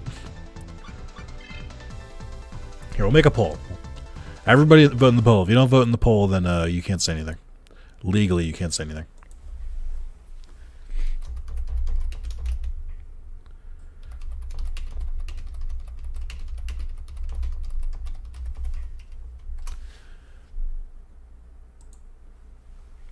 No, we need 12 more hours of on-screen grinding. You're joking, but some people agree with that sentiment, and this is their time to make their voices heard. Poll is up. Legal shit. No, fuck grinding. I mean, I'm gonna be grinding either way. It's just, do I do it on screen or off screen? Yeah, just use the XP accessory. Yeah. I wish. Yeah.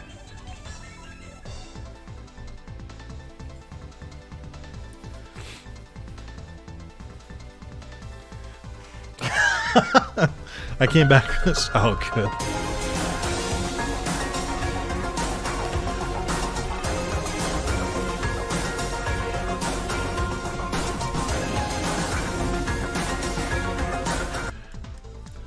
Cypher, Guilmon is already in the party. What do you mean? We have 70% saying yes. 73% saying yes. Enjoy the suffering. I don't know if I am suffering. I already forgot how I worded the question.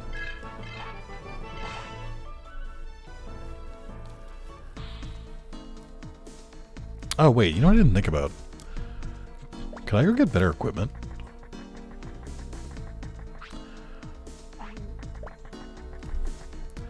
Forgot who we have. I'm gonna take that as just a friendly $10 donation, just like as a hey, good job, Nick. Yeah, Mythic Chicken got my phone though. Okay. You asked if we minded if you grinded off screen. Is that how I phrased this question? Hold on. Let's end the poll. Let's assume everyone who wanted to vote voted. Let's assume everyone rocked the vote. Should I grind off screen to get Beelzemon? 2/3 said yes. 1/3 said no. All right. Well, majority has it.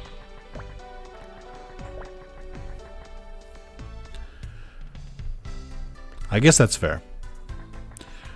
It is kind of disappointing because the chaos aspect is going to be gone when we beat the game. There is supposedly post game, but the post game requires you to get the legendary equipment, and that sounds miserable. I don't know if I want to do that. Getting one was annoying enough for me. I don't know if I want to get more. All right, Belial Fang, Veteran Circle, Archie Spear. This is the two-handed sword, right? It doesn't technically increase the stats, but I think it does, right? Like it increases it like up behind the scenes. Also, these are expensive. What the fuck? Why does it cost so much? Ooh, the Mugen helmets.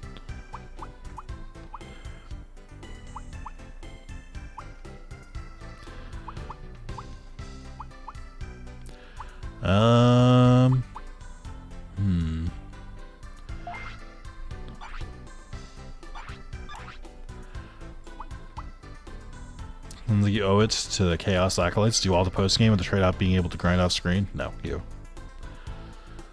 Yeah, ooh, this guy's rich. Let's charge more. Yeah, as soon as I walk out, people they start giving these away for less to other people.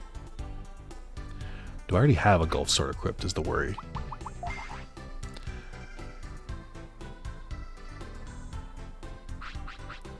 Yeah, inflation. That's a good one.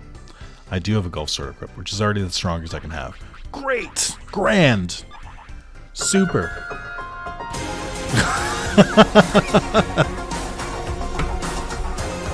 It scares the shit out of me.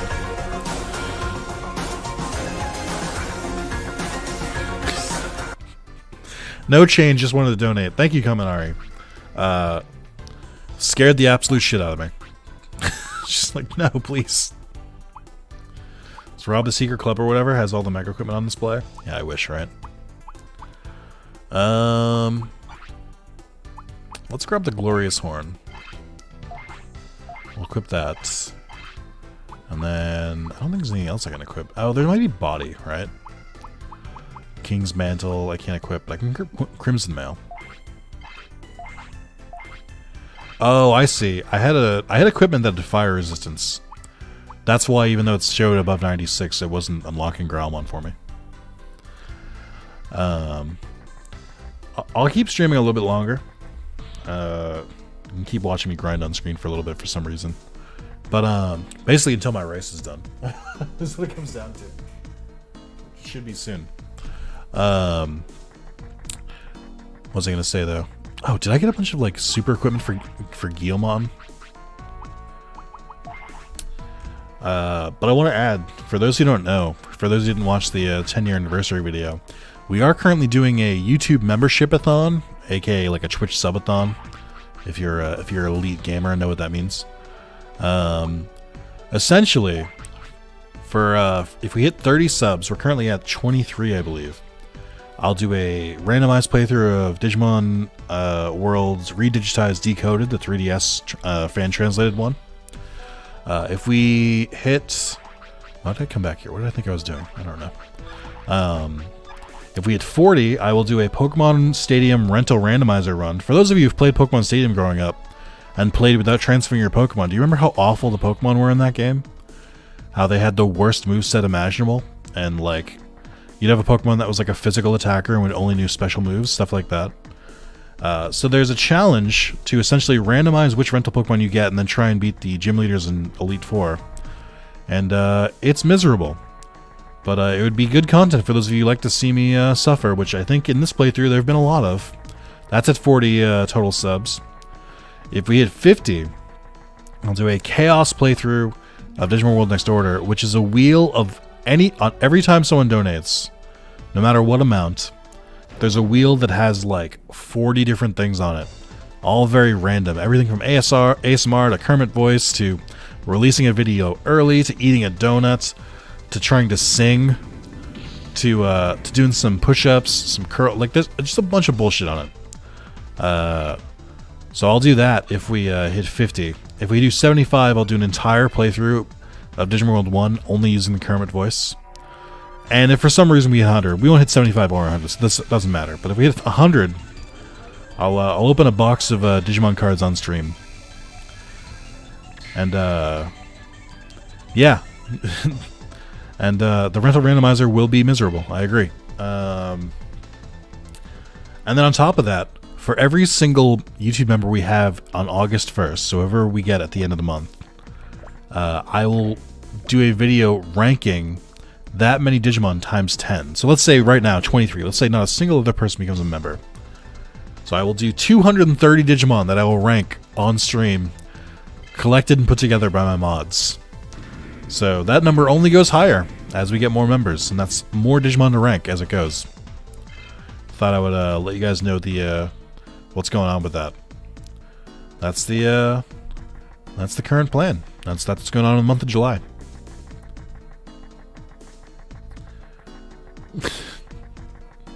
I think the best Pokemon in the rental randomizer are, like, unironically, I think it's like all the like second gen Pokemon. So like Kadabra and Haunter are like surprisingly good, but like Gengar and Alakazam are terrible.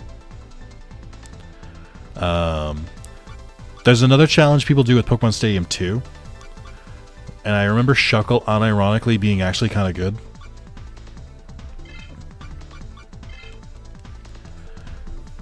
But yeah, I linked to the video before, but if you haven't checked it out, Ray Narvaez Jr.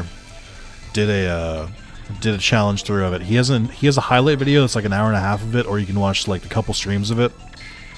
It's a lot, and it's a lot of pain. It's definitely a funny watch, though. It's very good to watch. Makes sense you don't fuck with Shuckle? Yeah, that's like 101. Everybody knows that. Getting real sick of the fishing these Abidramon up only for them to run away. I'll try fishing in a different area. I'd like to get Guilmon to level 50 at least, so I only have to worry about War Guilmon.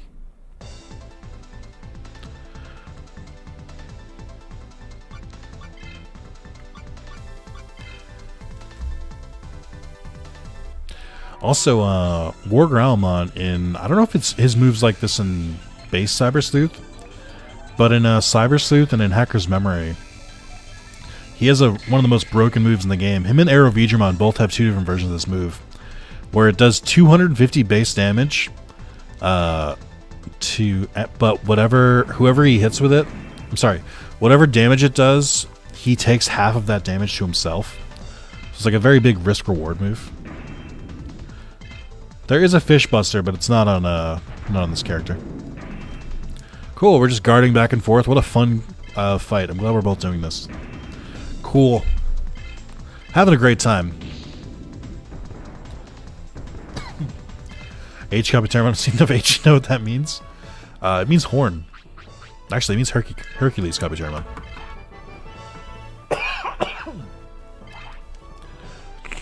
Hercules copy term is a cool design. Oh, you know what Digimon, like, I'd never seen before, but became one of my favorites in Hacker's Memory, was Tyrant Cobra Tyrannomon. Big old virus bug that hits like a truck. I keep trying to find it in my playthrough of Cyber Sleuth, and I cannot find the Digimon for the life of me.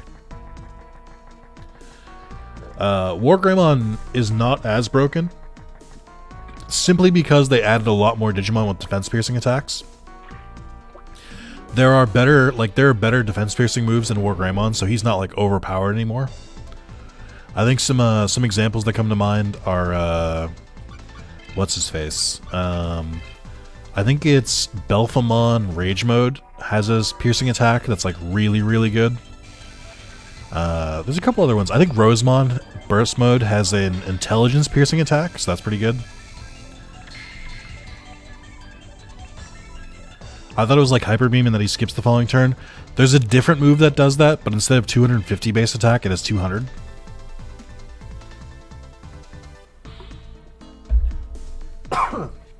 There's a couple Digimon with like Hyper Beam based attacks. He might come from Hercules Copy Tyrannomon, but you know what that doesn't matter in? A randomizer. I don't know if you guys understand this when I explain the randomizer. It's not just random who appears in the battles. It also randomizes evolutions and de-evolutions.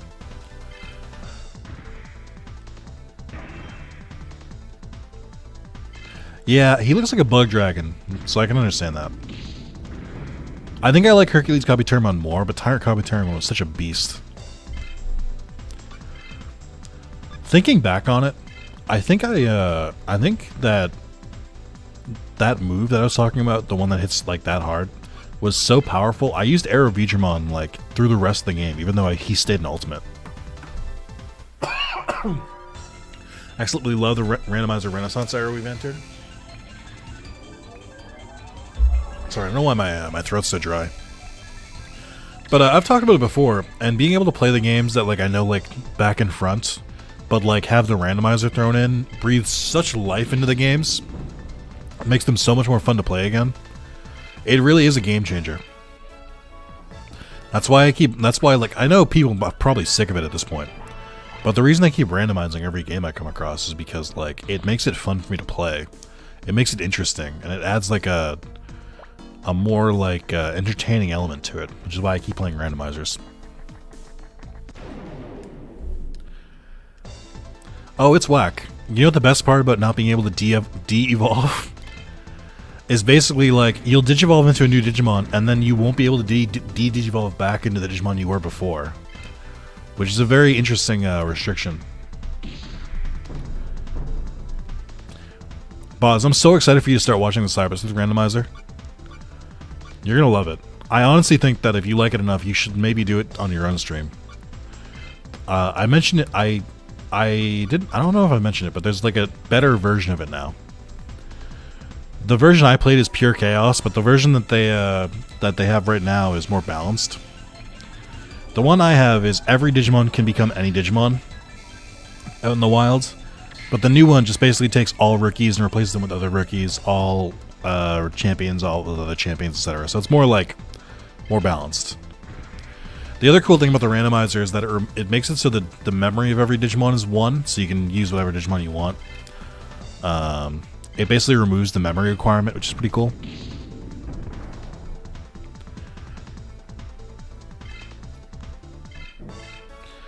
I liked the memory requirement for my first playthrough because it kind of like... It basically kept me in check, so I couldn't just use the most broken Digimon I could find. Like, I had to use a small team of, like, you know, evenly distributed Digimon. But on a replay, I'm very glad I don't have to adhere to it. Like, again, I don't hate the memory mechanic, but boy, playing it a second time, did I start to hate it.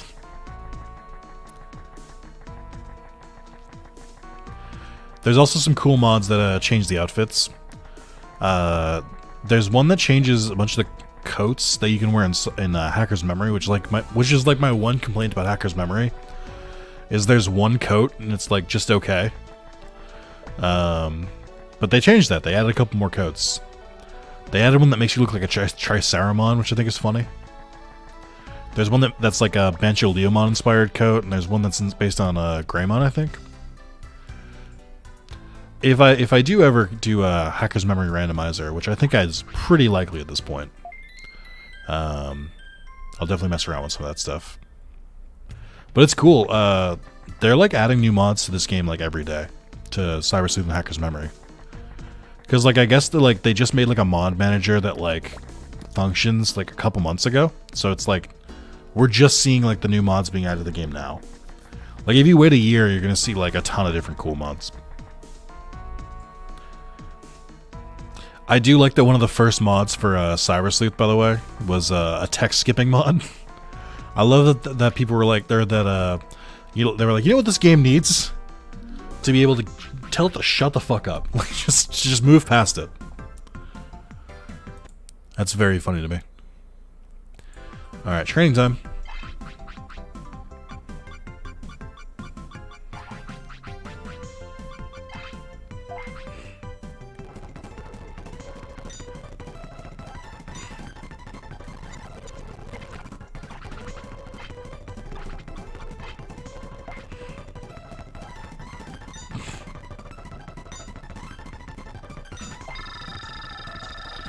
Nice.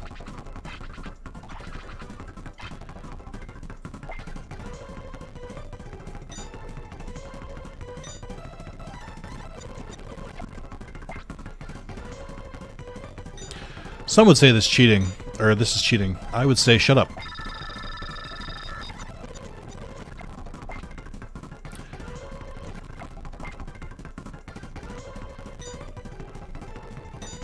I think it's insane that there's a training minigame in this game that doesn't guarantee success. I think that's bad game design. You have a limited resource and sometimes it just doesn't work? That's stupid. Why would you do that? There's also no way to, like, guarantee it works. There's items to, like, increase training success odds, but, like, they don't make it foolproof. So I think it's dumb. I'm taking it into my own hands.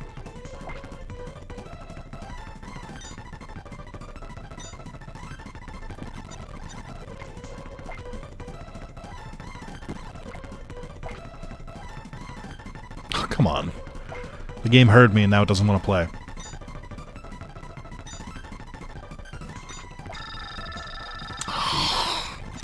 So close.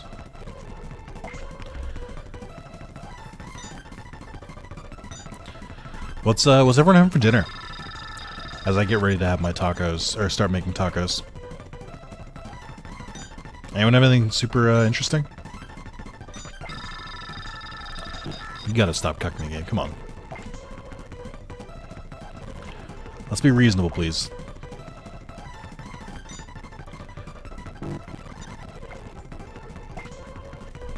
I just want speed! I just want to be able to attack, okay? Veemon, I believe in you. Leftover rice and some chicken noodle soup. Are you sick? I don't think I've ever eaten chicken noodle soup and I haven't been sick. It's not like a go-to for me. Ever play any of the Mega Man games? Not the classical... I mean, I play a little bit here and there, but not like... Not very much. Of the regular Mega Man games, the Mega Man X games. I played the Battle Network games a decent amount, but never, like, beaten any of them. Probably put, like, a dozen hours across, like, the different Battle Network games. Just felt like it. Pizza. Nice. What kind? Just plain? I did not play Mega Man Legends. I opted not to. Alright, I tried it as a kid, like I rented it once, but I didn't go all the way through it. I've tried to go back to it since then, and I don't think it's very, I don't think it's a very good game to go back to if you don't know anything about it or have, like, no love for Mega Man. Alright, please. He keeps failing the challenge. To the point where I'm starting to worry. Like, is it just not, like, gonna let me do it? I've never seen them fail that many times in a row at the same spot. Like, was that the game's way of saying it's impossible, don't try?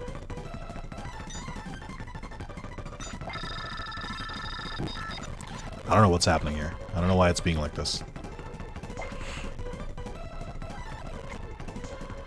Only Mega Man I beat? Nice. I know a lot of people like it. What about it did you guys like? Like, what made it different from other Mega Man games? I know obviously it's like a different game style, but what makes it stand out? I think I owned the Legend game at some point.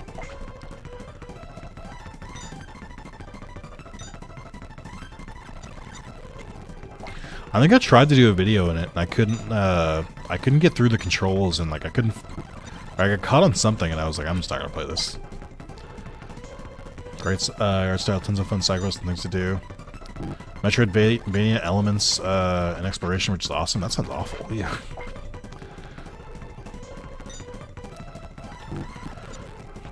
Top 10 GOAT of all time list? Top 10 greatest of all time list?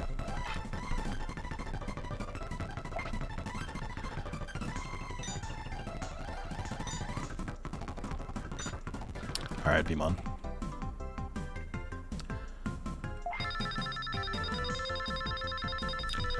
I don't know what's going on. No.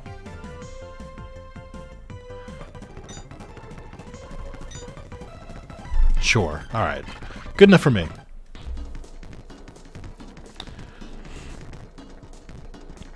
I'm glad it sounds like it's something you guys like, though. That seems pretty cool.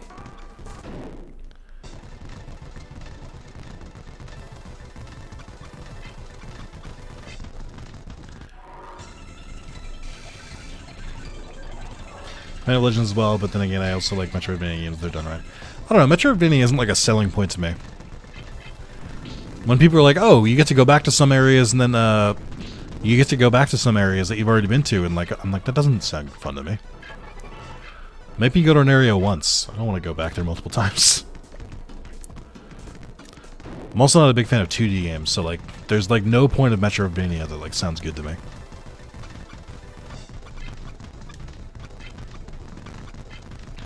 Oof. I felt a big stomach growl just then. Legend was bad because of how they massacred 3? Oof. They didn't make 3, right? They said they were going to and they got cancelled? Isn't that what happened with 3? Capcom was like, no, we think we'll skip it. Thank you, though. We just don't see a need for this game.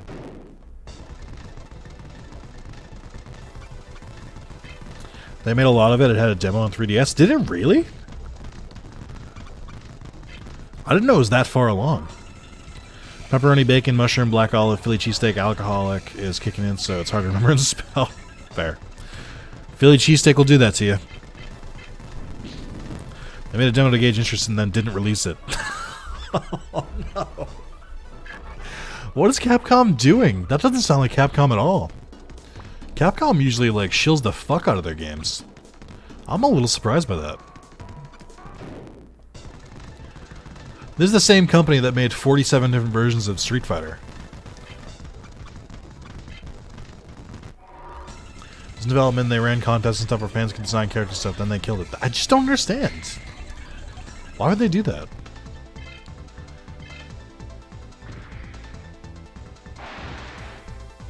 That's so surprising.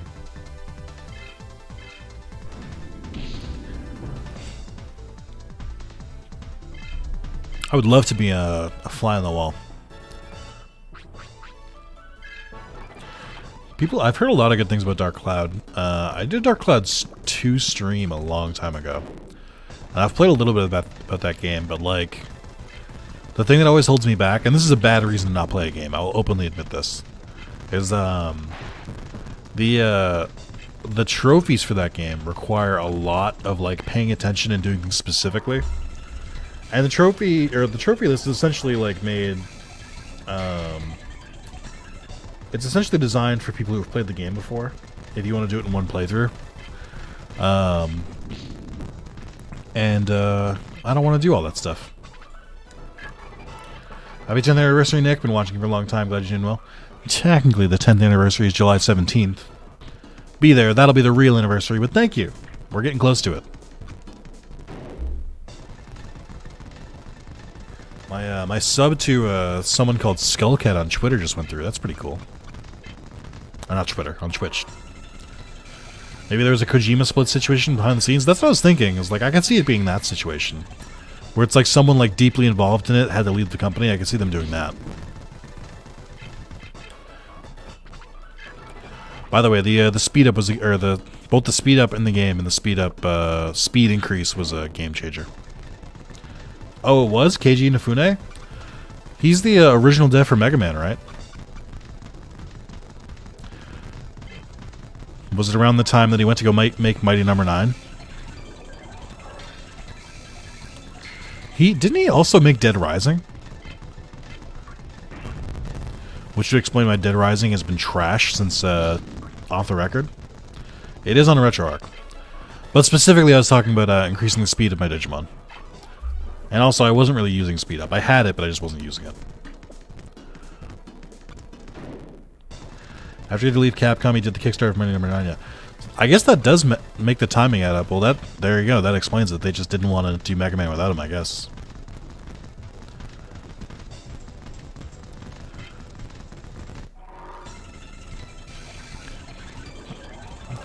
Correct me if I'm wrong, though. Correct me if I'm wrong. Didn't they make Mega Man 9 and 10 without Keiji Inafune? And 9 and 10 are considered to be like very good Mega Man games. Also, Mega Man 11 came out, didn't it? And wasn't 11 well received as well? I know very little about Mega Man, but I thought these were things I'd heard. Shredded potato and eggs? Nice. But yeah, knowing that it was like a head dev whose like project it was, and that's why they didn't finish it, that makes more sense to me.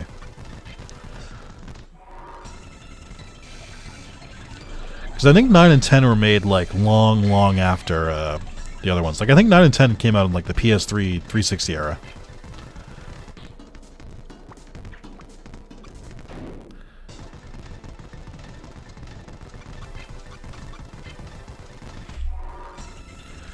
Like I said, I don't know much about Mega Man. What I know is like absorbed through like osmosis. Kind of like I know a decent amount of Legend of Zelda despite only playing Breath of the Wild, I should say. Just one of those things. You just like you're around games enough, you like absorb information. Or you just have a good memory, I guess.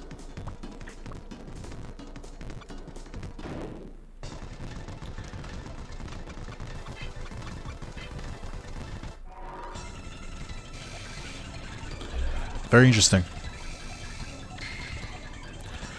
I wonder why they had the split. I wonder if it was Keiji Inafune. I know that a lot of people didn't like Mighty Number 9. I thought it was supposed to be like a very average game. Like it wasn't like bad. It just also wasn't like the greatest game of all time like everyone had kind of expected it to be. Switch, right? Mega Man Battle Network comes out next year if you want to do a playthrough. It's also on PS4 and Steam. I have done a few videos in the Mega Man Battle Network 1, so I'm kind of questioning if I'm going to do it this time. Because if they just like straight port it without any quality of life changes, like speed up or stuff like that, I don't know if I'll play it, because the early Mega Man Battle Network games are rough. They have a pretty horrific design. Like, just trying to navigate those areas is pretty fucking brutal. On top of trying to navigate the areas is brutal. The encounter rate is brutal. The backtracking and stuff is kind of brutal. Very much like that era of games, similar to this game. like the core, at its core, the gameplay is very fun, but actually going through the game is kind of rough, especially if you haven't played it before. I like to call it mediocre number 9. Do you guys want to know a fun fact? I don't know if Spencer hates this or not. When Spencer and I briefly turned my channel into games, we briefly ran a channel together.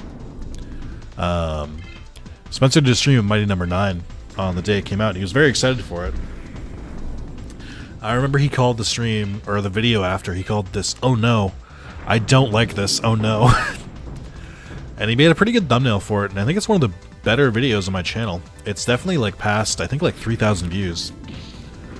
And I don't know if he feels bad about that, or like he's like, damn, I wish I uploaded that to my channel or something. I've never actually asked him about it.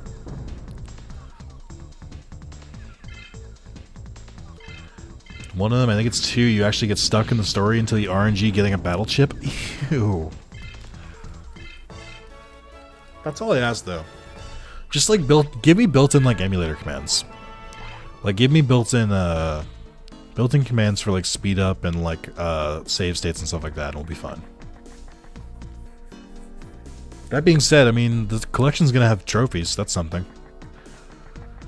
My only worry is that, because I think digitally it's going to be 2 parts, right? There's 2 different games for the digital version. It's going to be like half of them, and then the other version has the other half. Do you think? So my question for, I guess, fellow trophy hunters: do you guys think that the entire collection will have 1 platinum, or do you think it'll be per game? Because the entire collection's a platinum. That's brutal. That's like fucked up. But if it's like per game, that's not as bad. Also, aren't they releasing like both versions? That's something that I think is super weird. So they're releasing the collection, but like there are some that are like you choose which version you want. Like there's blue and like red, or like Protoman, or like someone else, and they're releasing both versions instead of like making a combined version. That seems weird to me. Why would you not just like either release just one version, or make like a Pokemon Platinum situation or a Pokemon Emerald situation? Seems weird.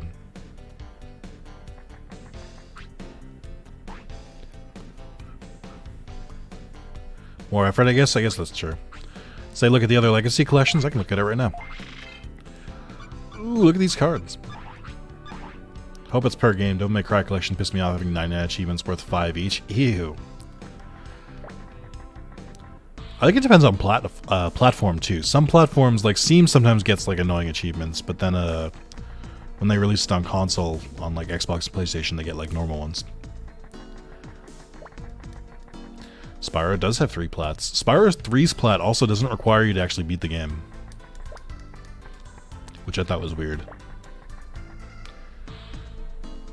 I mean, if they're smart, it would be per game, but we don't know if they're smart. Let's see.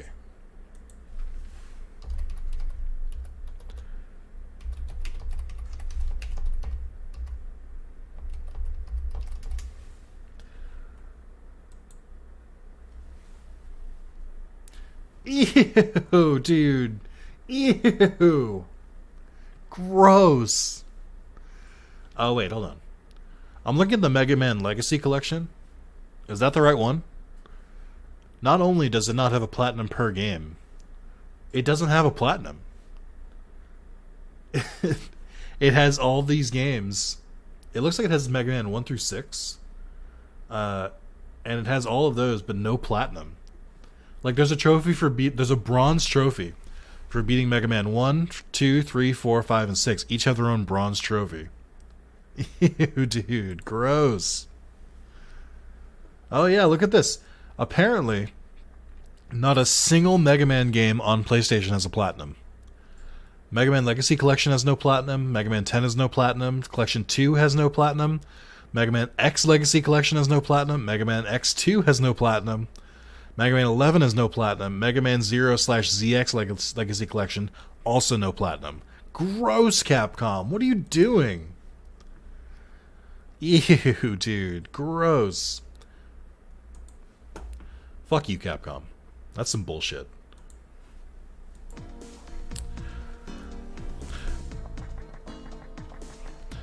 So here's the funny thing. I believe Resident Evil, because that does sound like Capcom now that I think about it. Because Okami only has 1 platinum. It only has the PS3 platinum. If you get it on PS4, you already have the platinum for it. And Resident Evil 4 doesn't even have a platinum. Resident Evil 4 has been released on PS3 and PS4, and there's 1 trophy list for both, and it doesn't have a platinum.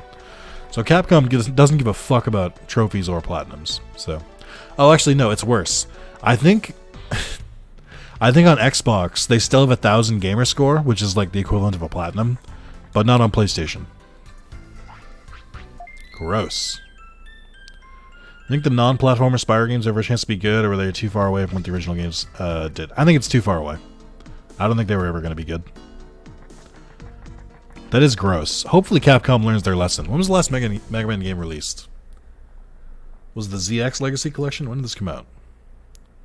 Well, that came out in 2020. So, who's to say? Because that's definitely past the point where you should have had a platinum. But then again, Crystal Chronicles also came out in 2020, so who the fuck knows? That's gross. That's cringe. I don't know, because they're pretty good about Resident Evils now. Like, all the modern Resident Evil games have platinums, but I guess, to be fair, none of the ones they've ported do. Yeah, that's pretty rough. More like Capcom, am I right? I do think Capcom is one of the better devs overall. They're pretty consistent about, like, remaking games and stuff like that. Just, you know, they don't really care about trophies.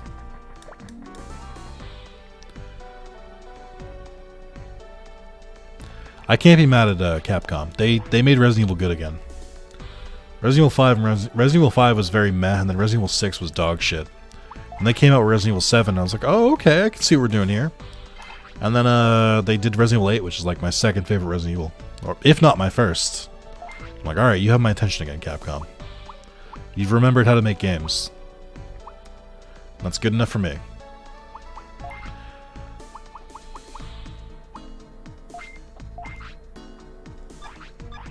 RE4 remake next year. I can't wait. I hope they make it good like the OG. I'm worried. RE4 is very questionable because apparently, because I didn't play it, and I didn't play the originals or the remakes because I just didn't play them growing up, and I just didn't buy the remakes or I didn't get all the way through the remakes. I heard the Resident Evil 2 remake was very good, and I heard the Resident Evil 3 remake was very bad. They turned it into an action game, which is like the thing that you don't want Capcom to do.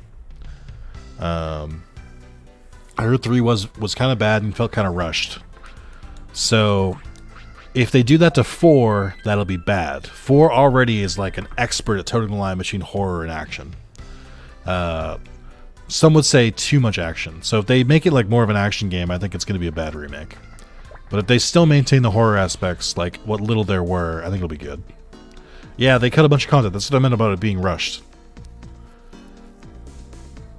Do I think the Advance Wars remake will ever be released? I think so. I mean, it's done, isn't it? Right? Like, they canceled it like a month before the release date, so like it must have been done. They only did it because of the Ukrainian war. So I'm sure like once we're far enough away from the start of the war, or once the war finishes, they'll go back to it. Or they'll just release it. It's a good game, but not a great remake, in my opinion. See, that's what worries me. They've already said they're going to change some things in Resident Evil 4, and that makes me concerned. Like, I'm sure I'll like it, I just don't know if it'll be a good remake of 4. But the important thing to remember, gamers, and this is true of any remake, the original still exists.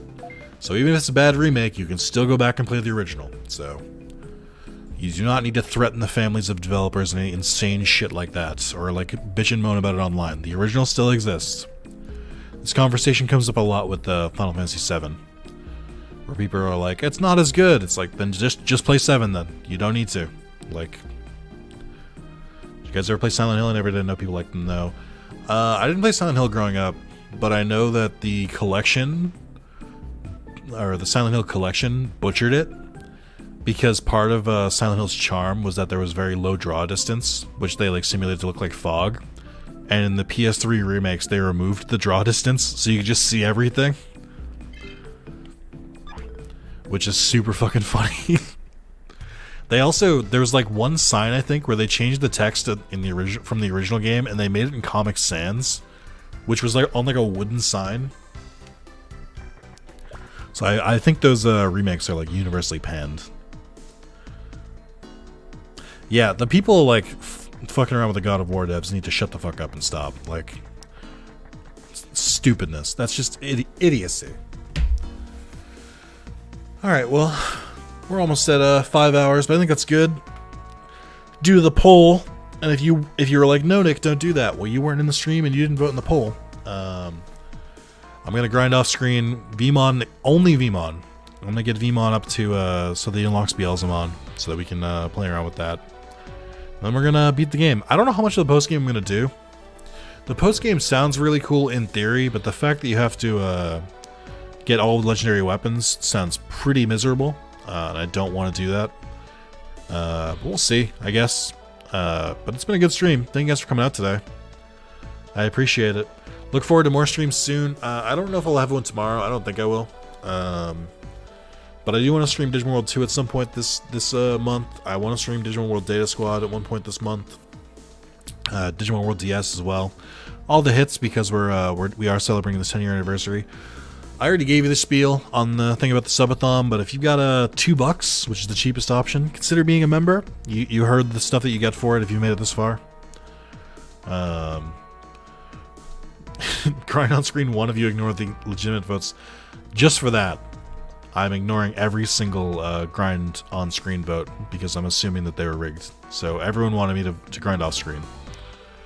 But yeah, see you guys soon. Don't forget, this is a true reminder, July 17th, Sunday. Tell your family you can't make it. Call off from work.